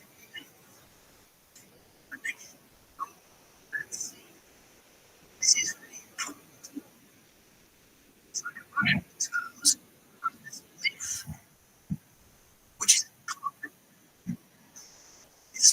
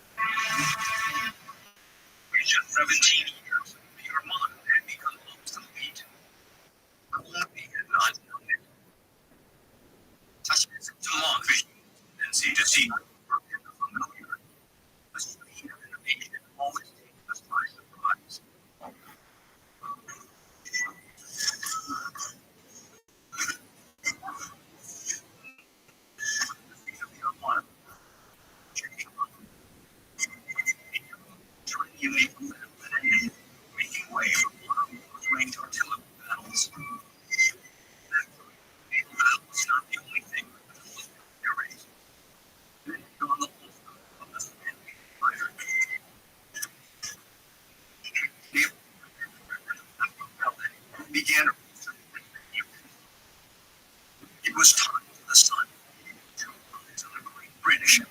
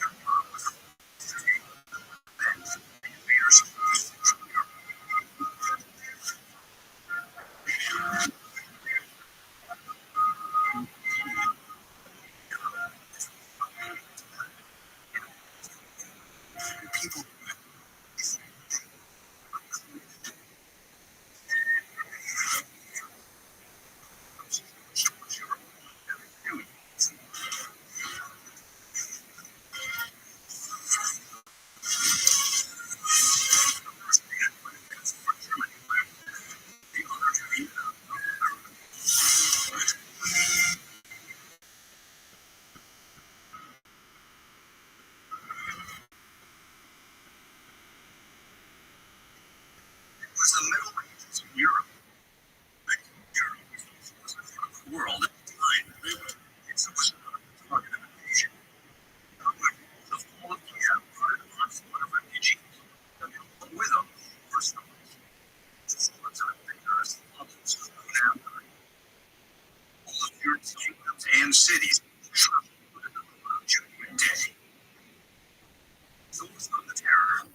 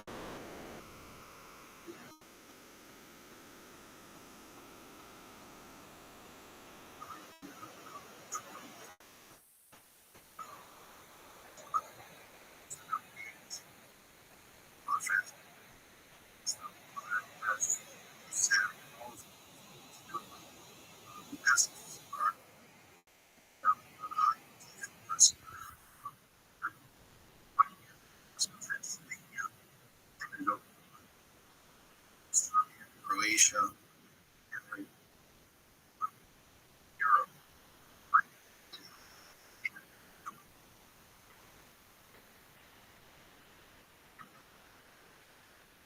victory of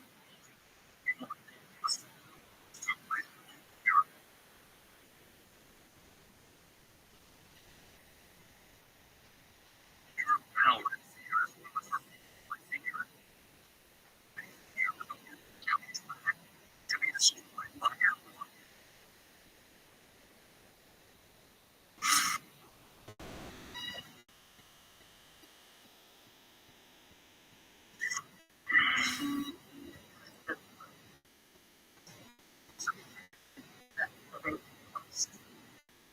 City destroyed. Some people are just fearful.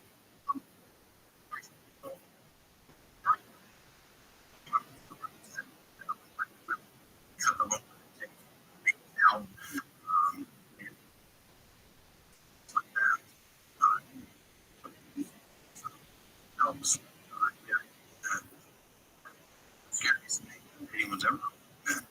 And in Europe, those were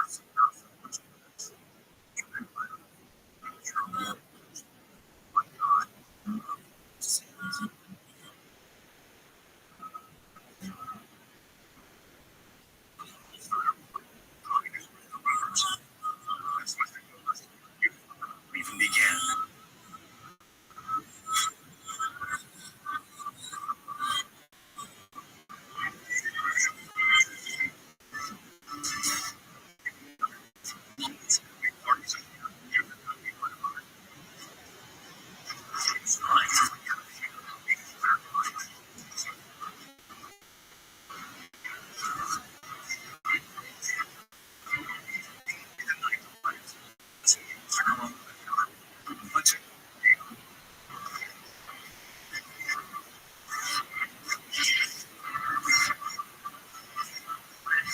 Something takes place.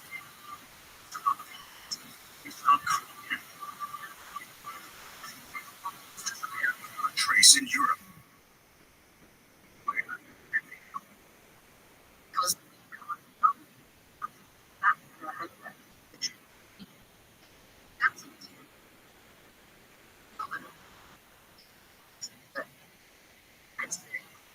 ruling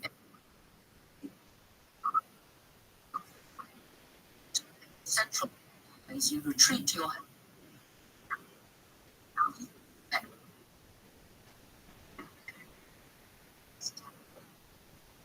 fear overnight, and it must you know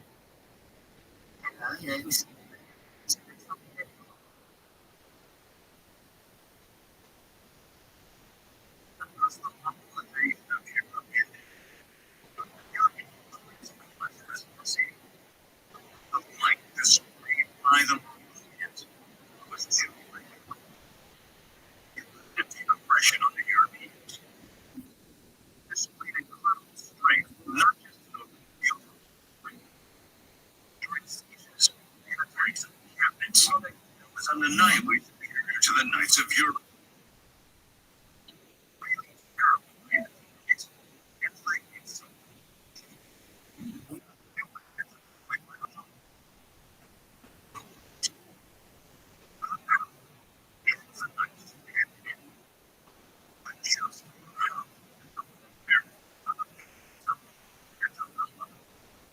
Such advanced weapons. Just 15 years.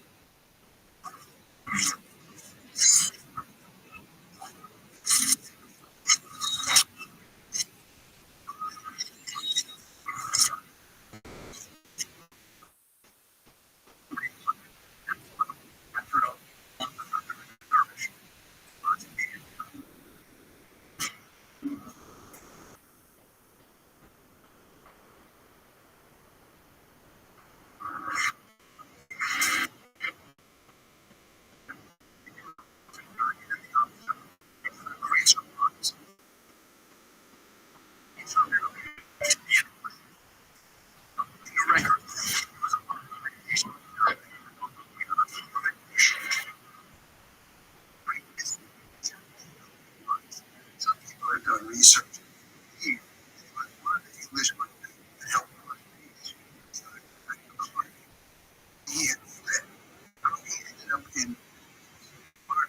little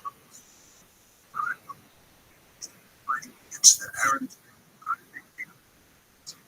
reaction.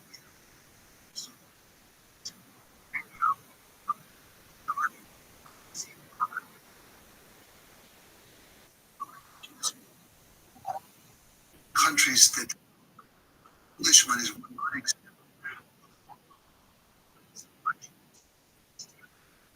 Arab.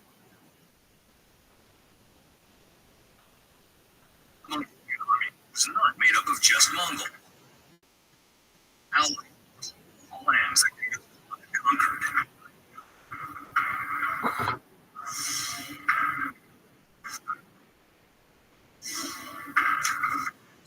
Examples of this were the such as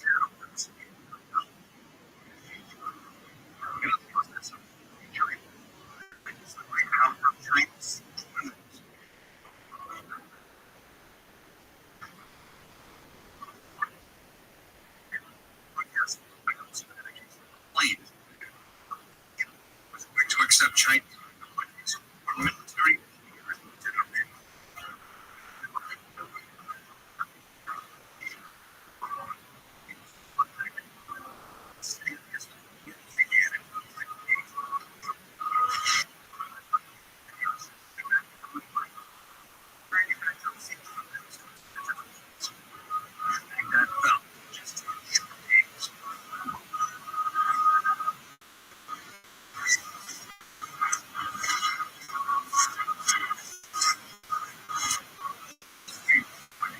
Only 60 technology right at this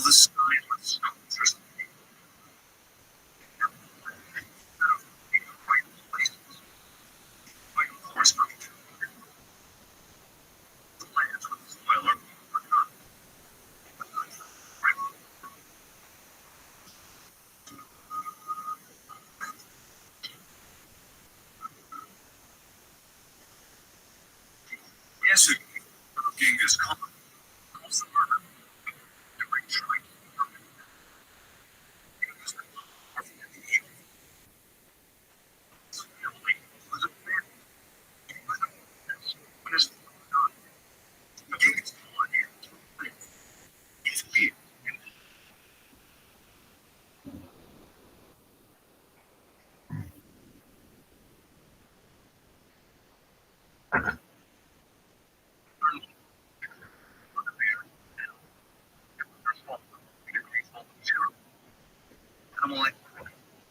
during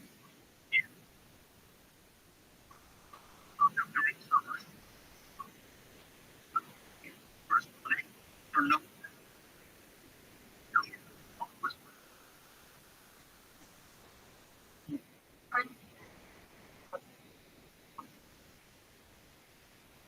tribal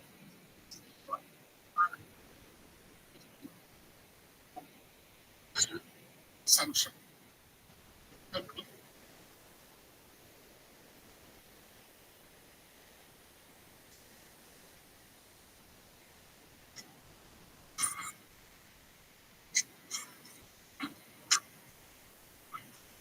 Khan's trial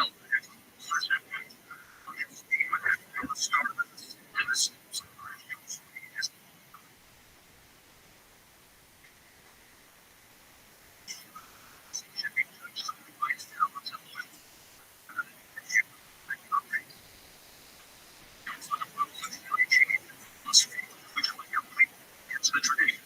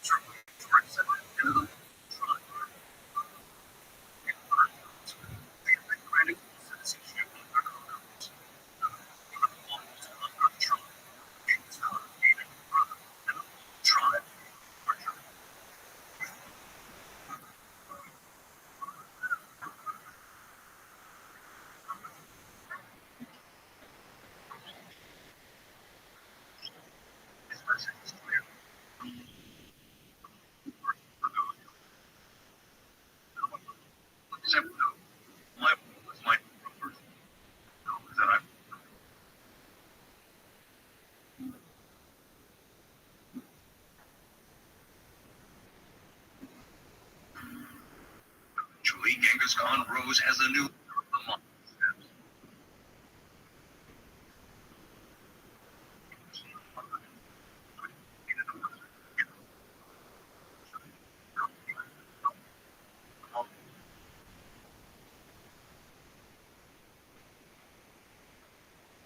despite a string of victories. Genghis Khan almost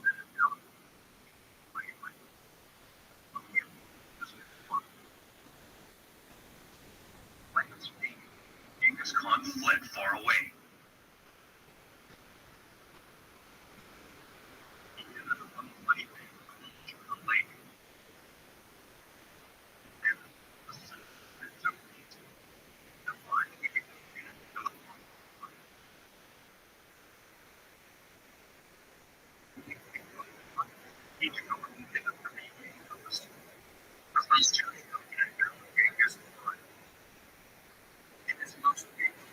Together, of which there only remain 9.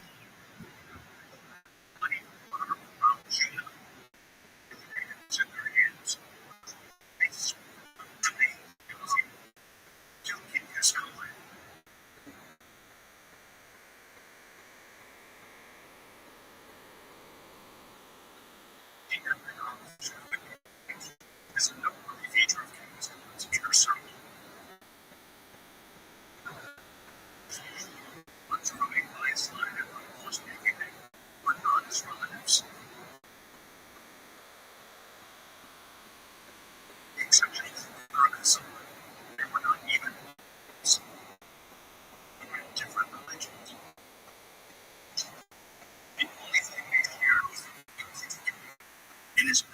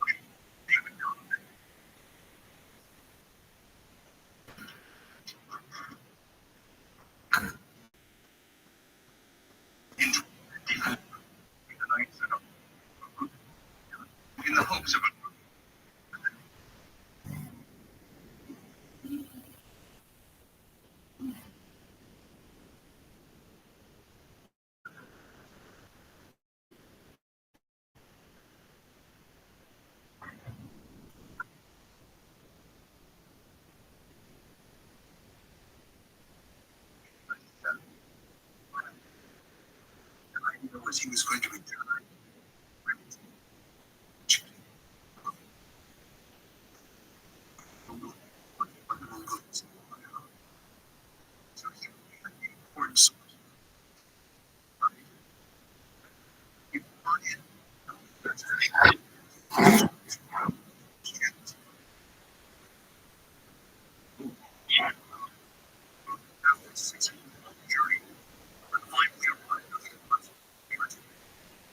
at the time, Mongolian Empire was under the ransom.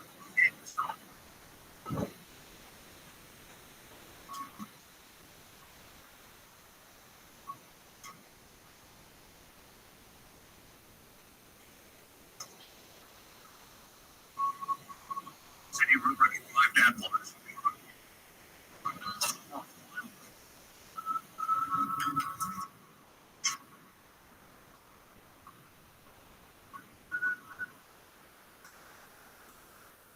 The first meeting, Rubric presented a Bible to Monkey. But when the content of what it was,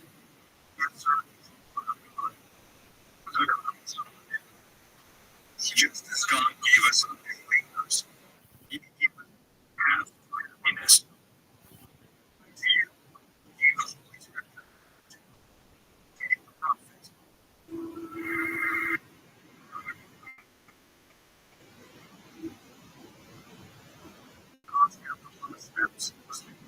In the world,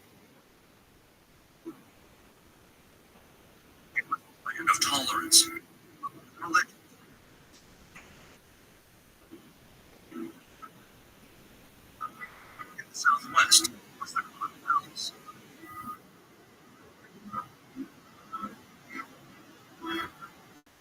There was a line with traders.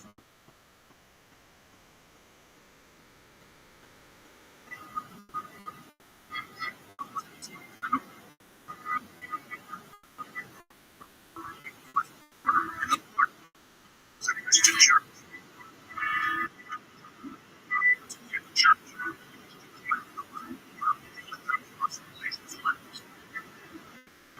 No one of religion.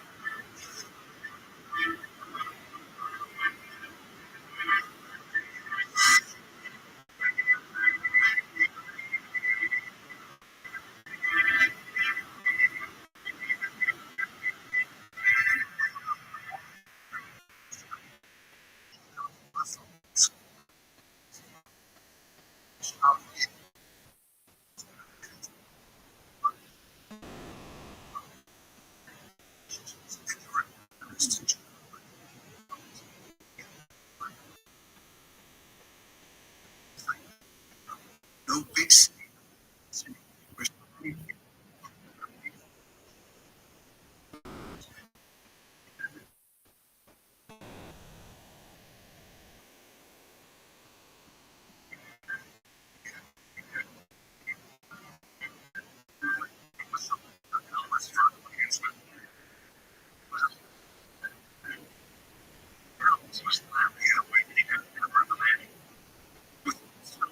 industry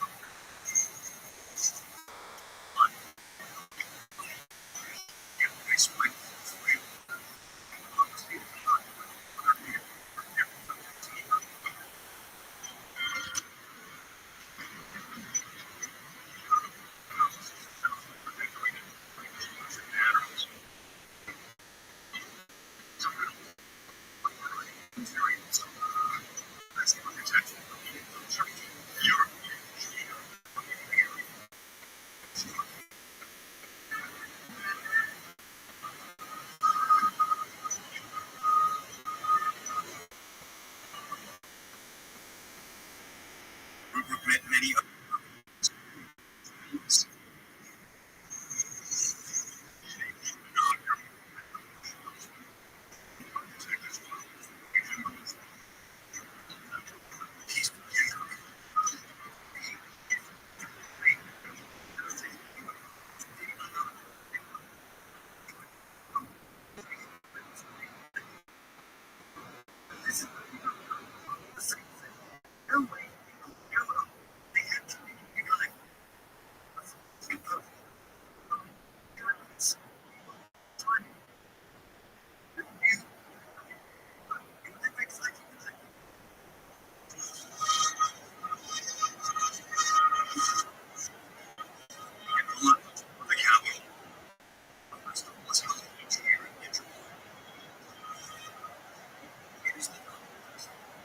nation's largest celebration and sporting event.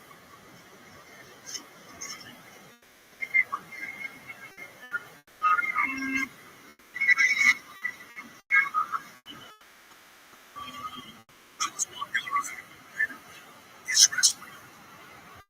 In ancient Europe, however, religious debates was as popular as wrestling.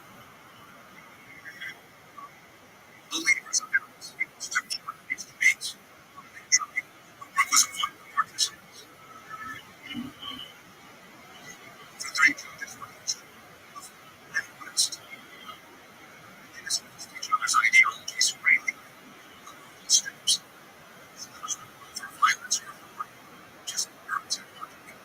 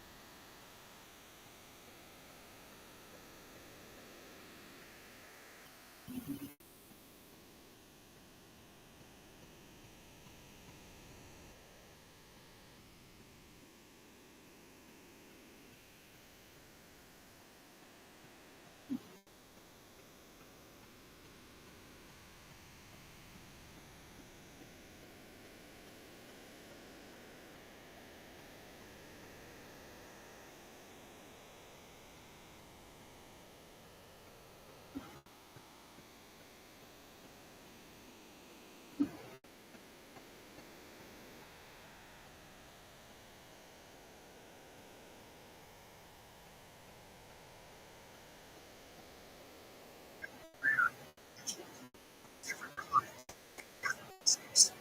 If they weren't, for example, Muslim or Christians, Jews, are very honest and opinionated. Taxes and other religions, which is necessary for those people who come across. So, the Christians were even worse. At one time, individuals would be willing to go for a Christian, and Christians had the right to even live if they agreed with the same things. So, from all of the American religions, see it once Christians. Christians had things that Buddhists had to talk about guns. There was a reason to shoot. Just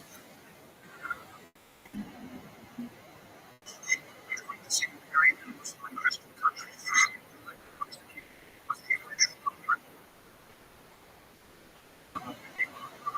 Christians sanctioned suspected heretics, establishing a reign of terror.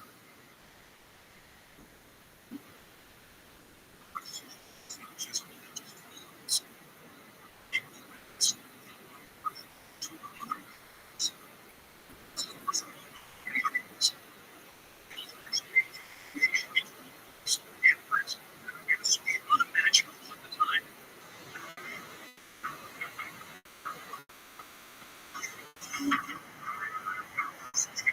According to just 10 days, such whenever you attain like a section.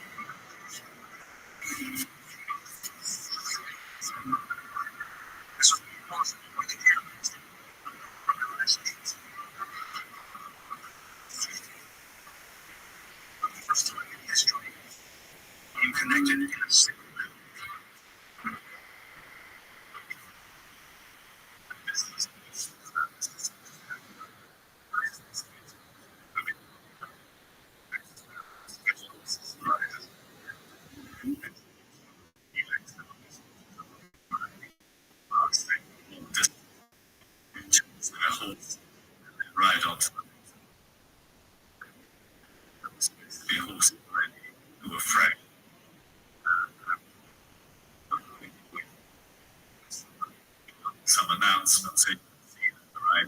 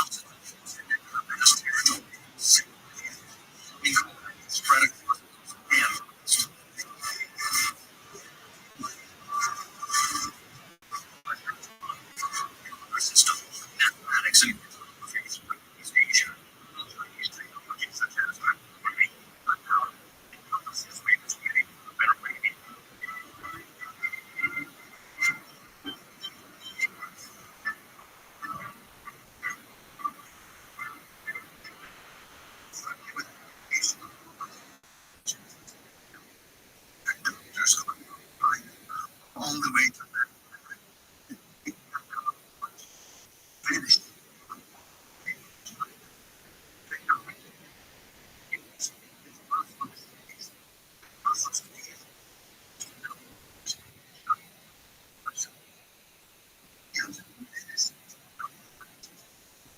And forth at a rate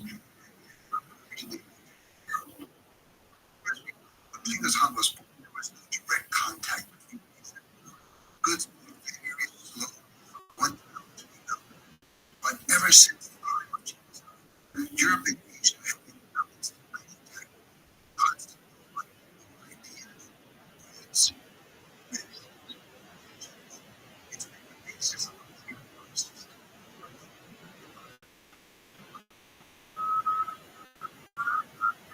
Returning, detailed of what he saw to King Louis.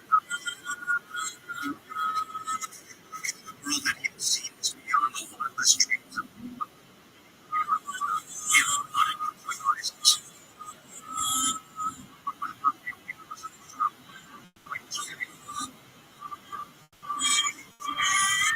Travelers of the time.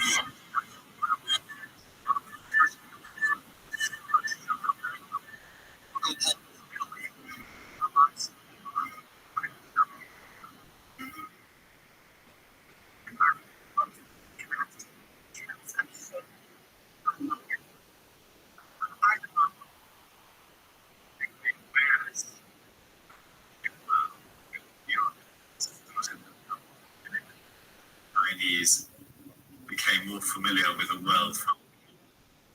There was a revolution. It made just a small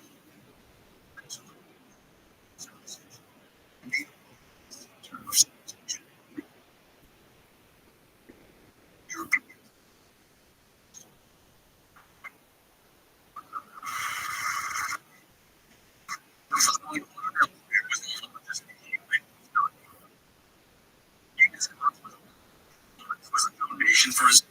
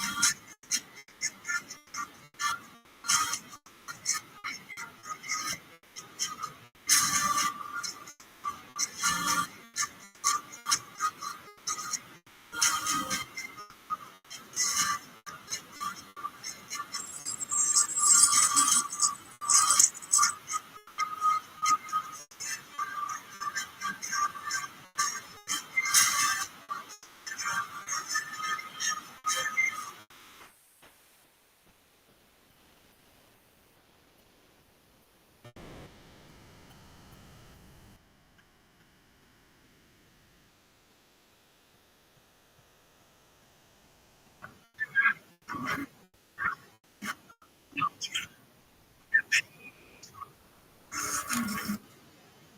agreement written in a language between parties. Treasure most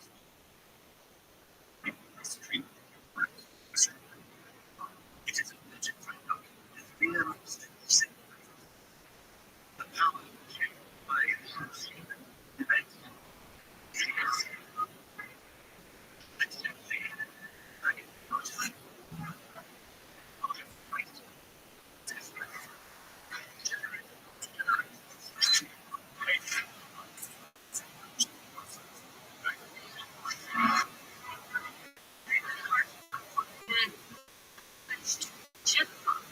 Free patients, free rights.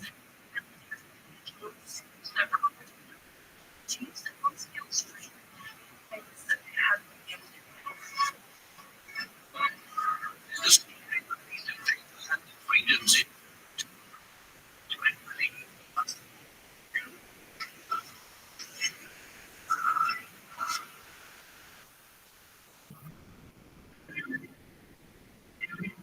in New York, December 2nd.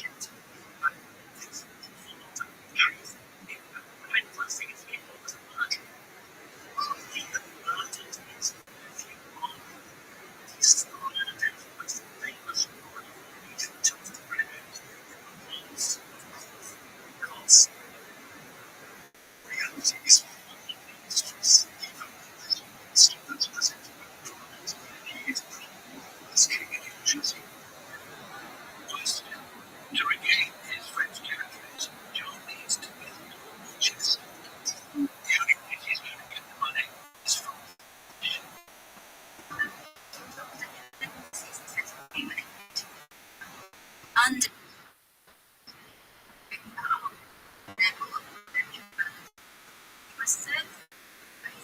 that his revenues actually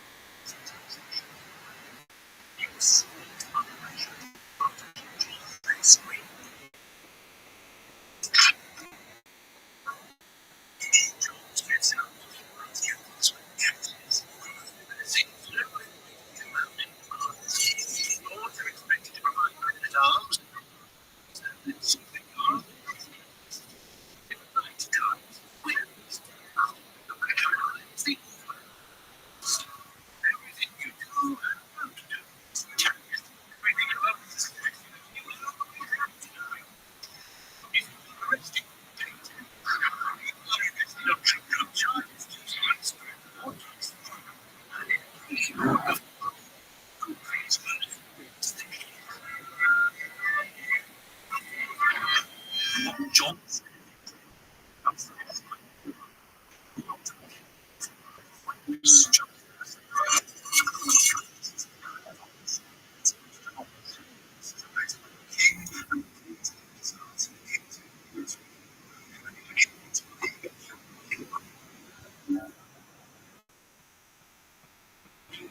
cruelly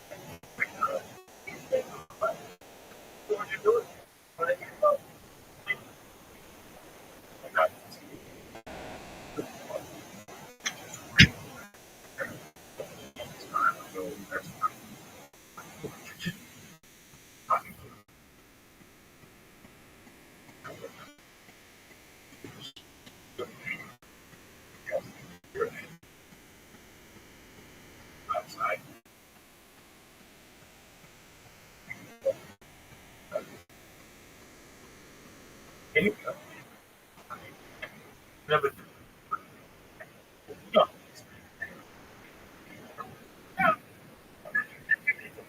I think I was really, listen, you the one fucking around today, the boy, the first,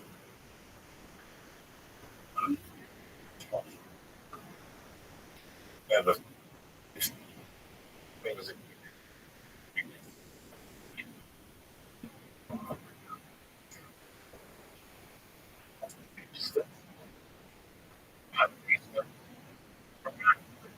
around, sure,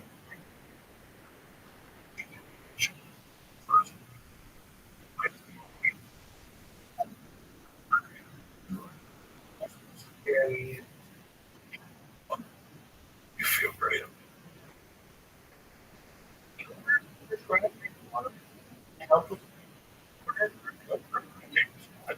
But,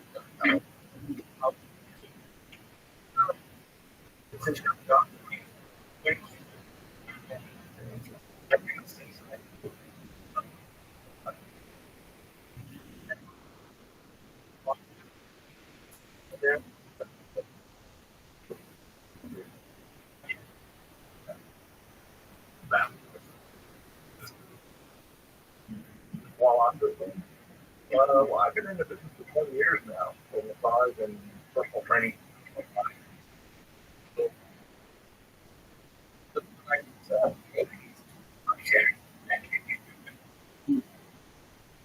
you know, the insurance, you look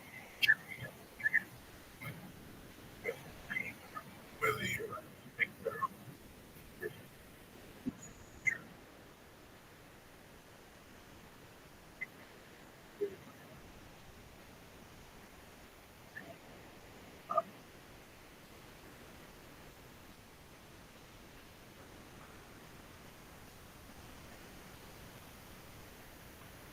remember that.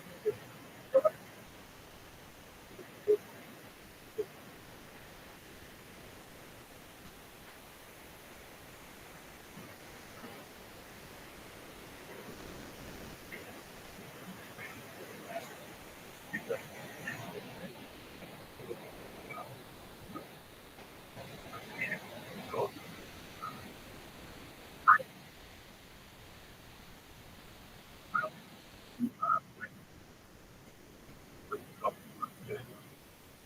I know that, you know,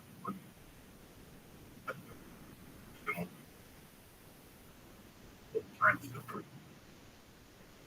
that's what we try to get. Yeah, get it.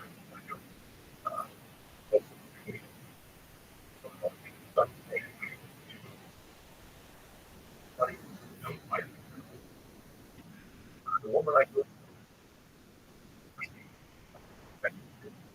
with is actually her freak, and uh, keeping me going for the evening. Helping everybody else. The week.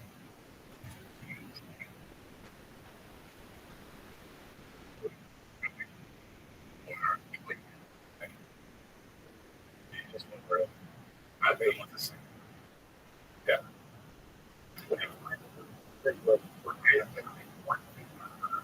A couple times.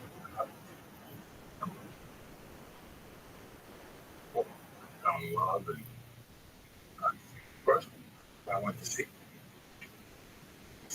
addiction, and she would stay with me. Go from addiction. But if I back,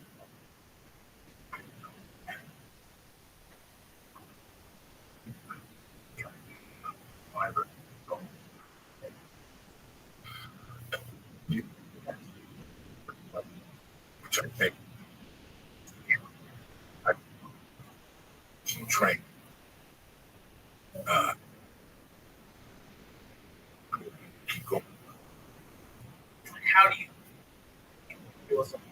you. Like,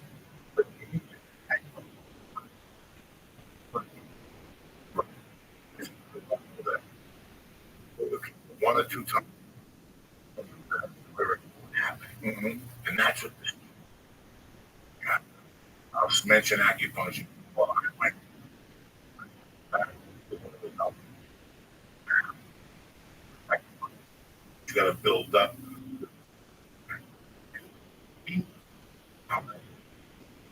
I'll tell you what I said. For the last 10 I owe just as system up. And so,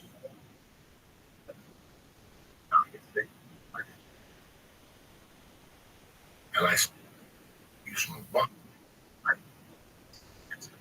You know why? Because my ankles stay skinny. Stuff up.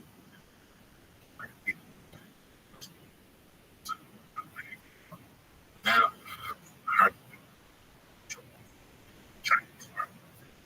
I'm playing the leg because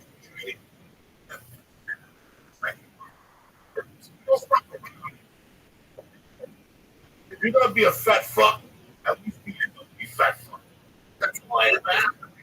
And people don't understand.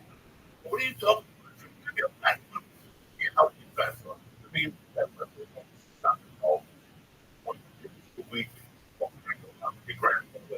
and you lift it weight. First, now first, don't fat fuck.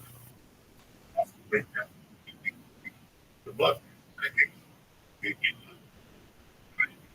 no, I know diabetes. Guys, but like they're in and shit.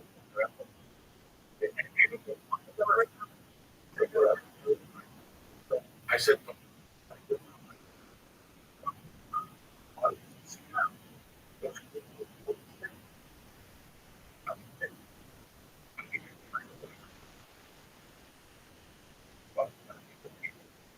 I'm always like, it should be. If it's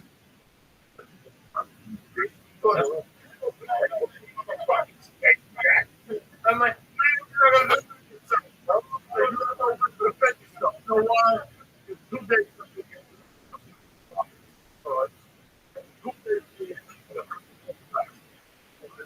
stone fucking go. So you look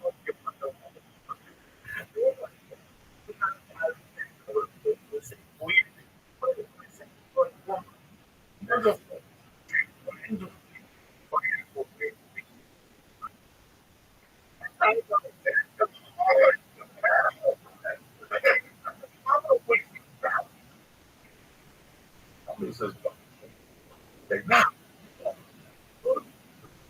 I'm not gonna get the I'm gonna get down a little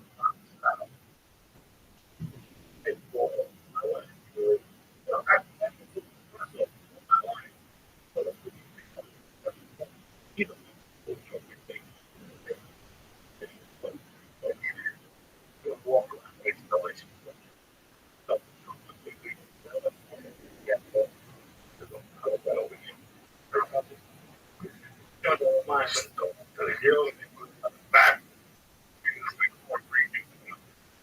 I was running with a man.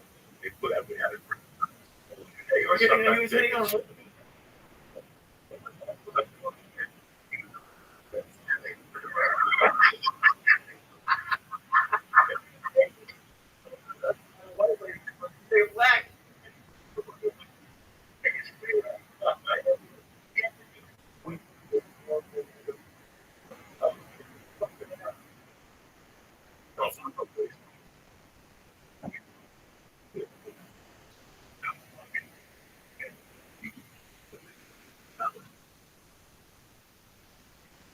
just can't.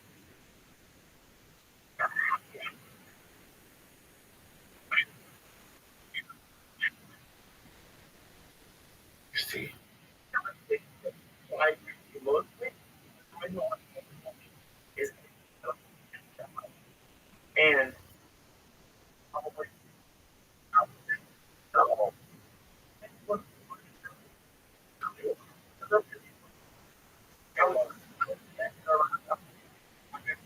so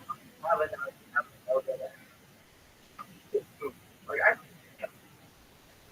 I like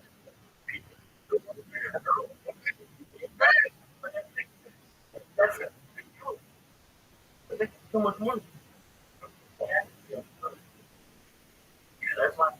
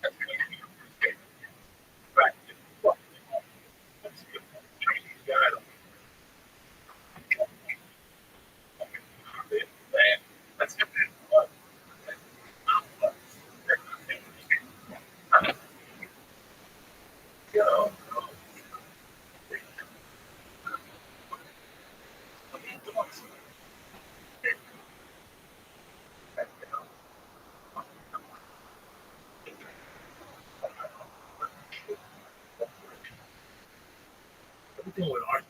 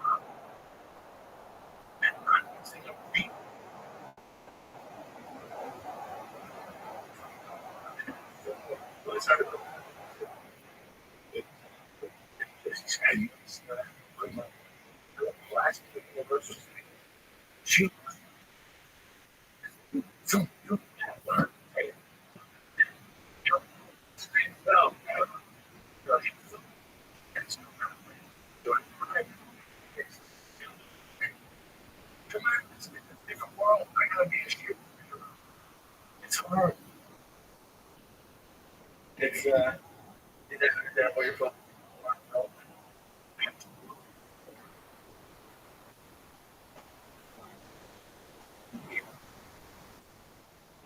What? Food?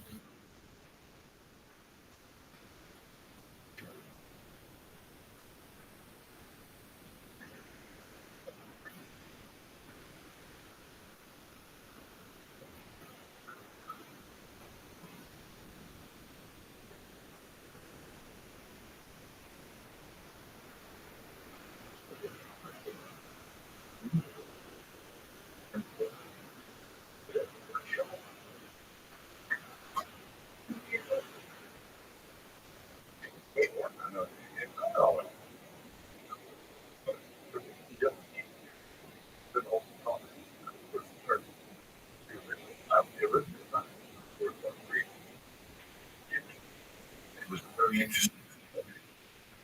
You without you being here. I don't even know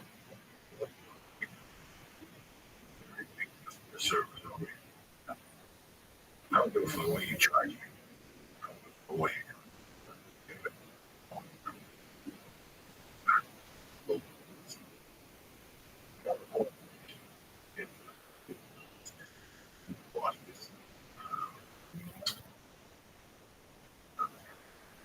Why the job? Mm-hmm. You forget about it. Yeah, I'm a comic. I can go and do. You guys pay me. Smoking. You can just leave. I do. On stage. I'm relaxed. Feeling you can't be back. You guys come and these little things.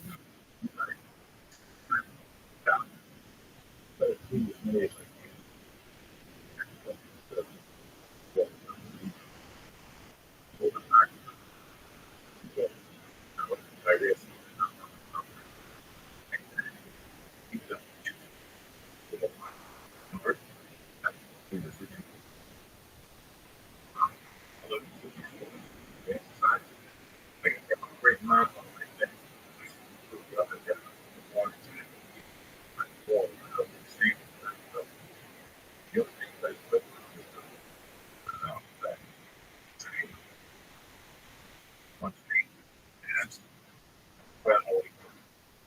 was sitting on their fire. There's no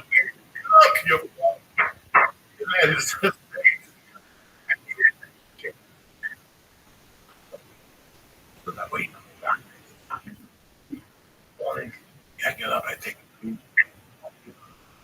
drink. That's what it meant. Always like this.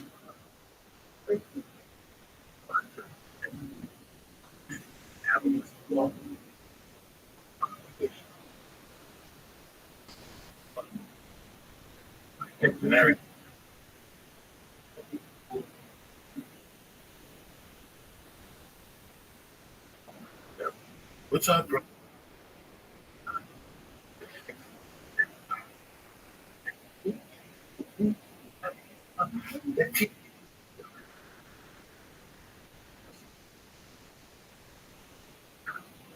Movement. No, you just.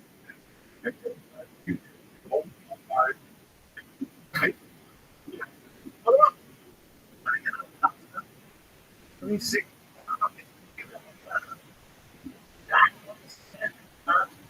Lay in there. Get.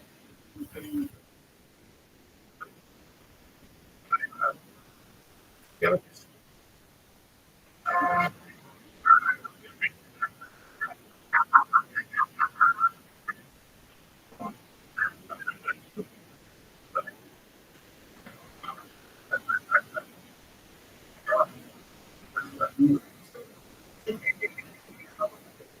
Like, what? Obviously, you can't. No, but like, what process? What's wrong with it? Well,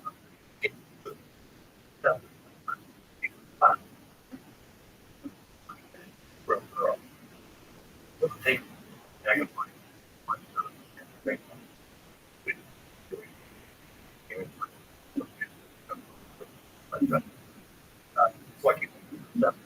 that, you know,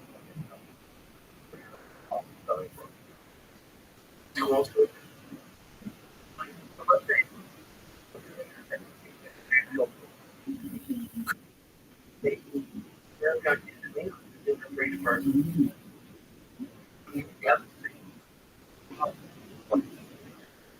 Okay, that's it.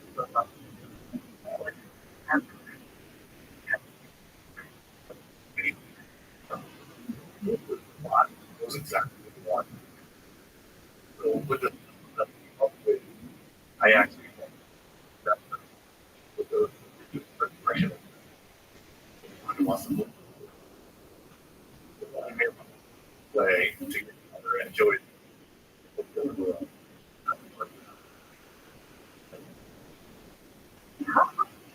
Alright. Sometimes yeah.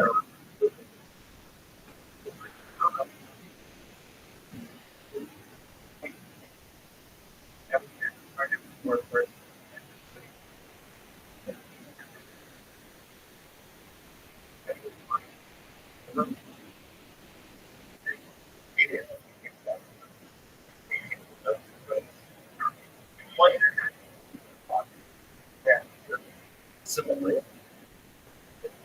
but there are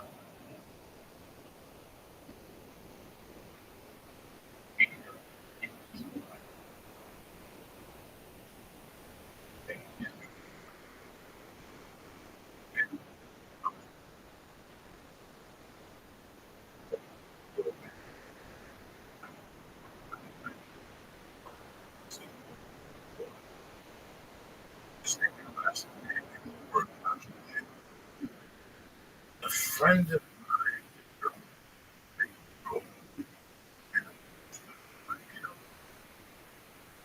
my left shoulder.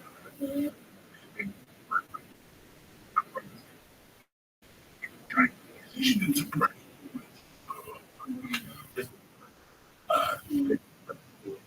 But at that time, I was touching. Well,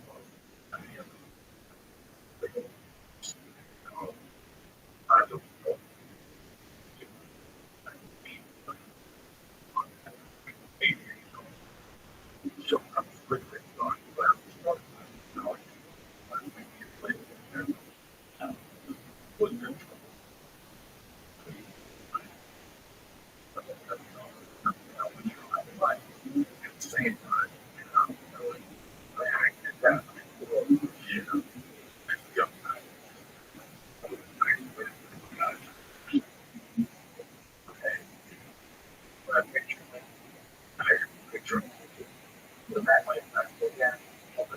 I should. I'll make it.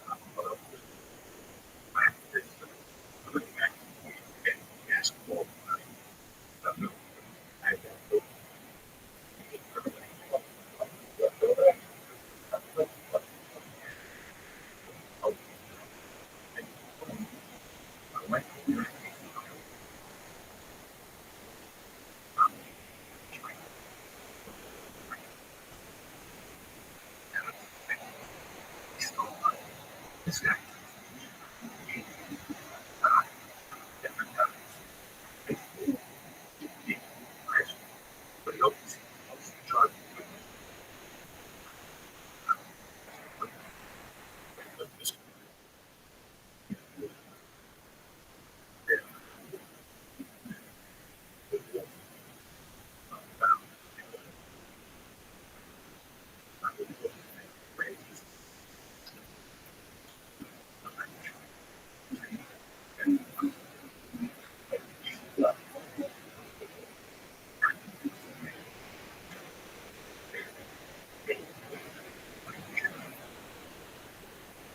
Shake, steroid.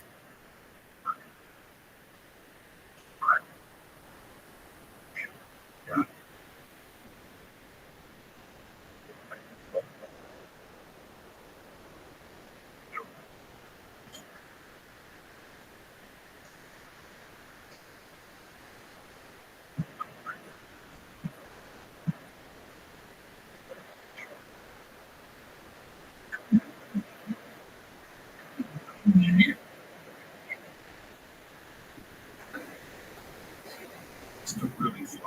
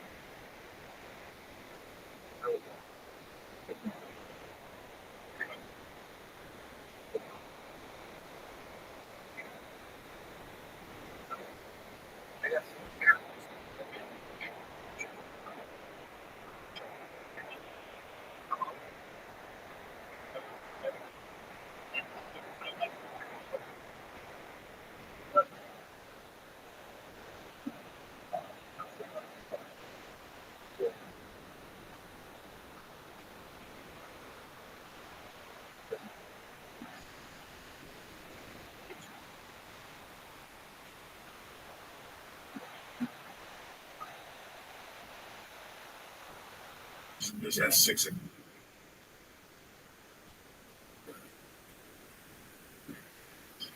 Come back.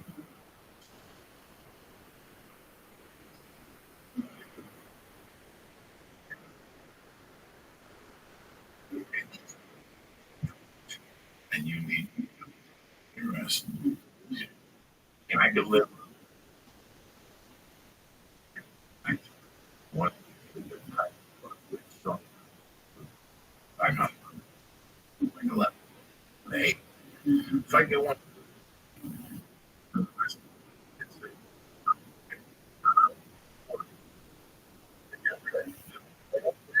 how do I go down? Nice.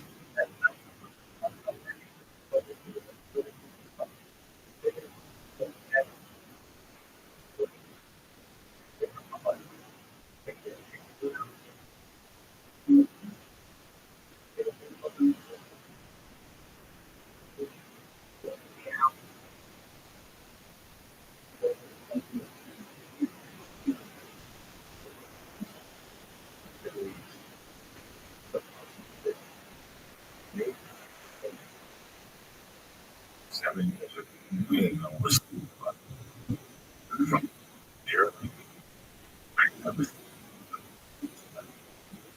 I felt you lot of people who like really sharp. Like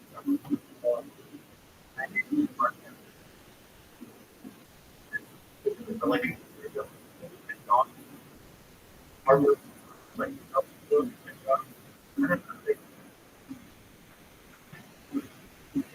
survive.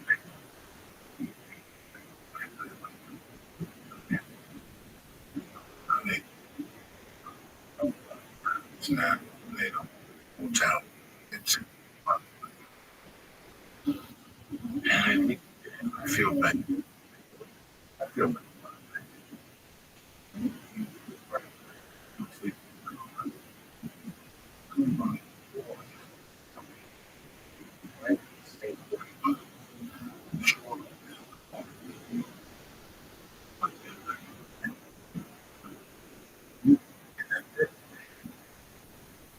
It's not.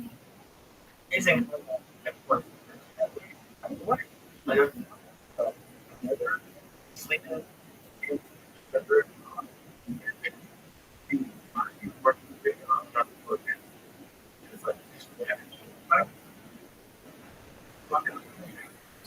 Single mom.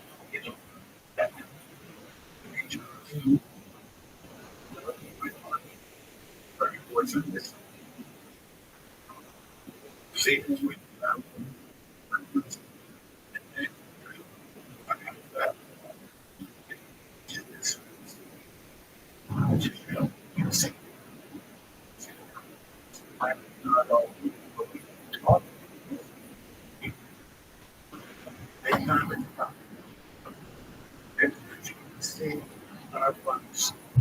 like six.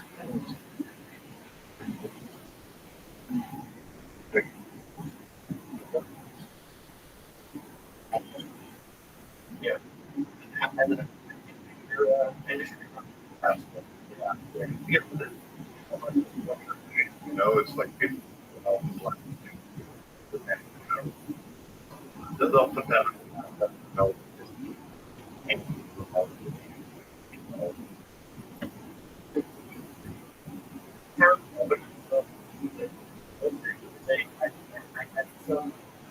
I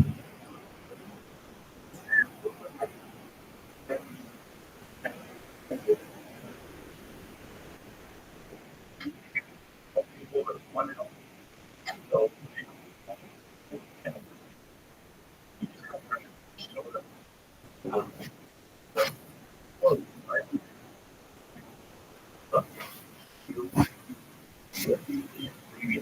and I'll do it.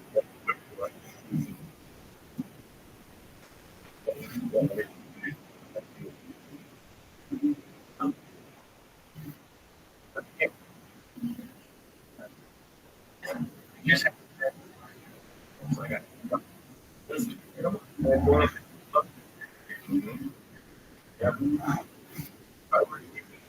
for me to go.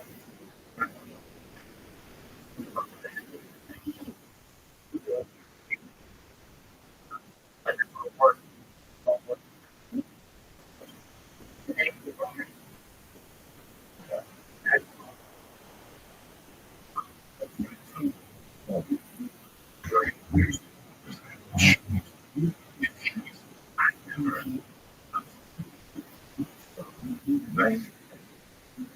Two, three. Available. See you when I come.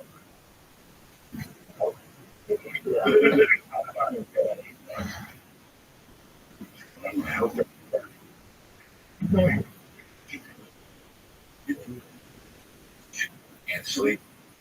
Go all the way.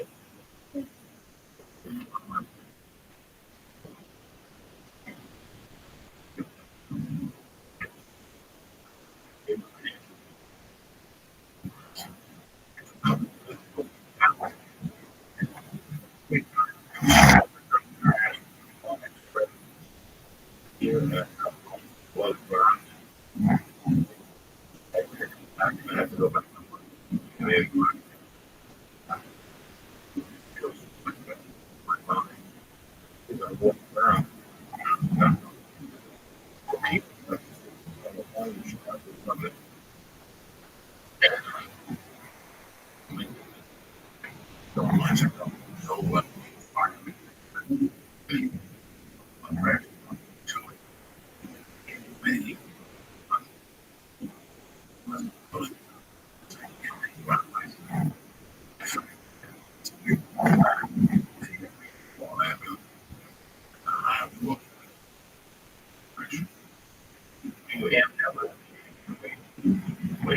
Diet. Out. All this great. Nice.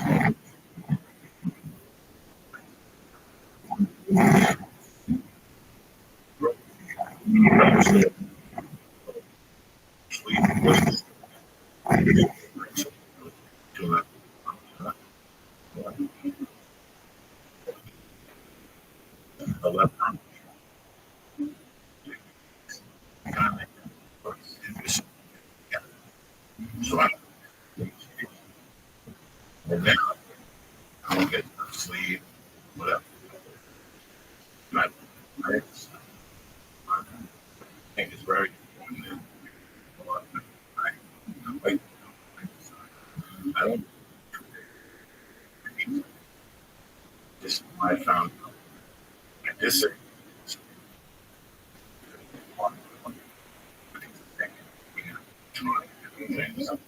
Yes, you try things. It's our insurance covered. Uh, oh, that. Oh, that shit.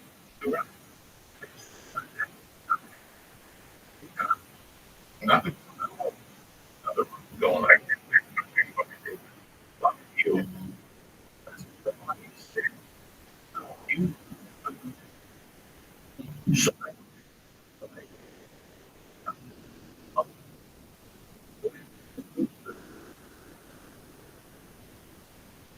like,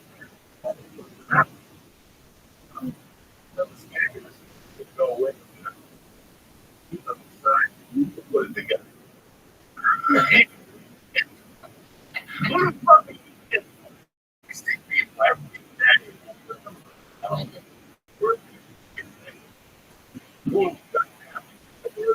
They work. They right from. But they're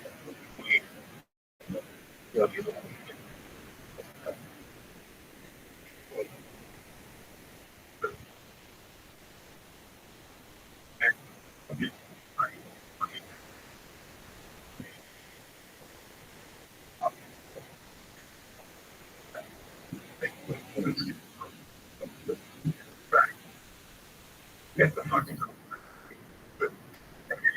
I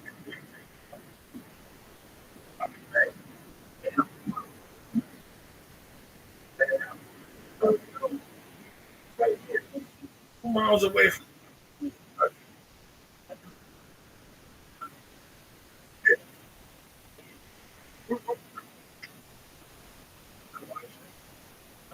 what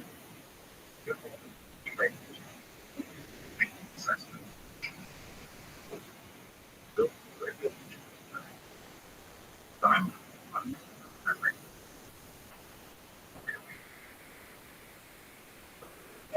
If it's a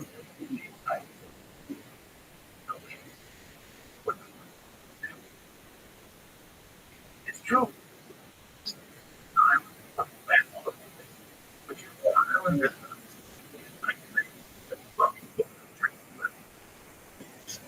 you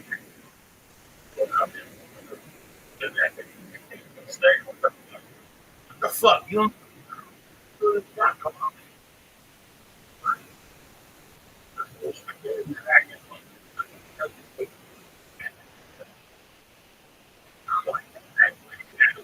And then like the rest, he's got a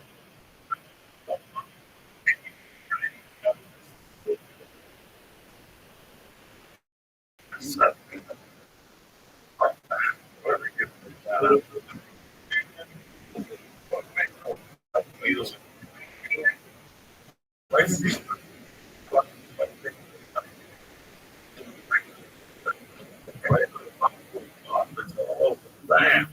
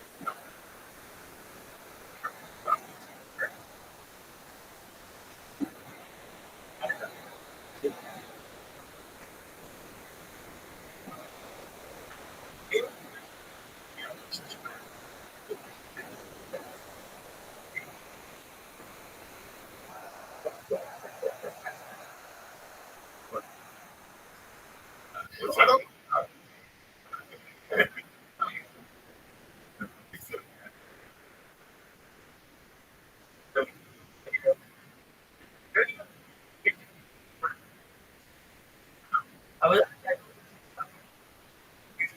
this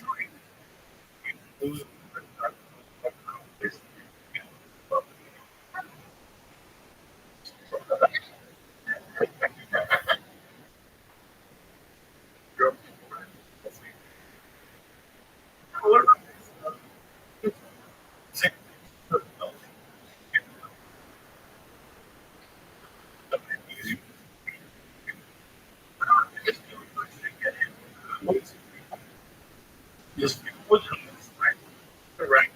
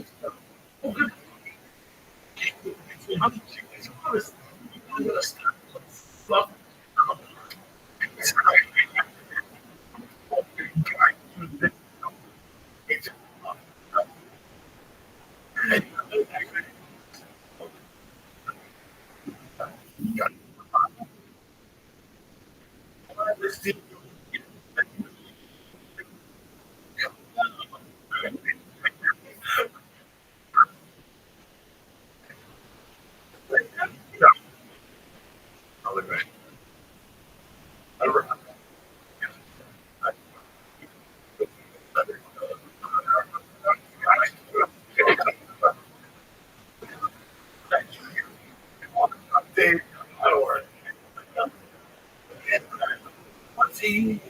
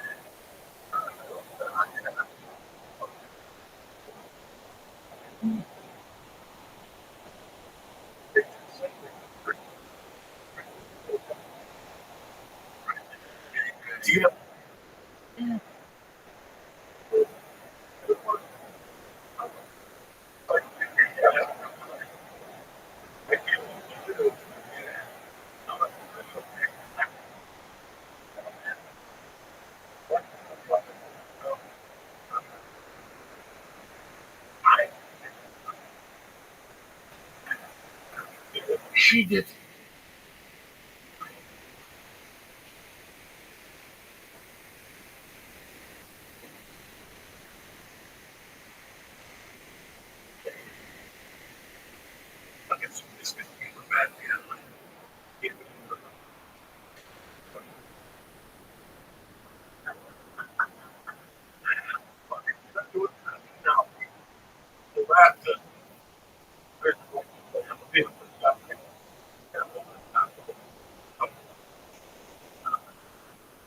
Oh, that's fun.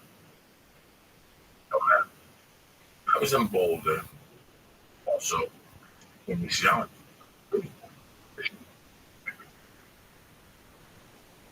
And, uh,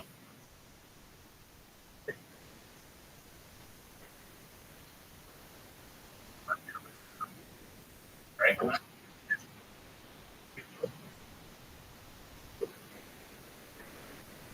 here,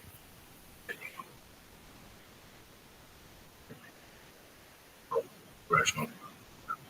Listen, guys like that. You were last year. Um, it would be the-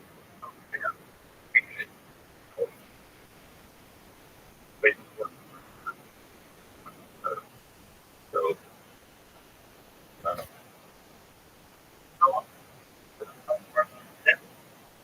I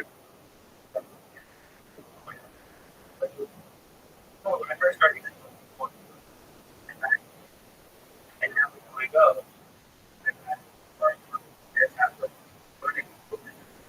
I don't know. I haven't. I don't know what was dangerous. You go on. Um,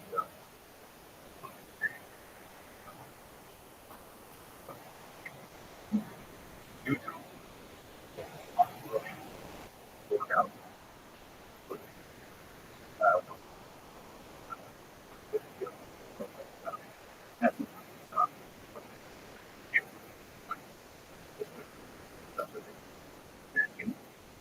all that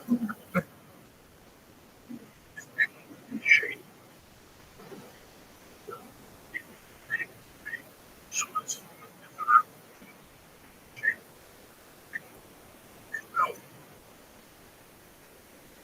you know, friend of mine said, I help one day I was martial arts.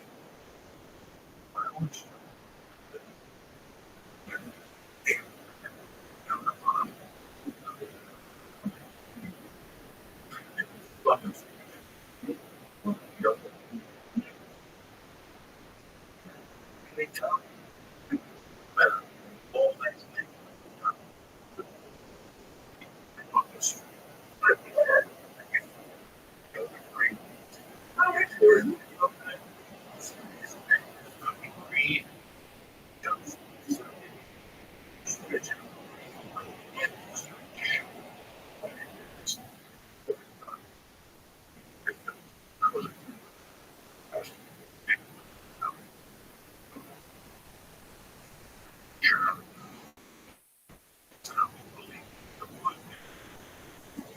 how big I was,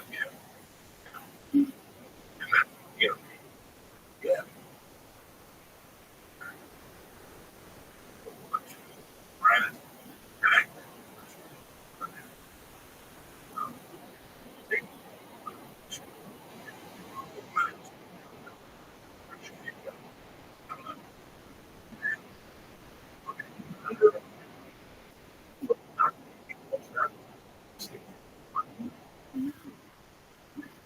So, you know,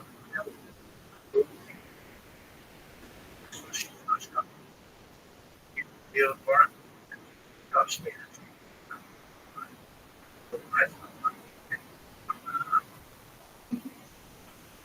But I wouldn't know.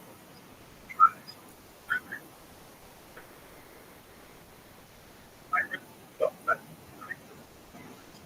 I would like to see something that actually is something like I know this. It's going to do it.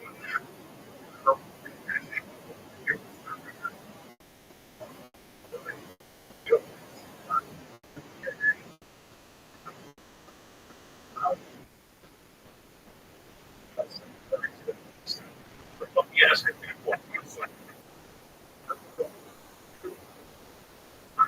is I if I go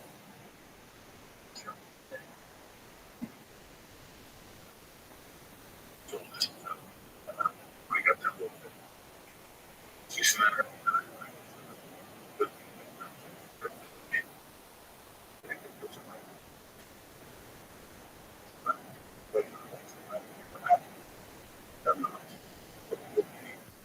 I'm not replying to that. I just lay off. That's it. All right, stop right now. At least the stories kind of fell through the cracks because I had so much going on. Also, shout out to Aunt Sullivan. Am I right? Her teacher. Yeah.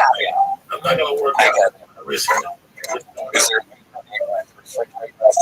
something like that? Like Aunt Sullivan was a beautiful woman. Nobody's She died in 1936. So Helen Keller was 15 years past her teacher. Well, Aunt Sullivan was older, obviously. Here's our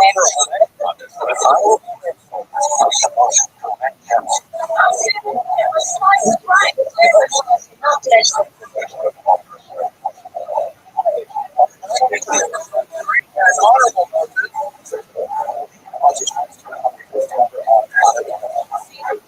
World is so boring to me, but I know it's very intense. And Helen Keller's world is right there. Something I can get behind. You've seen the movie, right? She's done second down. Miracle Worker? Is that what it's called? Miracle Worker? This I conversation. have never seen that. We're sorry. It's a Christmas podcast. It's a good movie. Yeah, it's called Miracle Worker with Anne Bancroft and Patty Duke. Started with The online gaming world is a strange place. Yes, Edward King is 20 years old and has now been charged with attempted second-degree murder and armed burglary with a mask, which you cannot wear in Florida anymore because like how do you he flew going from from New Jersey to Florida to attack a real person College. in person I had a with a hammer. in Can't you fly with a hammer? the neck injury. Oh, fuck. Yeah. Yes. I've never tried, but yes, I think so. And Do you like how did you get it on the air? You can fly with a hammer, but not 4 ounces of shampoo.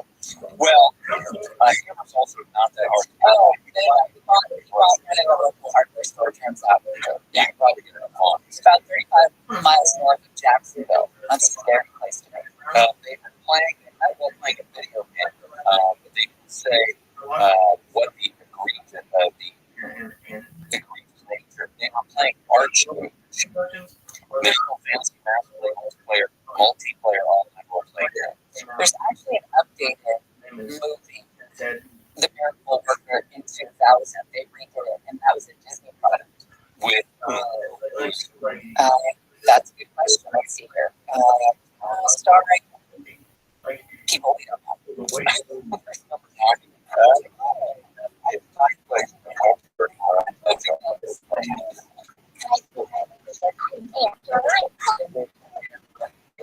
And the thing, like, was a thing that one of Joey's friends, Joe Rogan, was telling the UFC fighter to go fighting. Yeah, I work with a lot of MMA guys, and I see some of the fights. And you can almost tell when they're walking to the ring that they don't have it anymore. Yeah. Either the look in the eye isn't there, that eye of the tiger kind of thing, but also even when you see them in the ring and their brain is thinking it, but their body is delayed. delayed, Yeah. and you can see it. It's so evident. So what was it like when you had to stop playing football? Like, was it hard? Did you keep playing longer than you should have, or was it just so it's such a bad injury you just couldn't? It was such a bad injury I couldn't play anymore. But what was interesting though is they're talking about, because I've had a couple major concussions and suffered the effects from it. Really? Yeah. What So happened? I mean, I wouldn't remember your name 2 years ago. But with the breathing stuff, it's really helped me with that and getting me out of that depression too. And you don't realize you're in that depression or that I call the brain fog until you get out of it. You're just kind of surviving. You're just kind of in it. And there definitely is a correlation to the brain injuries that these people are getting and suicides. There's definitely a correlation. I mean, that's just crazy. But even just on a playing level, like Wes Welker, who used to be on the Patriots, now is on the Broncos. Mm-hmm. He was great, and now this year he's been so it's just when you're getting that many hits on the brain, even if your body is still physically fit, you just can't. It doesn't work. Well, these guys are at such an elite level, Yeah. that if they lose, just say half a step, that's a huge step in the NFL. It's the difference between avoiding a hit and getting hit hard. It's a big difference. Yeah. And it's great. I mean, I was a huge fan of Junior Seau, and then this Ohio State kid, Mm-hmm. and it's like LeBron James is saying he wouldn't let his kids play football. It's just I didn't play football. I played 1 year of football. I played freshman year, and I got him like 2 times. Okay. So I never had a concussion, but I've seen people get concussions, and it's just they didn't treat it as scarily as they're treating it now. Like it seems like it's like a huge issue. Back when we did it, you're back out on the field. Yeah. But now they are taking their time. But it is interesting, just take the NFL because you love the NFL, is these guys are getting a head injury and they're back playing within usually 2 weeks. You have to pass the test. Sometimes the same game. Yeah. And then you had to take a Major League Baseball player who got a concussion. He's out 6 months. Really? Yeah. So you're like, really, is the brain really recovered in a week or two? No, it's not. What is it? I've never had it. So what is it like to get a concussion? Oh boy, that's a great question. You do see stars or bells or whatever. For me, there was a bright light. You walk around like a robot. You're just trying to survive, and you don't realize it. You're irritable. You're angry. So It sounds kind of like what you were going through, Joy, with when you were going to faint last week. It sounds like a concussion sort of thing. well, it's kind of a PTSD in a way where you become you're not right, so you think you're prey. So now I think that you are going to injure me, so I'm going to lash back at you before you injure me. It's kind of that weird dance that goes on, and it's not pretty. And so how do people recover from concussions? I don't know. Is it Sometimes you just got to let the brain rest and get the swelling out. Because what happens is the brain gets pushed against the skull and then it bounces back and hits the skull again. okay? So like a lot of the hits you see, there was actually a big one the other night where the guy got hit, but the injury actually happened because his head continued. That's what they were saying at one of the games I was watching. They were saying that people always look at the head-to-head because there was a one quarterback who got a helmet hit this past weekend, and they were saying, yeah, that's terrible, but a lot of the concussions people are getting are from getting hit in the chest. Mhm. Or was that on a podcast? I don't know. I'm not sure. I think it was on ESPN, and they were saying just because it caused your head to go back. Yeah, a knee to the side of the head is brutal too. That was good. There was actually one. Was it last night? No, Monday night. The safety for the Broncos, he had his head cranked, and then another guy hit him, and it just probably got one too. Did you ever get a concussion? Yes, when I was younger, it was what was diagnosed as a concussion at that time. I got into a motorcycle accident with a helmet on, thank God. But it was the impact of my head hitting the beam. If I didn't have a helmet on, God knows what would have happened. That helmet really saved and how I landed. Listen, I don't, when you're doing anything like that, you don't know what the amount of somebody just punched a kid in Washington State or something, knocked him out, killed him. Oh, It could be a tap to the head, or it could be a fucking bus hitting you. Yeah. You don't really know. You don't know how your body's going to be lined up, how fast you're moving towards the object that's going to hit you. There's so many fucking variables, you know. Like, you just get up every morning and put your life in God's hands, or whoever the fuck is watching over you, Buddha, whatever the fuck it is, or whatever you believe. That's all you can do. You don't know. There's people who play football for 55,000 years, and you see them, and they're shaking their hand, and they look great, and they're doing blow Joe Montana, but then there's people that you haven't seen, and you wonder what happens to them now with the power of the documentary.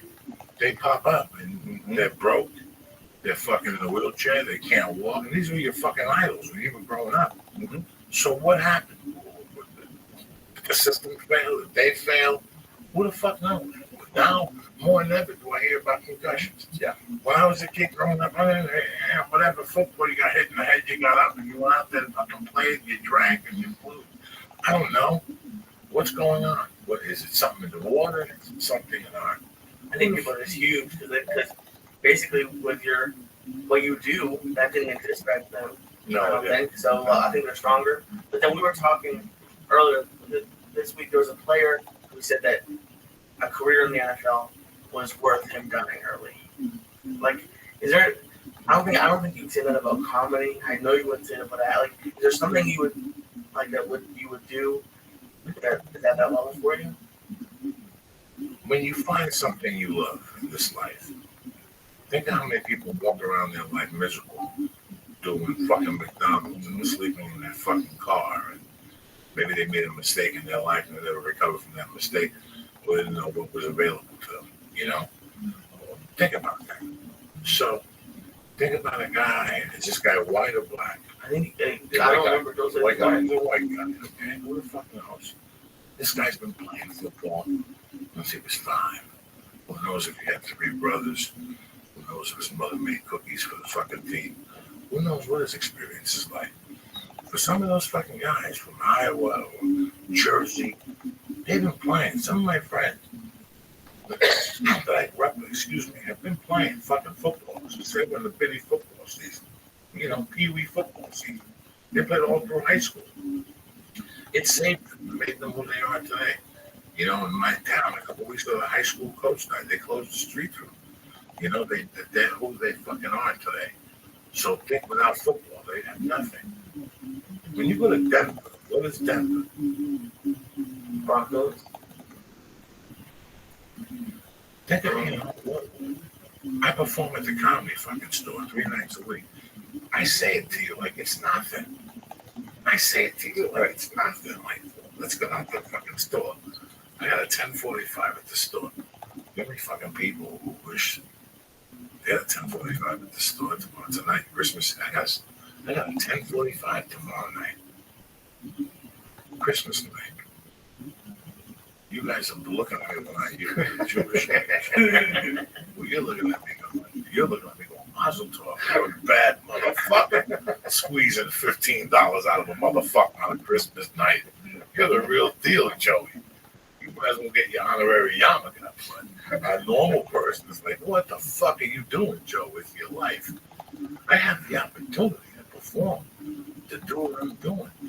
Doc, whatever your fucking name is, Joe, you have the opportunity to live in Southern California and help people get fucking healthy. Absolutely. You're blessed.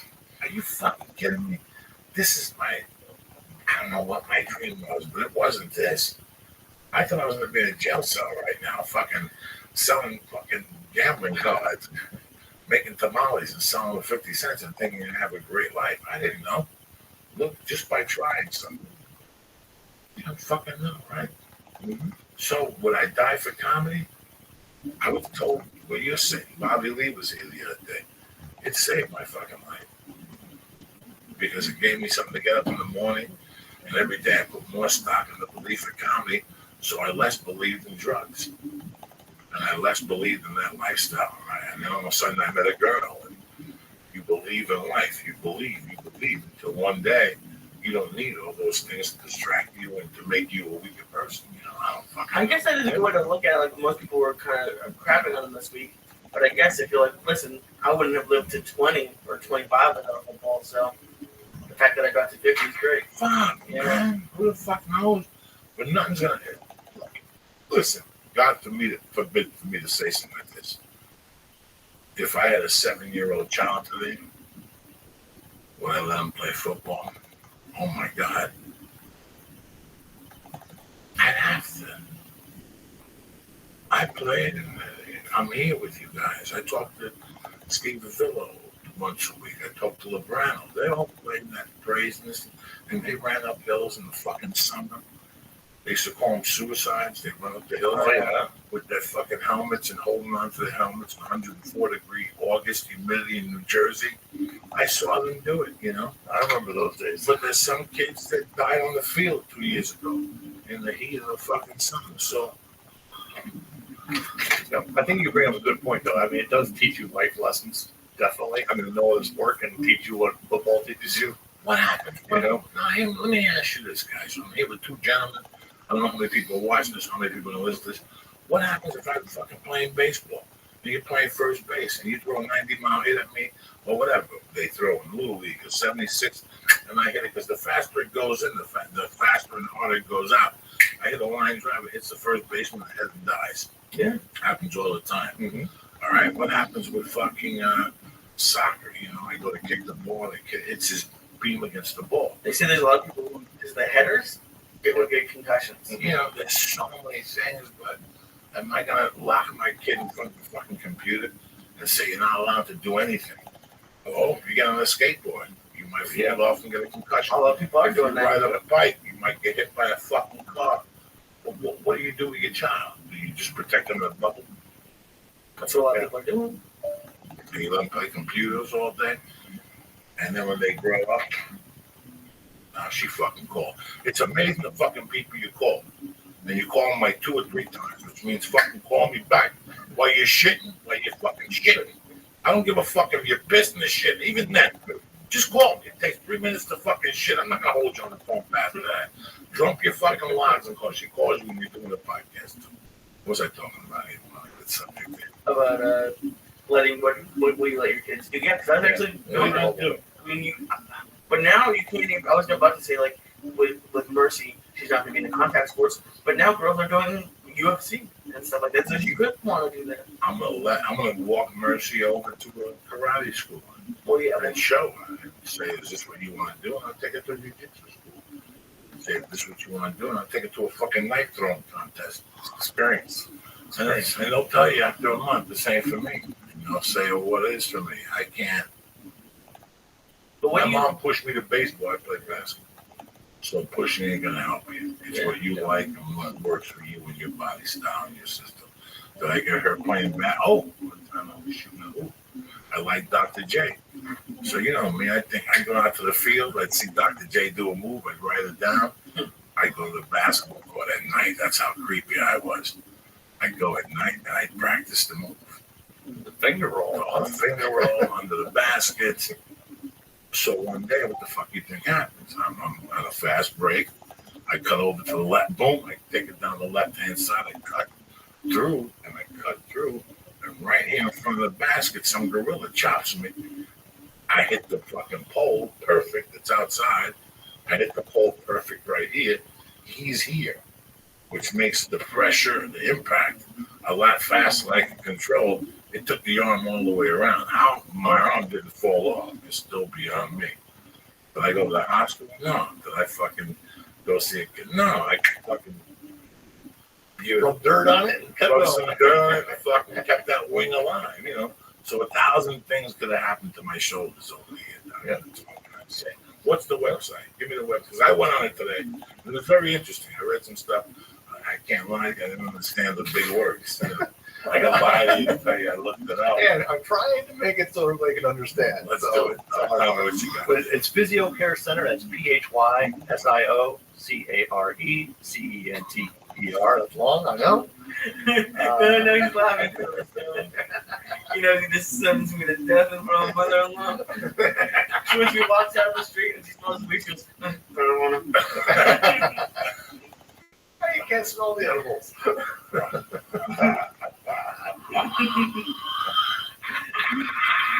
You got 5 hours to straighten out. 5 hours?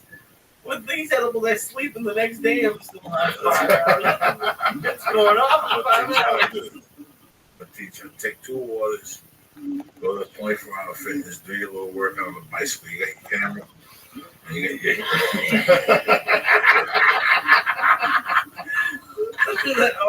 You got your earphones. 2 waters. You got 2 your waters. earphones. Yes, they will. I'm trying to help you out here. They'll clean you out a little bit. They'll cut that THC level down, and you'll piss it out. Plus, you're gonna sweat some out. So this is what I'm saying. It's very important. You go to the fucking 24-hour fitness and get this over with. Get that 50-minute on the fucking elliptical, lift it up today, and drink 2 waters. It's so scary. No, you gotta eat tamales. You're gonna do the whole fucking thing. You gotta do this. Take some vitamin. Don't do it for you. Don't think of yourself or Paul. Look at that flag. Take a look at that flag and what it stands for. Huh? You understand me? Get it together. You got the flying Jew t-shirt on. It's the holidays. You're the last day of Hanukkah. Get over that 24-hour fitness. Get on that Stairmaster. I was going to, but What do you mean going to? Get there. you work out high. It's terrifying. He told me that he couldn't go into the sunshine. He's like, I had to stay into a lifting workout because I couldn't breathe, but I couldn't go into the sun.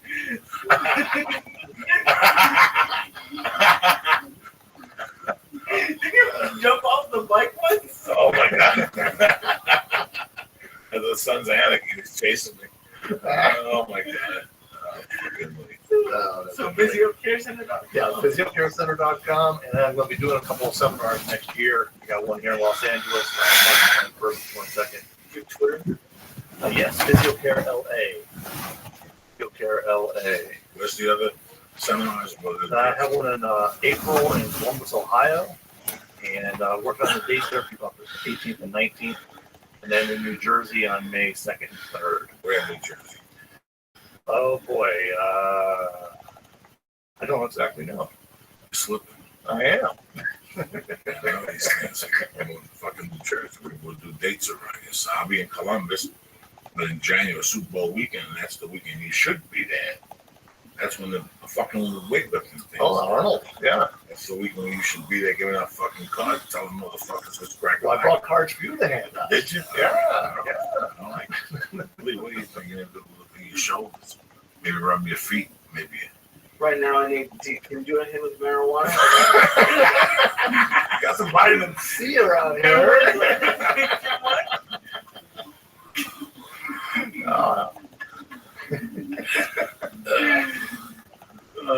Tremendous. Merry Christmas. I say kick up that vitamin C. Wow. That'll help. Oh, yeah. Fuck it, Lee. Go over there like a soldier. Shit. Oh, there's going to be tons of food. You should go over to Scass and get some Turkish coffee. There you go. There. I Yeah. don't have my heart. I don't want my heart to go that bad. I'm gonna get paranoid. Again, who thinks I'm there high when they're drinking coffee? You understand me? You understand people what I have to deal with? So if you get Most people give them like a line of coke and they're like, dog, I'm worried about my heart. I understand. This guy's worried about his heart and Turkish coffee. Well, when I'm on this, I What am I gonna do? can't tell you how many times I'm going down that street and I have to turn around because I'm convinced I didn't turn the candle off and I didn't lock the door. There has to be 10 times at midnight. It's thrown out of my mind in that back parking lot, which is terrifying. At like 11:30. I have a flashlight. I take a flashlight to my phone and I turn it on. And I have a vault device. I flip the key open and I run to my car and I lock the door as soon as I sit down. It's terrifying. And there's always some guy standing there, and it's horrible. We gotta figure out how to get it, bro. I don't think he doesn't work. I think maybe the owner only has a key. Fuck, we need something for the front. It's scary, right? Damn. Joel, you're a fucking savage. I'm happy I wanted to see you yesterday. Like I said, the pain went away. I have soreness in my knees, but they'll be gone. It's just, that'll be your Christmas gift tomorrow. It'll be gone. yeah, it'll be gone. So now that little thing in the middle there was the only thing that was bothering me. was just waiting to go back and maybe have the shot to give me for the rubber again, to coat the knee to prevent the arthritis from strap. Who the fuck knows? How do athletes come back? Because there's ACL and MCL almost happens every week. Mm-hmm. And I see, Joey, you've had 2 of them, and I see that you still have sore. How do these players come back at what seems like full strength? Well, what you typically will find out, they'll have another injury. Well, yeah, like that Rose had that happen 2 years in a row. Right. Different knees. But why these guys are coming back so quickly now is they're actually injecting stem cells into their right while the surgery's happening. They just put stem cells in. Stem cells. I do. That's what you ate this morning. Stem cells. Listen to the edibles I gave you. Yeah, that's why these guys are coming back so quick now. Okay. Yeah. First off, I want to say something, all right? To the church family, I love you motherfuckers with all my heart. Me and Lee want to send you guys the best wishes to your family, to everybody around you. We love that you're part with us. You listen to us twice a fucking week. We come on here, we get stoned. We talk about some shit you want to hear. You are our number one sponsors. Thank you for being a part of our fucking lives. Thank you for coming on the show today. Thanks for having me, Joey. You're savage. You provide a great service. I always feel better when I go see it. And that's why you're on the show with us. But we mean that from the bottom of my heart. These are our sponsors. On It, always doing a tremendous job. You want to feel better? On It's got Alpha Brain. That's how the party starts. I tell it 1,000 times. I'll tell you again. You go to a Chinese restaurant, you order pork fried rice. If it sucks, you pay the bill and you walk the fuck out of there. You understand me? Because if they fuck up the pork fried rice, you don't want to see what the Mughal guy pants gonna look like. That's what I'm trying to say to you. Right? You're a big Mughal. You don't want to see what the Mughal fucking looks like, okay? From one fucking fat fuck to the other one. Fat man alert. Fat man alert. I'm just dropping on you correctly. Same thing with On It. Just don't fuck around or get something great. Just listen. Just drop what they talk about. They just tested it. I don't know what the test labs were. People coming back. People that are dead come back. Alpha Brain. That's how we fucking do it. 100% money back guarantee.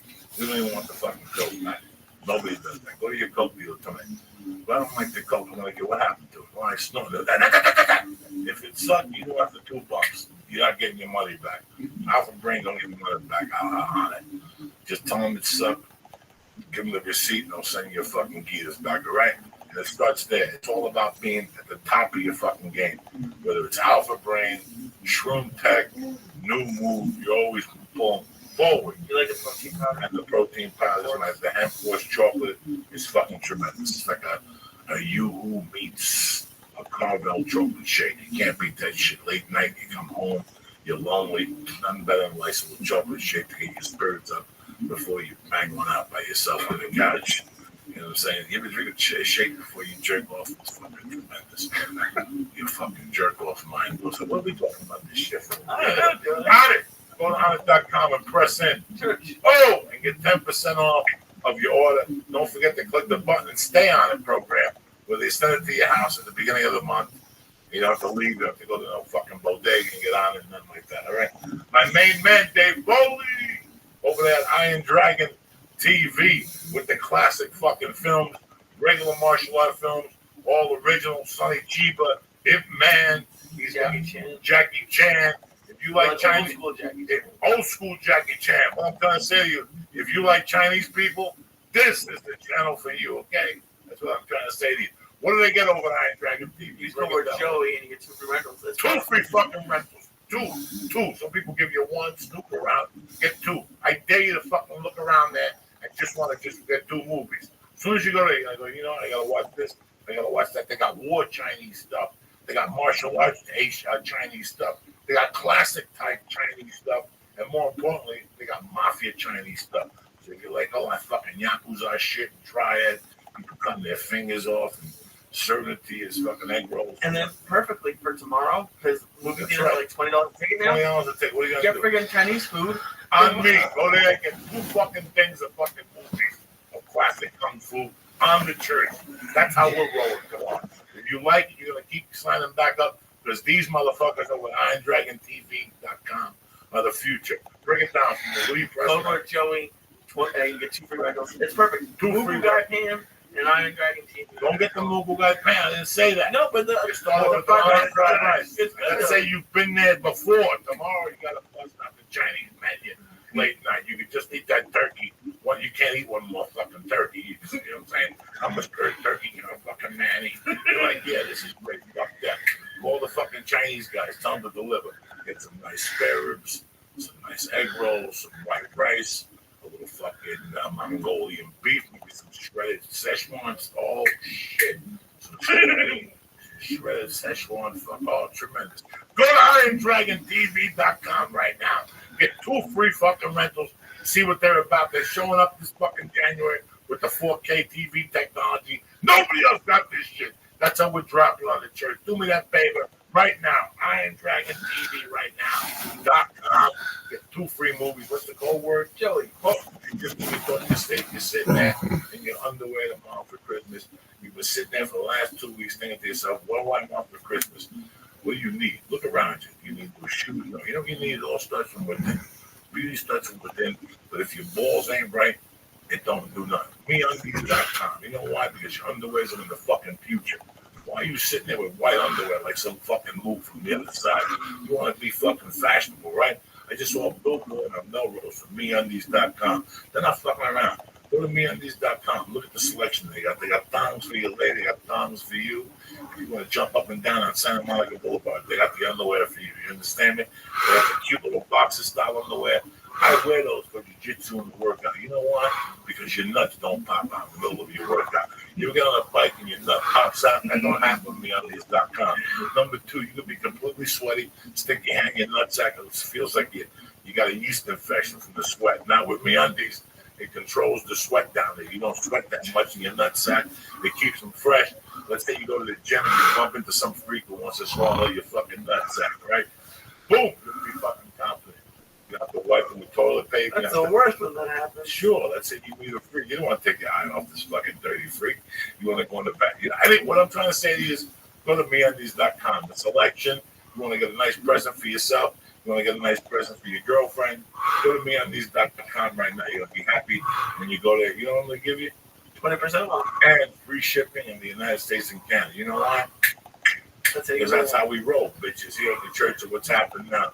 Stop with those underwears. You've had them for 7 fucking years. Look at the inside of your underwear. You know what they look like? Yeah. That's right. That you got shit stain, blood stain, you got VDs. Throw those motherfuckers out. Get 3 pair of MeUndies, wear 2 of them 2 days a week. Like a Puerto Rican. And you wash the other ones, and that's how you do it. Fucking, you start small, but you go big. Go to MeUndies.com and press in. Joey. Oh shit! In the box, what do they get? They get 20% off of their first order and free shipping in the US. Like a motherfucker, because that's how we roll. Merry Christmas. I didn't hear you say thank you. What? Oh shit! Here we go. Now I'm gonna drop the best of the best. How do we end this? How do I end this? By giving you something for free. Everybody's looking for something fucking handout. You know what I'm giving you? Nutrition. Nutrition. It's like, Joey, what's nutrition? Let me break it down for you. NatureBox.com. Tremendous. Nutritionally approved snacks. It's sent to your house direct. You don't gotta go to the fucking store and stand online at some fucking liquor store eating that unhealthy shit. These are all fucking tremendous, gluten-free, vegan-free, unbelievable. The cocoa almonds, I'm getting a box later. What? We should be getting a box later. I'll be over later. I'll drop a little bag on you. I gotta be there when the mailman gets there. The cocoa almonds are good. The mailman gets there right now when you're fucking driving home to give them a drive to the bodega. I'll be eating your fucking almonds. I've never got cocoa almonds. Because you didn't fucking get there to it. You're always busy. You know, jumping up and down playing Mexican bingo. When they first started, he came over and he gave me this a box, and I was like, he's like, just so you know, I took the cocoa almonds. They're delicious. That's what you eat if you're a stoner. Cocoa almonds. Oh my God, the spicy sriracha cashews. Delicious. Do me a favor. I don't even want to dime out of your pocket. It's free. It's free. Go to naturebox.com right now and press in Kelly, and they're going to send you a sample bag. 4 small bags, 1 big bag direct to your house. No fucking around, no strings attached. Once you get the free sample box and how they send it to your house direct every month, you're never going to go back to conventional again. Trust me, I talk to you about this shit. I know all about this. I'm a fat fuck. Sometimes you're sitting there, you're looking around, you're hungry, you're sick of peanut butter. You open up your door, there's a box in front of you. You're high. It's the best. It's the best. It's the best. That's what I'm telling you. I'm going to lie to you. Go to naturebox.com. Get this party started. Get the sample back. What are they pressing the box? Joey. Cool. Get a free sample box direct to your house. I want a dime out of your pocket. Always. Thank you for supporting On It. Thank you for supporting IronDragonTV.com. And thank you for supporting MeUpties.com and fucking naturebox.com. That's it. Happy holidays to all you cocksuckers. Thank you. Joel, how do they find you, my brother? PhysioCareCenter.com, or you can call me 310-430-5145.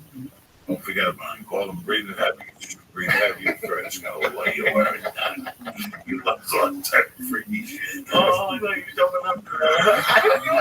I hope you have a secretary. You're going to be the new one. With all this, with freaking Julia Samuels calling him. There's one friend on Twitter who writes like terrible, awful things with their hysterical, like funny, dirtiest. We get something to Twitter. Oh, thank you for an amazing year. I hope you have a great holidays with your family. Be safe. Don't drink and drive and all that shit. Don't argue. You know the fucking deal. And we'll see you over the weekend with a podcast. And we'll see you Monday morning. On Monday night. I don't fucking know. We don't know. We don't even think about that. What's the question? That's right, concept. Now that the show's over, don't forget to go to naturebox.com and sign up to get your free sample box of great tasting healthy snacks. Forget the vending machine and start snacking smarter with healthy and delicious treats like barbecue kettle kernels. Go to naturebox.com/Joey. That's naturebox.com/Joey. And there's also a box at joeyds.net with all your tour dates, Joey. Right at the Ice House of New Year's. Yeah. Ice House for New Year's. Buffalo, New York and shit. January 22nd. Buffy coming home, Papa. Oh shit. Super Bowl weekend. Columbus, Ohio. Don't tell me I didn't fucking tell you. Also, go to MeUndies.com and MeUndies.com/Joey and check out all the pics they have of the different styles of underwear. And for girls, they have hot-looking boy shorts. Right now, you're going to get 20% off of your first order. You go to MeUndies.com/Joey. And for a limited time, they're going to offer free shipping in the United States and Canada. Go to onit.com and use code word church to get 10% off of all of their great supplements. Alpha Brand New Tech Sport. They have a new one for testosterone, and they also have a Stay On It program. And lastly, go to IronDragonTV.com. You're going to use code word Joey. You get 2 free rentals of all the great martial arts movies Joey was talking about. There's some really cool Jackie Chan Rush Hour, like Jackie Chan stuff you didn't know existed. He does all his own stunts. It's awesome. You just go where Joey and get 20%. Oh, no, sorry. Get together with your slipper. Merry Christmas. What's up, Lisa? Yeah, where the fuck you been? What's the question? You know, the little Mexican chick kidnapped you all weekend. Hell yeah. Full of tamales. Oh, they're so good. They're good, aren't they? Those chili cheese ones were delicious. Oh my god! And I didn't know it's a Christmas thing for Mexican people. So I like our friend brought you some too. Silent Bob. Yeah, Rodrigo. Yeah, Rodrigo brought you some too, and they're good. They use them as presents. It's fucking tremendous. Well, they make 80 of them. Her mom made like 100. Are you serious? Yeah. Oh yeah. How many did you eat? Like 5, I think. That's it. I went there. It was Christmas Eve. We had those for dinner, and I had like a couple the next day. But I have 4 in my house. Yeah, nice time, huh? Yeah. It's a different culture, isn't it? They fucking really work on Have you ever seen End of Watch? End of Watch. It's a cop movie with Jake Gyllenhaal and they're talking about how it's just in like for Jewish people, family's important, but it's like the holidays. You know, at least for my family, I wasn't with them at all times. There's always someone at Paul's house. There's always a cousin or someone, and it's if you like them, it's great. Like when I have some cousins who I'm not huge fans of, but it's not that fun. But when it's people who you like and enjoy spending time with, it's And fun. we did a traditional Jewish dinner every year for Hanukkah and all that. Yeah, with brisket and latkes and then Passover. And it was great. I love my family, but Brisket it's left in your house. fuck yeah, in the freezer. My mom made a bunch. I'm a Lucky's. Yeah. You still got Lucky's. In the freezer, yeah. Fuck yeah. motherfucker. What's happening, Brody Stevens? Great to be. Oh, Stephen Brody Stevens. You got it. 818 representing this motherfucker. Yeah, I feel it. Where'd you model at? Beirut, I've done some in Serbia. Serbia. I have a photo shoot with ISIS on Friday. They're in town accepting portfolios. That is kind of fucked up. There's a lot of people going to ISIS, like Canadians and British people, and Good. Well, like if they're fucking headshot. Fucking don't come crying to me. Don't let me see your fucking pathetic parents crying. We knew he was weird. He always liked hummus. Fuck you. That's what you're getting at. I mean, why would you go over there? I mean, I understand that there's health workers and aid workers, but it's just always the guys are getting the head chopped off. They're very, open-minded, which is great, but it's kind of what maybe got them into trouble. Yeah. If they would just been stupid and mind their fucking business, they still would have had a head. And now they're walking around with no fucking head. The parents are crying because they got to be fucking, They're not walking. No, whatever the fuck they're doing. Well, maybe they are. Maybe they're extras on Walking Dead. Look at that zombie stuff. Yeah, like zombie stuff. Maybe they're still living. People are desensitized. I hate to get. I saw Walking Dead, and it's over the top. I guess, right? Is that the fun about it? It's over the or is it the story. I don't watch that shit. That shit scares the fuck out of me. yeah, me too. Oh, it That shit scares you. scares the fuck. I don't want to see that craziness. When I was listen, first of all, when I was about 13, I took a window pane acid, not a window pane. I'm lying to you. People took like blood acid, and me and like 8 gorillas went down and my daughter was dead. What's code word for gorilla? Something? But people. Oh, okay. I don't know what kind of They're podcast not this is. usual people. My friends were not the usual Gentiles. You thought you that meant got black sandals and went to the Starbucks with and talked about, oh my God, the interview was such a great movie. Those are not my friends. Was it a good film? Did you hear I it? don't know. No, It was pretty bad. It wasn't as bad as I Oh, thought you was gonna saw be. it? Yeah. Okay, go ahead. It sucked. That was the whole thing. So these were people, you went and you saw there was one scene where the black guy goes under the helicopter and the helicopter chops his head off and he's still alive. And you giggle for an hour and that's it. And then you go home and you have nightmares for a week and you never got to see, I forget the guy's name that used to do those. Dawn of the Deads and did all those movies when I was growing up. And they were kind of weird and I liked them. But I don't know, a TV show every fucking week with zombos walking around and people shooting them. It's not for me. It's really not for me. I don't know. I get nightmares. Dude, I don't. That stuff is it's just so much content on TV. You have to keep up. You have to binge watch. And you have to talk about it. But there's just so much content. I don't know how I started getting stressed 10 years ago when you would go to the video store and there's DVDs everywhere in your face. Now it's just, it's too much almost, and I've pulled away. I've become a hermit. Do you have Netflix and Roku and all? Yeah, I have Netflix. It's Great great. thing. Yeah, pretty fucking cool.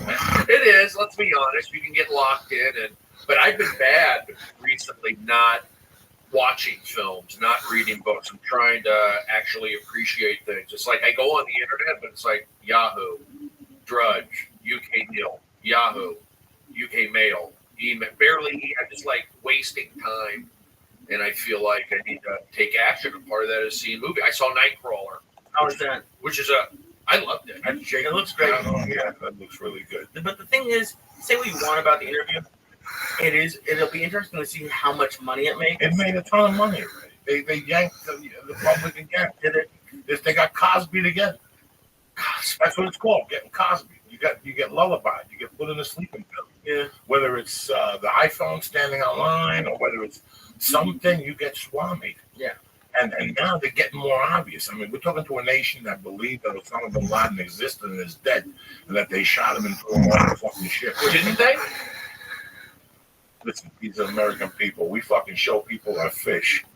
When we go fishing and we catch a fish, we show people our fish. We come from a society that when we kill a bear, we take pictures of that bear and send them home. They do. So you're not going to send a picture of an Arab that blew up the World Trade Center? But yeah, I don't know. I don't think they wanted to cause Really? problems. No, Let's no. just do it and Get get the it fuck over out of with. here. Get the fuck out of here. I never saw that guy. I never saw that guy walking around. I never saw him in the States on a plane. Fidel, I saw it. The documentary. This guy, I never saw this fucking guy. This guy could have been made up. I hear As far as we know, this guy could have been made the fuck up. This could have been a whole made up fucking thing with some picture of some little Arab guy walking around. He's still alive, And now people come up to him going, "You look like Osama bin Laden." He's like, "No, that wasn't me." They took pictures of that fucking guy. You know, we shoot a goldfish. We take a picture of it. When we go hunting and we shoot a lion, we take a picture of it. This guy was the world's biggest lion.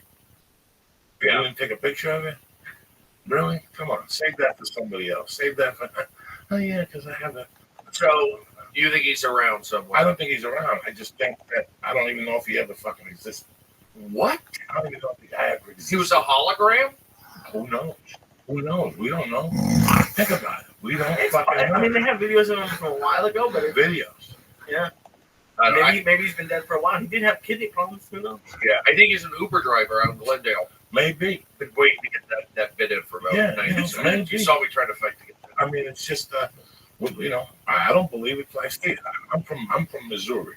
I'm from the motherfucking show me state. You are? I thought you were from. I'm from Jersey, but I'm from Missouri. What's Missouri? I'm an American. So that means I'm So from am I. Missouri. We're all from every state. You're an American. So We why claim every you from state. Missouri? No, because it's the show me motherfucking state. Got it. And you have to show me. I'm an American. Show me. Me too. Show me a picture of Osama Blonde with his eyeball blown out. Let me ask you this: when Mexicans were killing fucking people, weren't they putting them cutting their heads off on YouTube? Yeah. Listen, we should have seen the picture. I don't think they did because they didn't want to inflame any, they didn't want to inflame the Muslim community or the terrorists. So let's inflame Americans and show these fucking slipper wearing motherfuckers I don't think pulling our heads back and slicing our heads back. What hurts an American more? Seeing these guys in orange suits on television, getting humiliated with their parents, begging for their lives. What would piss Americans off more? Showing an American getting his head cut off, or showing a picture of Osama bin Laden fucking dying? well, that would fire people up. It would get excited. Sure. You know what? When you think about it, they showed a video of whatever his name. Who's the old guy in Iraq? What's his name? Saddam Hussein. Yeah, they showed Hussein, and then they showed that Gaddafi guy getting stabbed in the asshole. Come on, guys. But that was viral on YouTube. Yeah, Yeah. but still, it went viral. Nothing else was viral. Osama bin Laden. What my point All is, right. So he could be we're around. becoming Cosby, and we're getting Cosby'd by everything. We're getting Cosby'd by What does that mean exactly? getting put to sleep and fucked in the ass. Whoa! We're getting lullabied, put to sleep and fucked in the ass. By Society. I agree. Who knows? Who knows okay. what it is? So So now you're putting body armor on the cops. You're putting cameras on the cops. You're putting cameras on the cops. Didn't we see the film of the black guy putting his hand up saying, "I can't breathe"? So yeah, what do we need a camera for? We already got the proof of that they choked him and they killed him, right. and they still got let loose. What do you mean he got let loose? They got innocent. They were innocent. They were pronounced They didn't innocent. even Right. They didn't even get to that part. They just said they weren't going to charge him. They weren't What going do to you think charge about him. what the cops are doing in New York? Like turning their back on the mayor. Well, I don't know what de Blasio did. I don't get the whole story. I do. All I do is read the news. So why? I'm talking about like how I'm not going to movies or reading books. I'm addicted to the news. Right, but you're paying attention to the most important thing. You should be paying attention. News and comedy. Because I'm talking about the interview. When you're paying attention to comedy and what's important to you, the news. When I wake up in the morning at 6 and I throw on the news and they're talking about a family got shot to death in Glendale, that has nothing to do with me. I feel bad for the families. But it's not what I want to wake up to at 6 in the fucking morning. I don't want to wake up to the first 3 stories in the news about a car accident with 6 kids in the car, 3 kids who got drunk, and a mom and a grandfather who got shot, 2 Mexicans who got shot in Harville. Somewhere, it could be black people. I don't want to hear about it. Could you send me the link? Please, so what? All those great stories. So what we're trying to do is you want to hear news networks for you. I want to hear, so I put CNN on and they tell me all this shit, again, that I don't want to hear. So all the news outlets are telling me, I want to hear 10% of the 100% bullshit they're telling me. Well, you got to go on the internet for that. You're gonna get the real deal. I mean, unless not as censored, but you know what I'm saying. Like the regular news, it's kind of. I'm not saying it's down the middle. It's not down the middle. No, you have Fox, and then I guess you have everybody else. But you go on the internet and get to read the comments. Well, the beautiful thing about the internet, and it's for years I always heard that media controls everything, and I used to giggle at that. Now it controls everything. It controls everything in not a sly way. Like they tell you the news that you need to know about that black kid that got shot by the white cop. Right, there's a lot of that. That's the first thing that comes up. It pulls me in. That's the first I'm thing in. that comes I'm up. there. Or the white guy who got shot by the black suspect in Arizona. I'm clicking. So it's like now you don't hear about school shootings no more. No more school shootings. At this time last year, 2 years ago, school shootings were huge. The year when Batman, the fucking idiot, shot the Batman movie theater. It's so weird what they want you to hear and what they don't want you to hear. So you're saying that kind of stuff is still going on? Sure. Those kind of shootings? Well, Like a mass shooting? I don't know, but we don't hear about them. I don't think It's like we don't hear about them fast enough.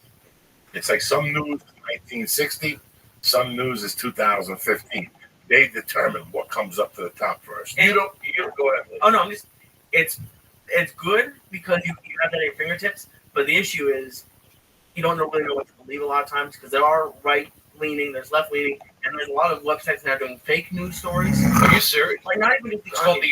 The Onion. No, You they have beat me to it, like. they have the Onion, which was hysterical today. They said they were going to wear a patch for all of Roethlisberger's victims. The Pittsburgh quarterback who like assaulted a bunch of girls, but they have these websites that are posing as real news, and they'll write a story that's so close to being true it could be true, but it's like it gets all like a lot of people messed up. And like today they have one like there's gonna be another excuse for Breaking Bad, and it's harder to know what's real. I don't look at none of that shit.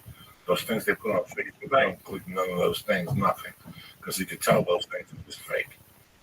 I go to, honestly, I go to Drudge, ESPN, UK Mail, Yahoo is like cheesebally. Some of their stories aren't very good. And I do look at comments. Who go, you go straight to comments and you see it. And you understand that it's, I'm not going to say it's a racist country. I guess it is, but it's like every comment is kind of conservative.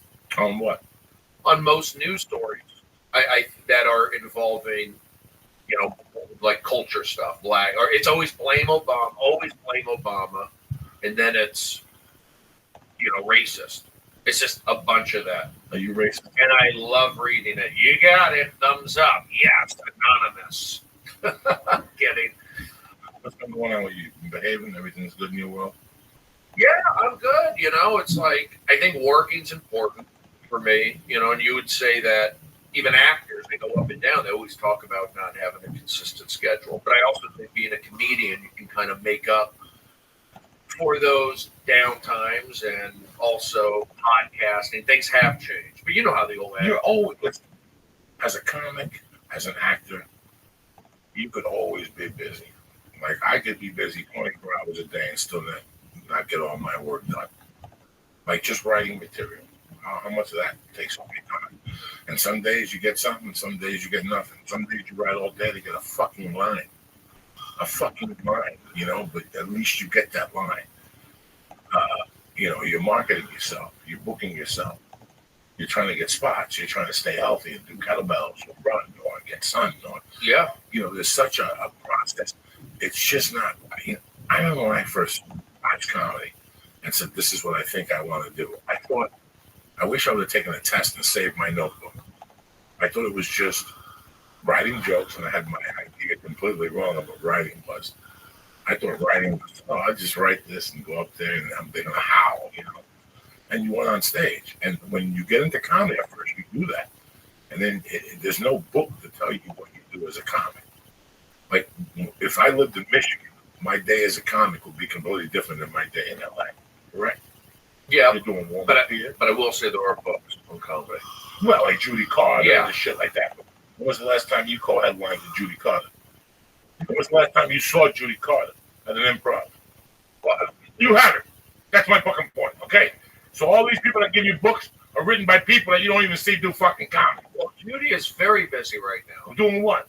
Open up. No, leave Tell her alone. me what fucking club Judy's at the fucking weekend. Leave Okay? Judy alone. She Judy- doesn't deserve it. Judy hasn't worked in 90 fucking years, so things change.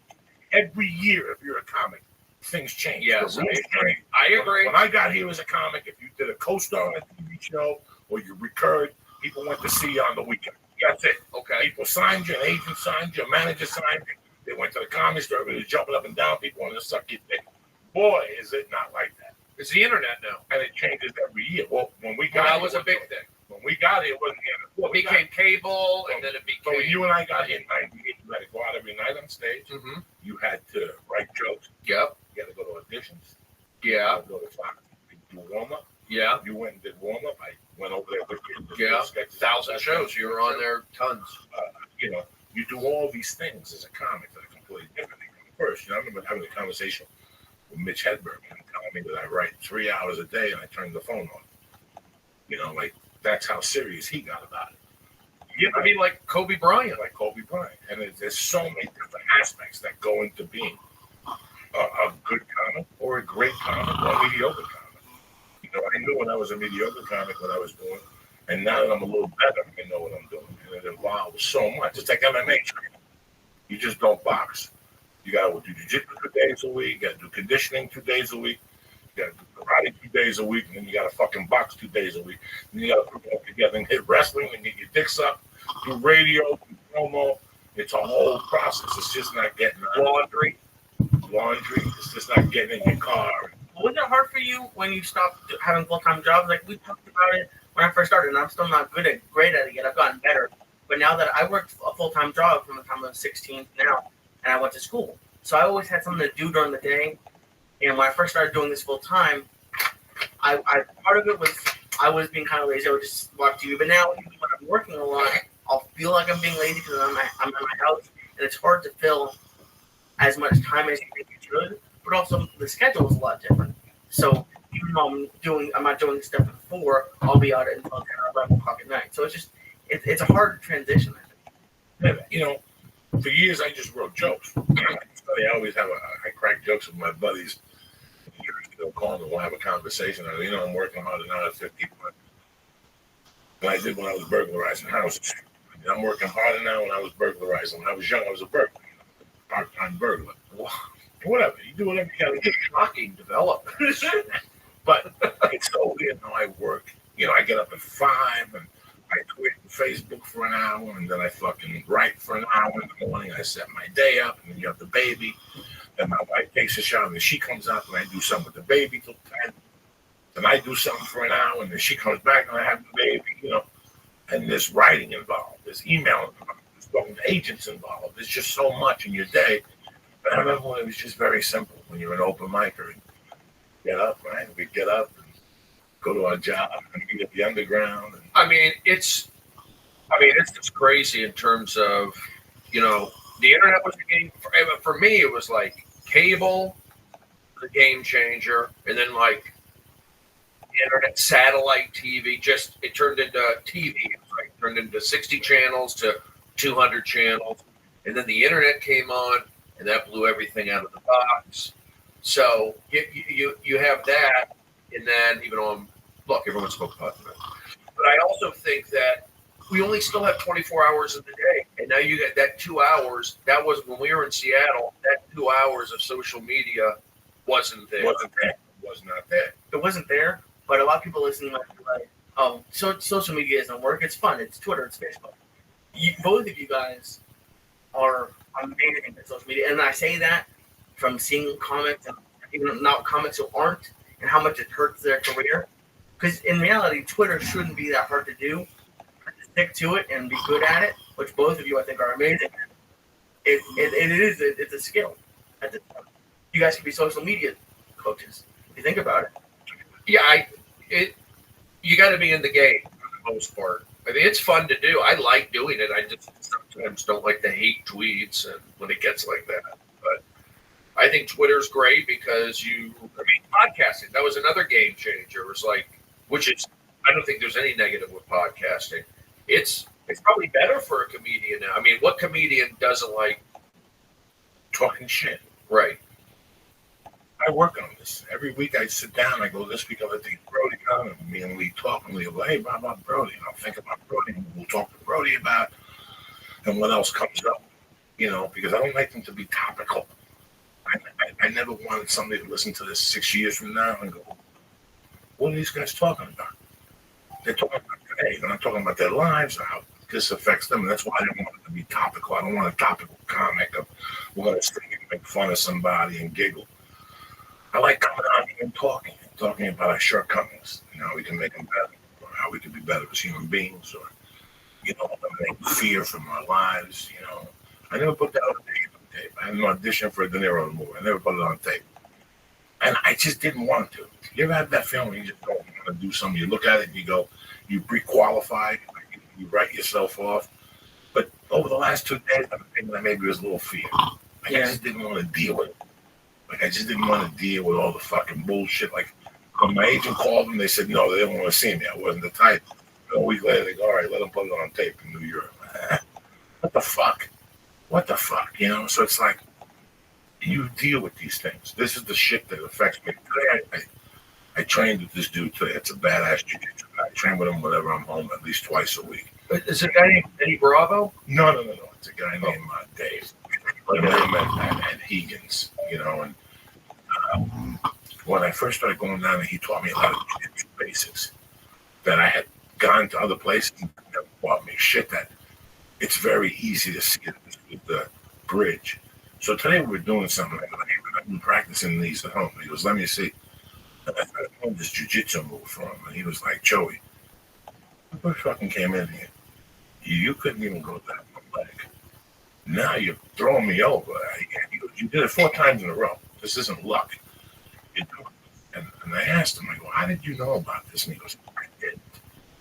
After I saw you one day, I went home and thought about you for 2 nights and thought about why you couldn't do that move. So we worked on that. And it was just your hand and your elbow movement. You know, he goes, I learned from watching you and breaking it down. You and I have had discussions with comics on Twitter that they've spoken, had conversations with us. And we've said, and I've said to you, if they just watch what I do, this would be easy. I don't twit all day. I refuse to twit all day.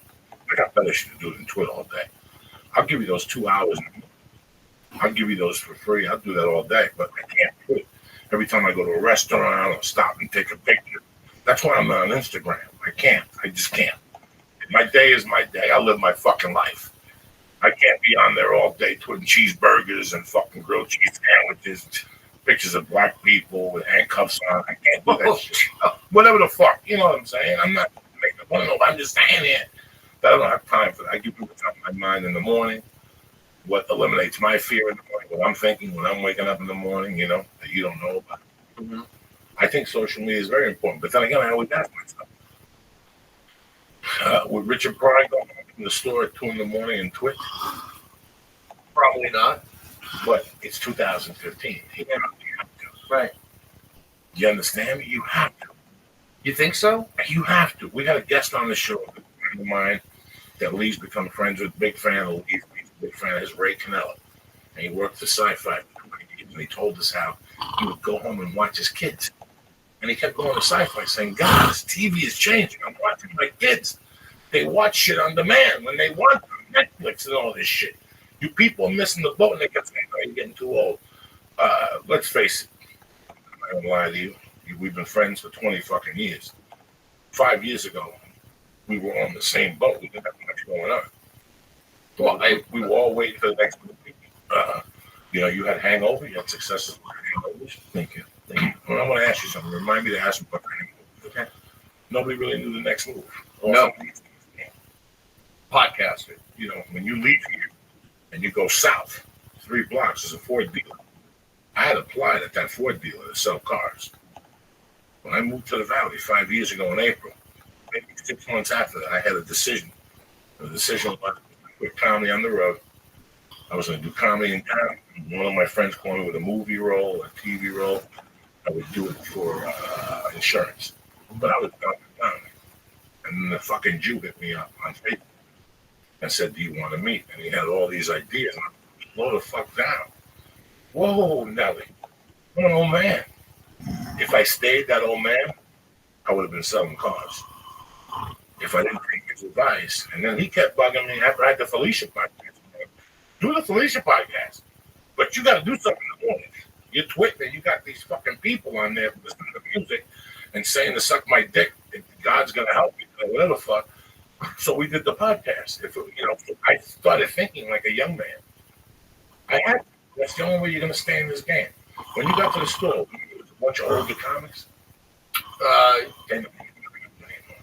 Why? Not even one of them. Because they didn't grow.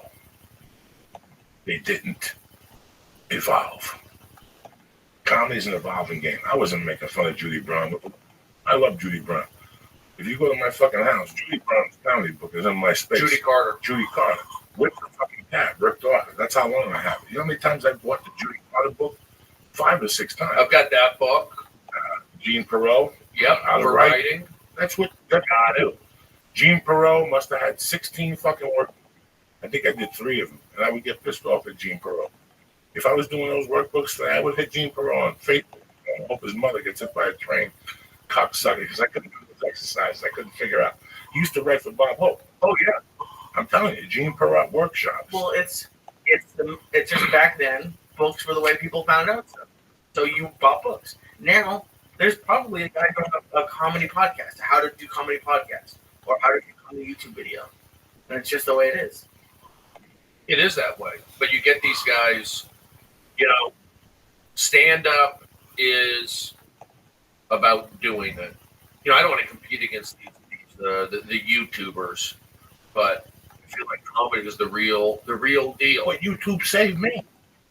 YouTube, listen, Comedy Central's never going to give me a 1 hour. HBO is never going to give me a 1 hour. Right. So I got a couple options. What's the matter, Lee? You look, you're going to cry. No. Either Netflix gives me a 1 hour, or I got to shoot my 1 hour. Crap. Amazon. Or me and Lee shoot a month. Post it every 2 months. I got my own special on YouTube, which will get more hits than you get on Comedy Central, because Comedy Central, they're going to play your special on Friday night. That's it. And that's it. Friday, Saturday, Sunday, that's it. And they go for DVDs and sales.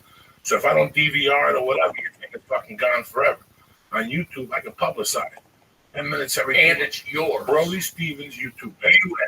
You edit it. Brody Stevens YouTube page. And every 60 days, there's a new 10 minutes by Brody Stevens premiere. I don't have any problem disagreeing with that. No. But also the other problem is warm up. It's energy. You're putting out that crazy energy. And then you also have to go, you know what? I'm on a little roll right now, because if you ask me, I like the internet, but I'm also old school. I get a kick out of getting to be on MLB Network or Absolutely. the NFL Network or Fox Sports and those shows. I'm old school. I like that. I know that Funny or Die and those internets, they're more, but there's just something about TV that just makes it, I feel like it's more official. But what I'm trying to say, I told Lee to remind me about a question. I'm high too. I did Spider-Man 2. I did The Longest Shot. And somebody once told me something about The Longest Shot that makes a lot of sense. It's that sometimes we do movies and we don't think we're going to get out of them what we want to get out of them. And he goes, these movies go on cultures. I'm very lucky right now. I'm playing on HBO. And they've been putting on at 8 o'clock, right along. So it's like right along, Grudge Match. For me, I need 3 more weeks of that. I need 3 more weeks to Grudge Match to play, because it's free advertising for casting people. Oh, that's what I was getting. So that's one sense of it. But did you get what you wanted out of The Hangover 1? As big as the movie was. Biggest movie of the summer. $200 million at the box office. You must be getting some great residuals. Okay, I had some early on, and once in a while I get it, but it's part of my act. It does feel good, a little bit of validation, or just kind of cool. Absolutely. It's a cool little Crush. I crush. did Spider-Man 2. People Crush, come up to something. me and said, "We saw you in Spider-Man 2. It was fucking cool." One line, I felt cool. I can't lie to you people. I do shit all the time. I don't feel cool. I did Spider-Man 2. I felt fucking cool. It was a cool movie to do. If you come to me, I'll tell you 10 times the same thing. It was a cool movie. My question is, when you shot The Hangover and you went home, in the back of your mind, between you and I, your brothers, I've known you 20 years, did you say to yourself, it's going to push me over the time? And the movie comes out, and your friends come up to you, your mom comes up to you, your agent's proud of you. But did it really push us to where we wanted to go? I like The Longest Shot. I ain't gonna lie to you. Listen, I quit doing it in 2007, not because I've been doing it in 79. But after The Longest Shot, I went into one of the biggest funks in my life, because everybody told me, once the movie comes out, you're going to be writing your own ticket. When I didn't, I didn't know how to. I already had a plan to succeed. I didn't have a plan to fail. And that failure made me snort triple the amount of coke and put on 20 more thousand pounds that I had already done. When you did The Hangover, how did you feel? for me, it was just all bonus. It was all playing with house money because I never ever thought I would be in a movie and be. I just didn't think so, and even when I shot it, I felt like okay. I've been in a couple little things. I could go with a big movie, and I did it. I stayed professional, but I didn't think it was going to change my career. No, I just wasn't. I come from a baseball background, college, and very structured. So I just kind of played things close to the vest. Even with I knew my TV show that I had on Comedy Central, which is kind of hard to say that, but I did. There's no denying. I felt like that would give me that would have given me a boost to help me push through, and I think it kind of has with the combination of these other things that kind of like push through to a new level, but I also feel like I'm in the opportunity right now to go even one more level, and then I can quote unquote chill. And I think some of it, honestly, is just getting out of warm up. Like the thing is, I get mic time, I'm getting paid, I get to perform every day for Comedy Central executives and Funny or Die executives, audiences, the comedians appreciate it. When I did that Best Damn Sports Show, I never auditioned. I mean, I obviously auditioned for I did for The Hangover, but pretty much I gave up auditioning because I wanted to ingrain myself at Fox Sports, where I would know every executive, everybody involved. I was in just do the best job I could do. I ended up doing 1,000 shows, and guys who were like, segment producers like Eric Shanks. He runs the whole network now. And, George Greenberg, executive producer, he runs it. I mean, all these guys are there.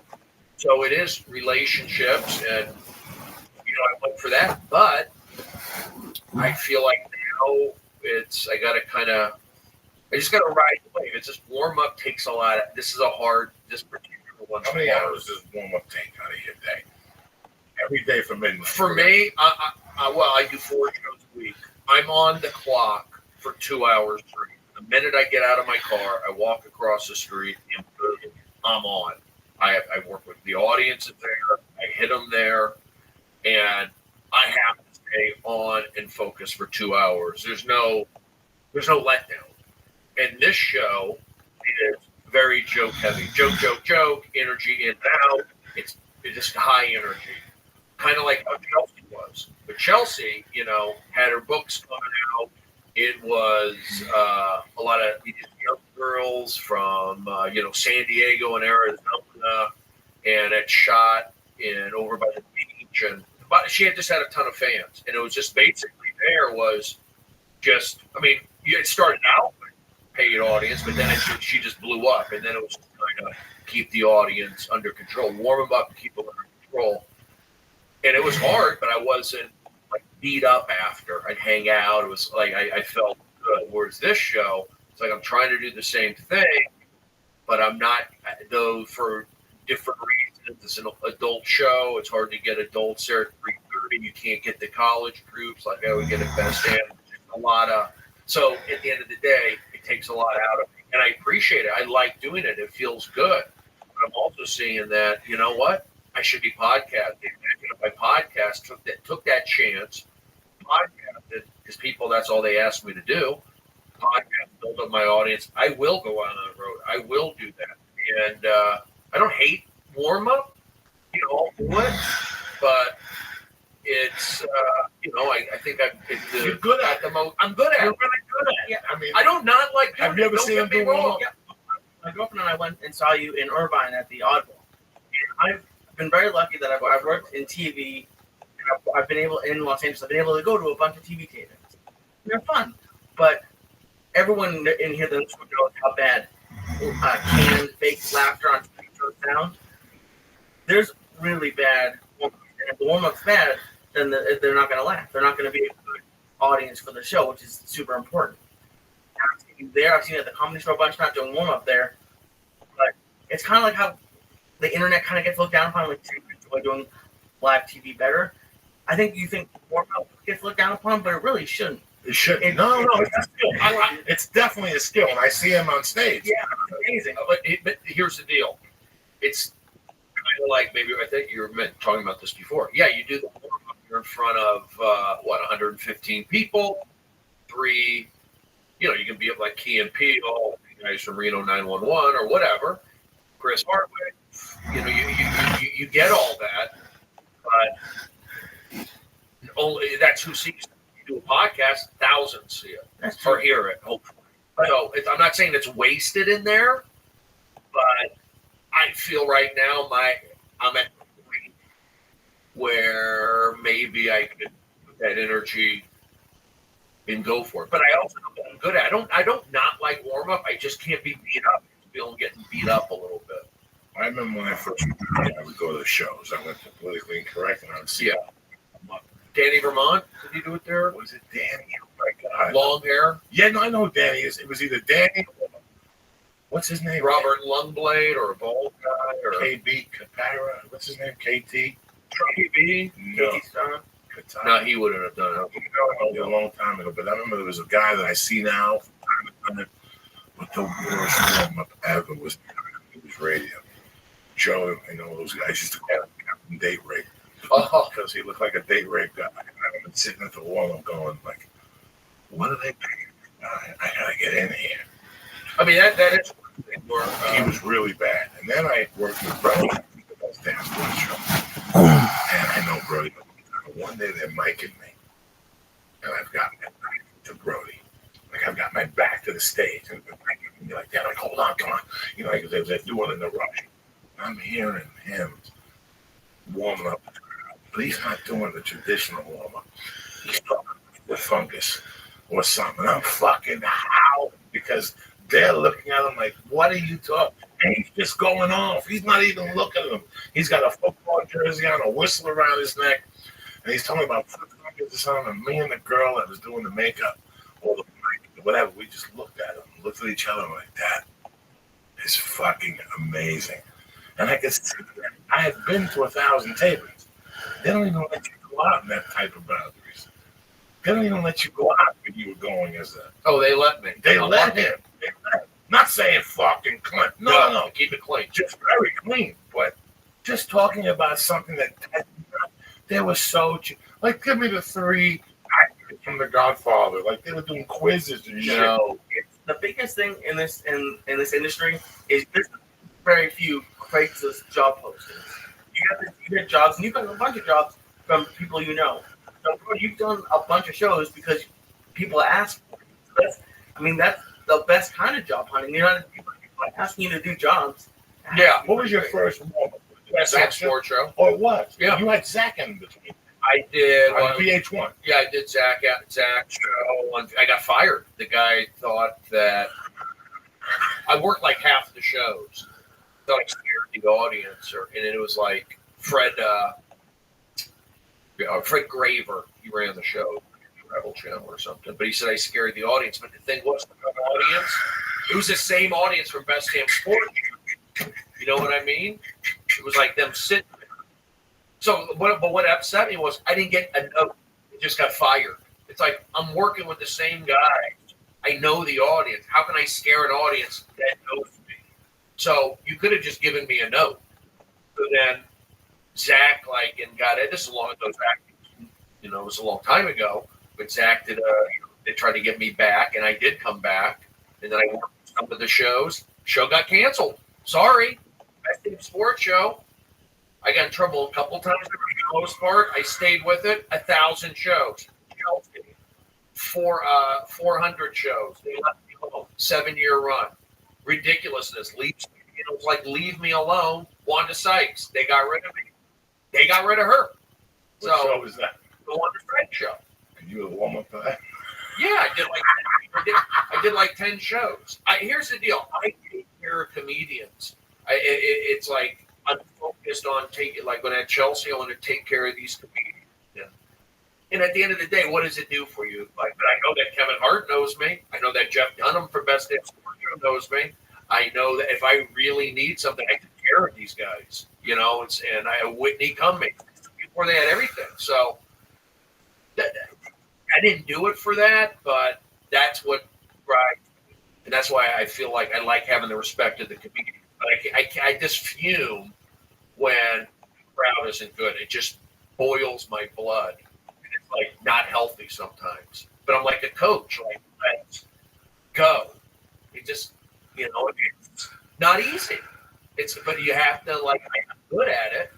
But to get there, you can't just, I have to prepare my day. I don't audition. I have to leave. It's like preparation. I have to get up, do the same stuff. That's how hard warm up is. And then I'm done. I'm just like wiped out after. Not wiped out, but kind of grinded out for this particular show. I'm that good. I've like created something. So I'm not hating on warm up. Don't get me wrong, but I definitely need to be podcasting more. And I know that would be a big difference. And I think I should have a YouTube channel. And that's it. But here's the other thing. In the back of my mind, I'm doing other stuff. I mean, I did do MLB. I was on a Fox Sports, fantasy football show all year. So it's not like those things aren't happening. So I kind of put my energy into that. Warm up in TV. I went from doing warm up in the road. I did everything about my show and then the game and then warm up and then do the road for my show. And then once the road stopped, still doing warm up, then I focused on, the Fox Sports and doing the NFL stuff and then the cartoon, put my energy into that. But I think that for 2015, I just need to be, I'd like to figure some things out. There's just, I don't want to get too break behind the scenes, but I'm just not, I know I could be, because I've done this show. I was on a TV show. So I know what it's like to feel good, to work half the time, to put in half of the stress and make twice as much and be seen by thousands. That's what I'm saying. There might be 115 people see me. Steady paycheck. But I've been on the other side where it's like, wow, I got a dressing room and, they're doing makeup for me. I feel accepted. It's like, I can do this. And so I put my energy into that. And my mind has been wanting, just doing so many different things. But have you ever got these are good problems. I'm not complaining. Have you ever got somebody at a show saying I saw you do warm up for the show? Like, have you seen them around the country? You mean like audience members who saw you warm up from Minnesota, saw you when you were in Minnesota? It happened. Yeah, not so much though. Here in LA, I get kids who come up to me that remember me from high school. Like their high school, basically every high school came into the Best Damn Sports Show, every community college. So living here in LA, kids will come up to me and go, "Hey, I remember you from Best Damn Sports Show." Well, we did the thing at Loyola. For the best day, you and I over on Sunset Boulevard, school there, and I did the bit about the pine tar. With he was going to be on the show that day. Bit on the pine tar. It was just a fact. You were great on by the way. Jelly on everything. I remember. Yeah, they were great. They, at first it was kind of hard. That was my first TV gig. It was 115 episodes. How many did you do? You did a lot, like 20 of them, maybe. I would maybe even more. But you knocked it out. Joey would come in. It's live to taping. It's live. And Joey, every time, I'm not saying it, you knocked it out to the point like, this guy's good. Rich Williams is writing. Rich Williams The wrote. kid with the red hair. I still see him around. He was a good writer for me. He wrote. I was the non-whatever analyst. I was the non-committal sports analyst. You were great, and then Lonnie Love was the other one. It was like you two, and then the Farley brothers. That was about it. It was like those are the guys doing something. And you know what? When you're doing warm up, that's another thing. And I think it comes from my baseball background, or just kind of being a poor guy. Fuck, my mind is so bad. I'm sorry. Like the whole time, I'm talking about being the guys. Yeah, who knows? I forgot. I'm so like discombobulated. It could be because I took a beta blocker. I'm taking my meds. The minute you want to you don't like a Klonopin, which is an anti-anxiety, you take acid. Like it's like if I don't take just a little bit, after a day, I get a little absent, that sort of stuff. And plus, I smoke pot. You got it. Now, what we talked about, Ray Fitzsimmons. You know, I've had addiction. You know, I know about weed. I know about mugging people. I know about fucking robbing drug dealers. I don't know about the symptoms that you had. Like, I don't know about what you had. It's What called do you suffer? Judaism. Being a Jewish guy, that's what happened. For me, you know, How stoned are you, Lee? I'm really stoned. All right, good. I mean, I'll give it to it in a nutshell. Like, I grew up in the Valley, typical divorced, Jewish, 80s, single mother, all right? Being a Jewish kid. So my story wasn't really all that different than other kids that had the same exact situation as me. And what I'm saying was, it wasn't that uncommon. So I did that, but I was still like, you know, I was playing sports, whereas maybe I should have been playing drums. Or I should have been maybe doing comedy. I don't know. Maybe it's sports because I had a good arm and it was an outlet for me. But looking back on it, maybe I should have done the arts. So we do sports. It's a jock world. There's a reason why a lot of Jews don't play sports. They're sensitive. So you're in that jock world, big nose, hairy, goofy, gay, and it's like, got to be. Now here's the thing, you know, and I'm blaming, you know, parents being divorced. My dad was around, he was an active member in my life, but there is something about having that strong male presence in your life. So again, my mind is, but my life wasn't all that different. But I would fight with my sister. I and had a Jewish mother. So all the symptoms that make comedians, probably great comedians, effed up backgrounds. Mine was typical, but a little more. My sister, me playing sports. And then I went to college, same thing, getting picked on. And then I went to Seattle, started doing comedy. And I was just like, I just needed something to relax. I didn't like it. I just wanted to slow my mind down and not be so sensitive. And I took the med, like a antidepressant up there. And it just kind of like, it gave me confidence. It gave me like a little buffer to be I felt like to be myself more. Like to be myself and not be so, let things hurt me. And then I also felt like it's comedy. It's good to be heard. That's when I started reading those Judy Carter books and all that. So I felt like and then early on, the guys up there, you know, you can go on and name them all, but like Kermit, Todd Sawyer, or whatever, they would, you know, encourage you. Hey, you're just funny. Keep doing it. It's very supportive. I came from that jock world, and I went to comedy. It's just so refreshing. And then, you know, you get on that merry-go-round with meditation. So I took it there, and at first there were like side effects, but I felt like it gave me a little bit of buffer. I don't know. And then I went to New York, and I really wasn't on anything. And then I felt like maybe I need, you know, it's like I'm constantly having my mom. Well, Stephen, I want you to be happy. You should go talk to a psychologist. You should do this. It's like, leave me alone. That's the Jewishness. Like, give me a pill. So I took like Ritalin to help me throat in, but These are all prescribed. oh yeah, nothing illegal. But after 3 years of New York, I just wanted to get out of there. And then I came back to LA. And that's when, like, when Facebook started coming. So I was feeling pretty good. And then now you're getting inundated with Facebook. You're in LA. And that's where I said, I got to get back on, like, an antidepressant. So, and it took the edge off. And then at that point, I just kind of, like, went for it. And that's when my company started taking off again. And it's just hard to get off the bed. It's not like, I would like to be clean, but or whatever you want to call it. But it's just hard to get off it. So people go like, why don't you get off it? I don't want to feel like your meds made me who I am. I'm still who I am. If they don't make me high. But I'm not on a lot of stuff. I take like 10 milligrams of Lactopro, and I take Lamictal because they tell me to as a backup. And that's it. And I take Klonopin just in case. Like, it seems like sometimes I'll get like a little, I can feel me racing a little bit. Like and that's probably just the addiction. It's not like I'm nervous about something. It's like, oh, I'm doing Joey's podcast. I'm nervous.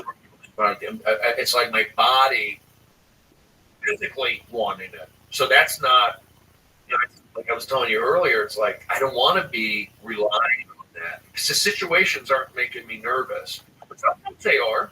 There is a reason why I am taking it. It's like getting those opportunities. I feel like when I'm on TV, if I'm going to be on, like when I was doing Chelsea the last couple, I was taking my meds and I felt like more relaxed. So that was a stressful show. But I don't need to warm up. Sometimes I would take it on the Fox show. But I think there's certain times to take it. I guess a beta blocker, but I always just, and there's no shame in it. There's no shame. No, I'd rather you had your problem last year, 18 months ago. Yeah. Stop taking your meds. Well, kind of, yeah. It was like I was out of warm up, and I was working at Chelsea, and I left on bad terms. I left on bad terms because everything was so great for a while, and I was just shocked when this moment happened to the point where it like shocked me where I left. But I also knew in the back of my mind that I had an opportunity with HBO and all that. So me leaving wasn't like I was leaving. I knew I had something, Right. But it wasn't like this is going to make me a millionaire. But I knew I had to give it my all. So anyway, when I left, it just it hurt. I went from like being in to being out right away. So that hurt. Stayed on my med, and then I started doing the HBO stuff, and I felt like I just wanted. It's like I felt like I couldn't drink. I couldn't like enjoy myself. It felt like when you were on Lexapro, you drink a beer, you get nauseous, and I get up in the middle of the night and go and pee. And I go, I didn't want to do that anymore, and I go feeling good. So then I went to London, Scotland to perform, and I know I've got the HBO show. I've been doing TMZ. I'm over there. I come back. I ration my meds a little bit, and I'm feeling fine. Feeling good. I felt like open, and it just kind of spiraled. And then when I went straight to Montreal, and I got super sick, and they gave me an antibiotic, and I stopped taking my meds. I just couldn't even swallow the antibiotic. 24 hours, I felt better, and my mind was clear and super open. I was happy, and I remember people tell me, Brody, celebrate, take a victory lap. You're on you got the show. They got picked up. You're excited. You're getting to host TMZ. You're on the Laugh Factory thing. They love it. So I was hearing all that. Take a victory, and I was feeling good. I wasn't feeling bad. I was feeling good. And then I came back, and it was just I just kept spiraling up. I was not taking my meds, but I came back full of confidence because I did Montreal well. I did well over in Scotland. I'd never been, or Ireland, never been. Those are two big things. Hosting TMZ coming up when I came, and I'd already been on like every week for the last month, and they asked me to host. Had the HBO stuff happening, telling, you're great, take a victory lap. So I came back, and I was like all excited. And I think like Zach or my friends were just not, I was out of character. And I agree, it was out of character. And I was irritable. And but I was also happy. I was having a typical manic episode. All the marketing check, delusional check, sleeping check, cursing check. I had it. So I was just, I went on Twitter, social media, the whole social media thing, and I was just going on it. And Joey's life is a manic episode, pretty much. I was just doing that. And I was out of character, and I was also on an antibiotic. Throw that in the mix. It was a perfect. And so then I said some silly stuff on Twitter. Basically within a 5-day period, it was this whirlwind, and I knew it wasn't like I could fly.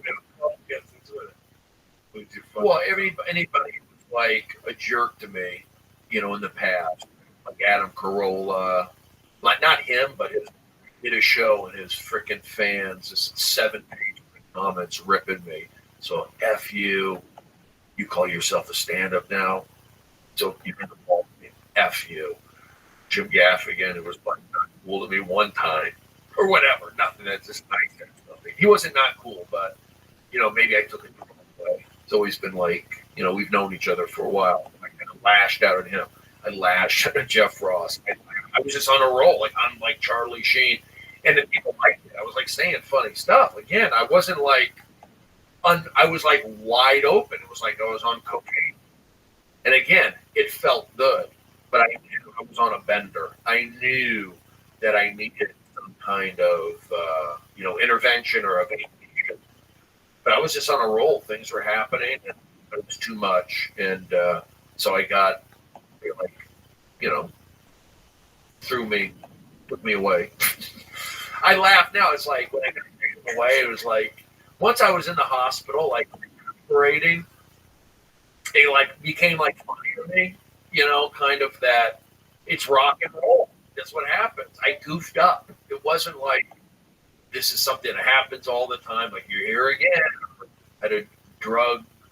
I did have a drug, but I had something that it was just rock. It's almost kind of funny, but not funny. You're going. I did not expect it. Nobody ever made jokes that, oh, Brody, you're going to flip out and motor once in a while. Like you've heard, Brody's going to come in and shoot somebody. Not like not you, but but you hear about those guys. But I'm out. We had Rudy Sarzo on, and he was talking about there's a thin line between mental health and talent. I go down to the store, and I got to be honest. When I first met you 20 years ago, I used to break your balls, and then I took your car. Oh I went to Gig Harbor, and I took your car, and I did 90. You pissed me off. You kept telling me You that stole his car? You can't tell me that I can't do something in 2 hours. Oh, I could make it here from San Diego in an hour and 20 minutes. I was going coke. I could leave San Diego to very scared, and I get here at 1. And one night we were going to Gig Harbor contest, and he kept telling me I couldn't get to Gig Harbor in a certain amount of time. So I said, get in the back. We put him in the back of his boat. station wagon. I did 90 And I mean, all the way chicken down. teriyaki. This is 1995. The best chicken. Yeah, number one, the teriyaki next door. The best you ever Oh, you would cut it with scissors. The best you ever had. Continue to the underground. Yeah. I must have had that. Oh, It was $6. it was great. Chicken teriyaki, number one. It's called number one. Teriyaki next to the Fucking Comedy Underground. Wolf and you must have had get it to go and then little a little styrofoam. styrofoam. You could go out to do the comedy and get it. Oh, So you go, that's all you thought about. Like you're fixed. No, because I'm going to go there at 8. The open mic, and I'm just going to go next door and get it. yeah. Josh, sometimes if you call Josh and said I'm on my way, he would buy 2. And you got downstairs, he'd go upstairs and pick them up. We were good. Oh my God. We wouldn't go anywhere but the chicken teriyaki stuff. And here, I can't get no chicken teriyaki. The sauce. All the sauce was everything. Once you had the nothing here. Nothing. The one that we go to is okay, but it's just chicken teriyaki. Like chicken up there was chicken teriyaki. And it was The fucking salad. no fruit. Oh, yeah, the The salad. fucking salad. Thank you. Oh my God. Look at that little fucking salad in the crispy. corner. Oh my I can God. taste it now. Is it still open? No, it's gone. It's gone. I can taste it now. It had like a blue cheese ranch Oh almost. my God. Like this. Whatever Oh. they put on it. Whatever they put on it was tasty, great. but the lettuce was crispy. Yeah. Like that was Clean. the rice. Clean, Clean. Bobby. White rice. Clean, Bobby. Who's Bobby? Bobby Kennedy. Bobby. It was good. And she would cut it with scissors in the back, like actual from like Office Depot. I put sriracha on the fucker on the rice and on the chicken and mix that motherfucker. That salad good googly moogly. And it was no frills. It was just table and chair. And it was filthy. Filthy. Filthy. Filthy. Some of the best Chinese food I've had has been a B rating. Yeah, please. And the best you have is a D rating. With the guy sticking his nose and playing with a mouse from the mouse trap. The food wasn't all that bad at the Comedy Underground. They had good burger. The nachos were their thing. Fucking Lionel was the cook.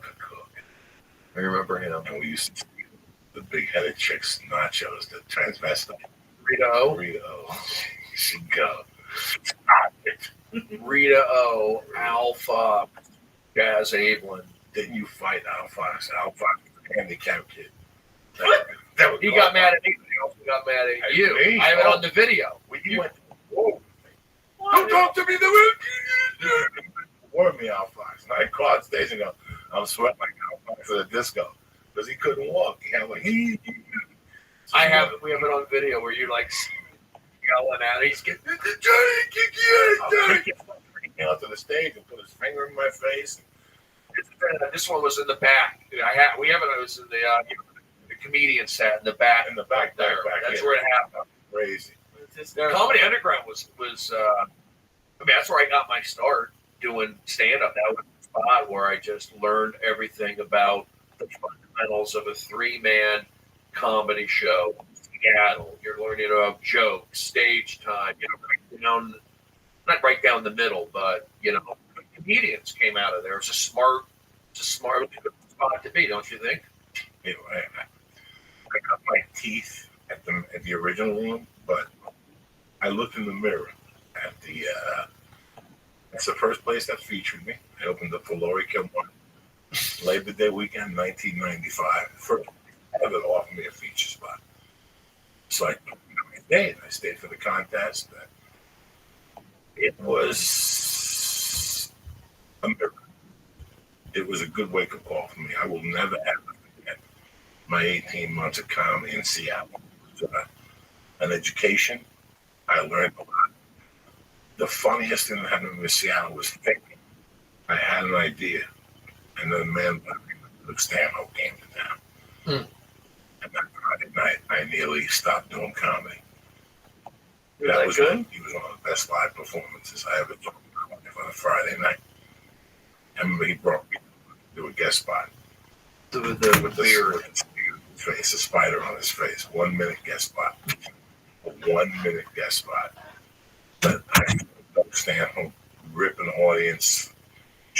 Just that night, I never saw a regular stand-up comic do. And I went camping. I was supposed to go see Alanis Morissette the next night on the other side of the gorge. And I said, I ain't paying $65 for a lot of them.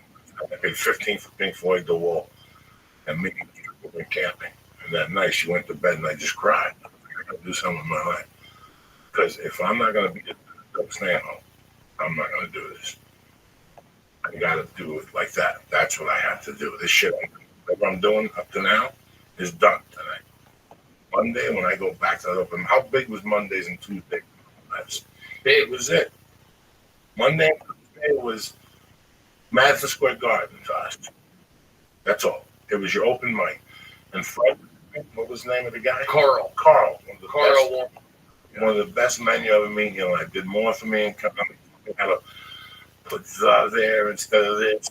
Take that fuck and put it over here. Watch what happens. I would look at him like, what the fuck are you talking about? And I go up there and bam.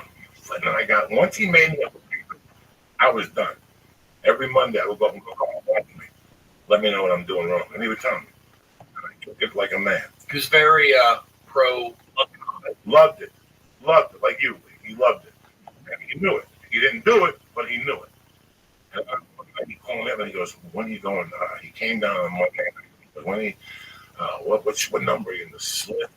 We have a guest spot tonight. And it was Rick. Mm-hmm. That's the first time ever. And I didn't know who the fuck it was. He goes, you're going back to Rick. And I didn't know who Rick was, so I killed him.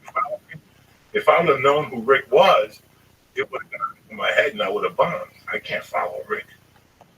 The guy does movies. He just did a fucking Bruce Willis movie all this time. Can't follow Rick. He was on that fucking he's been on Letterman. I'm not going to follow Rick. But I did so well after Rick that I became friends with Rick. Rick was my mentor when I came to LA. Rick was the one meeting with Tom Hanks after The Longest Yard. Rick walked in Houston and said, hey, dog, Tom Hanks is looking for you. You make this difference. That's how good friend I was with Carl Warmanholder.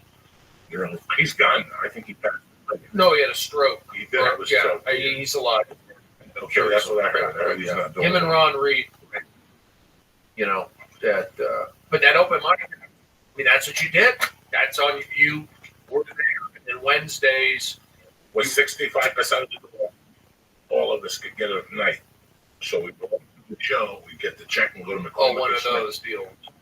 70% of the door. You know, so we got 15, a little money. And then Wednesdays would be Tacoma at Crawford. It'll be a Crossroads. contest, and if you did, you want to go back and do like Thursday or The next Friday, Monday, something like that. I would yeah. drive down there with no gas, so I would have to win. And then you got the following Monday, so you picked up another 100. That was big in those days. Ken ran it. The guy named Ken. The chick, Forget her name. Susan. Susan, Like a big girl. big girl. She's my friend on Facebook. Did like SEMA jokes. Fucking amazing. Let's see. Seattle was great. For me, Seattle was great for me. just coming from Phoenix to Seattle. Those are two opposite cities. You're coming from golf, conservative, to Seattle, great, open-minded. It was just I was in heaven as somebody like I wanted to jump into that culture, and it was great. I have fantastic, vivid memories of doing shows and hanging out, being in the rain and the fresh air, and I really enjoyed it. But I'll tell you, excuse me, when I moved to New York, I never looked back. When I went to New York, it was like, that's it. That's it. Never thought about Seattle again. What happened to me? I think I go back to Seattle when I can relax. I do. It's probably too crowded now, but you told me. Joey's the one guy who told me. He said, "Bro, you got to go to New York." When he told me he was going to New York, I said, "Take me in life." I said, "You have to do it. You're young. You have nothing to lose. You got a little money put away in the bank. Well, do your thing. You already were doing the show and with Tanner. Yeah. You had experience. You were in New York. I remember being in LA and playing tennis with Doug Stample. And one afternoon, as I'm leaving, Mitch Hedberg pulls me. He goes, "Hey, I gotta ask you some questions." He goes, "Well, come to my house. I got iced tea." Carol to make sun tea. Mm-hmm. And Mitch was like, "I have an to New York. What do you think?" I'm like, "What are you fucking crazy?" Nobody like you. You want to go with you. Why would you want to go? There's 1,000 Jews. And they got to fight fucking Jews. Well, they're looking for Jews for this movie. You want to go there? There's 1,000 Jews. You want to go where there's no Jews. You stick out.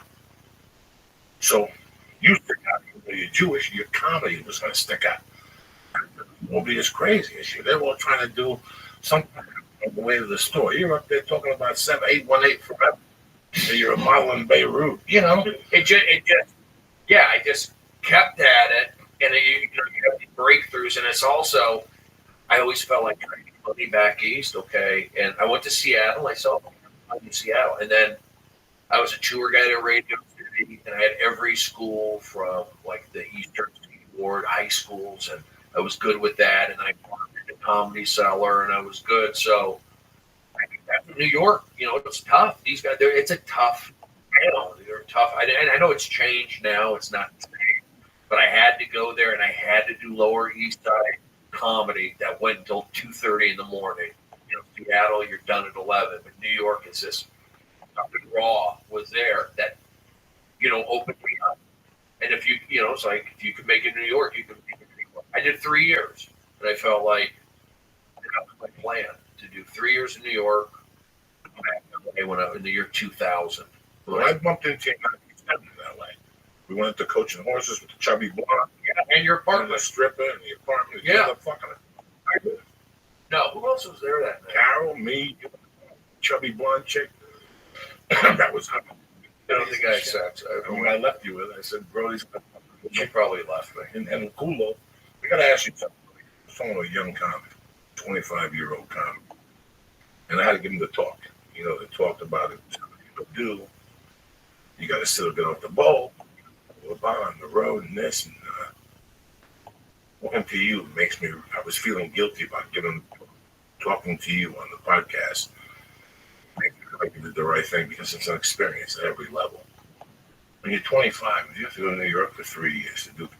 I'm missing them, Lee. That's a fucking stripe. You need a ranger school. Lee, you go to ranger school. What are you talking about? You can learn to shoot motherfuckers in the head from 50 yards away with a gun, and then open up cans of tuna fish with no fucking can. You're gonna learn shit. And this is the thing with comedy. You just learn. You just adapt. Did I get some 6-month tours I used to do by myself on a Greyhound bus? with strippers and going to Toronto. We discussed last week. Sure, I got something. I built character, I built a certain confidence that you can't take away. You know, you keep talking about these YouTube guys. Sometimes, like, I'm a YouTube guy. But you know what the difference? The YouTube guy and half these other guys, I got legs to back it. I've got a spine, a comedy spine to back it. You can't take nothing away from me on stage. You can take away my IMDb. You can take that away. I could take away your HBO show. I could that it was never even existed. Oh, I can't take away your stand-up. I can't take away the effort you put in. That's always going to be there. The story I told, you know, what's his name? Why did the singer from Guns N' Roses go crazy? Sometimes people can't digest the success. Yeah, probably. And absorb the success. It comes my way, I got to absorb it because I did the work. And I'll tell you what, like I do tell comedians, you told me, and it's go away. They like leave LA for 6 months and come back. They'll see that growth. You're gonna grow by the road or wherever you go, and then come back. If you're there too much, you know, you're at the Comedy Store too much. They don't see the growth. Because there probably isn't much and anyway. If you're hanging around, they don't see it. With your nose wide open.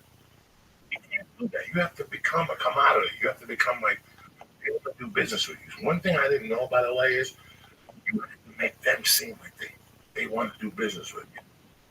That's it. Everything else is background music. It's nobody believes. That's what I thought Joey says all the time.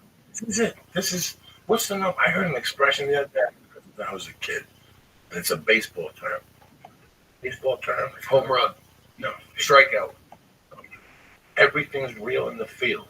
Oh, I heard that. Oh my God! When I was a kid, that's everything's real in the field. Everything's real in the field.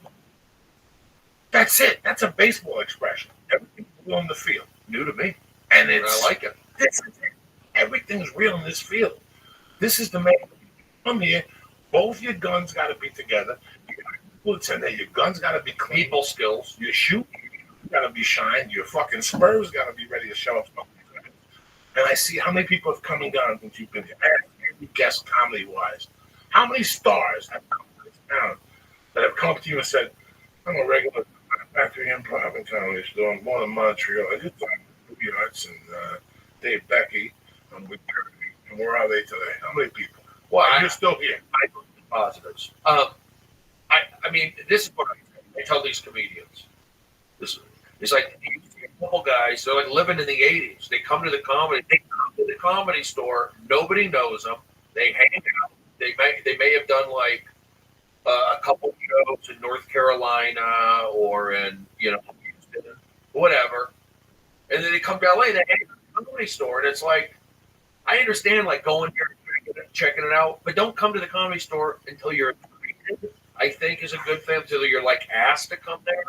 And then, you gotta do the road. You got go to Chicago, go to New York, don't come straight here. I don't think not necessarily isn't the exceptions, and things have changed. Are you guys glad you did or New York? I'm glad that I'm glad that I started in Denver. I'm glad that I came here, that I grew here as a feature. You can grow in LA. You can grow in LA. And you will, listen, as soon as you walk into the Improv, as soon as you walk into the Laugh Factory or the Comedy Store, compared to you're going to grow. You're going to grow just because the competition is. You're going to grow a little bit. It pushes you a little bit. But if you do a set at the Comedy Store, you feel differently before both sets. Yeah. At the who's going to be in Burbank? Mickey Mouse. I mean, the Comedy Store original room is a tough room. It's the toughest room in the world. It's hard. The easiest room in the world. When you're flowing, it's a great room. But now those lineups are killers. Everybody who has to follow everybody's got a fucking problem. It's not like there was holes in the, years ago, there was like a fucking hole here, or they throw like a broad at 10-15. Those days are done. It's not the weakest. Argus is the weakest thing on the fucking chain. That's 9 to 9:15. Once 9:15 comes, that can be out. Because no, you're in that lineup. Ian Edwards. You got Tony Hinchcliffe. You got Shabbat Conley. I've seen Rogan. Rob Schneider, David Sarah Spade, Silverman, showing Louis up. C.K., Louis C.K., Chris Rock, Dave Chappelle, these fucking lineups have won. Wayans brother. That, oh, thank God. Up with the hats with the Asian chicks. Listen, bro, you said you want to rush. If you want to stay, you're always family. I want to be around, brother. It's Monday afternoon. What the fuck? Let's do A few more minutes. Do Do it. this shit. Because, you know, when I say you can grow here in Illinois, I got warm. I mean, how? But maybe I got warm up. You know, I'm different. I'm an anomaly. I'm an anomaly. Pick up the pieces when somebody breaks your heart. Is this Dean Martin? This is Tony Tony Bennett. Is this a duet with Lady Gaga? Solo. He's hip. Somebody Absent-minded early on, and then I got comfortable, and I'm happy with the podcast. It feels good. family. We're here. This is it. This is not even a podcast. Two Jews and a Cuban having a conversation about life. But when I say you could grow, I feel like here in Illinois, the routes are pretty good. You know, they might be a little cheeseball in some places, but for the most part, they're support. You know, like they go in New York. Yeah, they are tough. You know, you're going to be cranking out jokes, stand up in New York, but you can also out here, you can grow is like a spirit, is a care. I know it sounds boring, but there is something to like the energy here, wherever it is, the mountains, the sea, that allows for like, you know, those kind of freedoms that I take on stage and do these little energy things. There's something to it. Like people talk about networking and yoga. There is something to that. And then you tie in a little bit of a baseball sports regimented, you know, spring training, take 500 swings. Everything's just over and over, like Kobe Bryant, over and over, like John Wood, preparation. So you combine the two. You can work on stuff. Like I'm working on a lot of stuff. Thing that I look at 2015, a lot of different things, and maybe I can tighten up and be smart. But you know what? I got a great reputation. I'm happy. It's fun to go out, and I don't mind. About 7 nights a week. 4 to 5. 4 to 5. We do the other 2 nights. 3.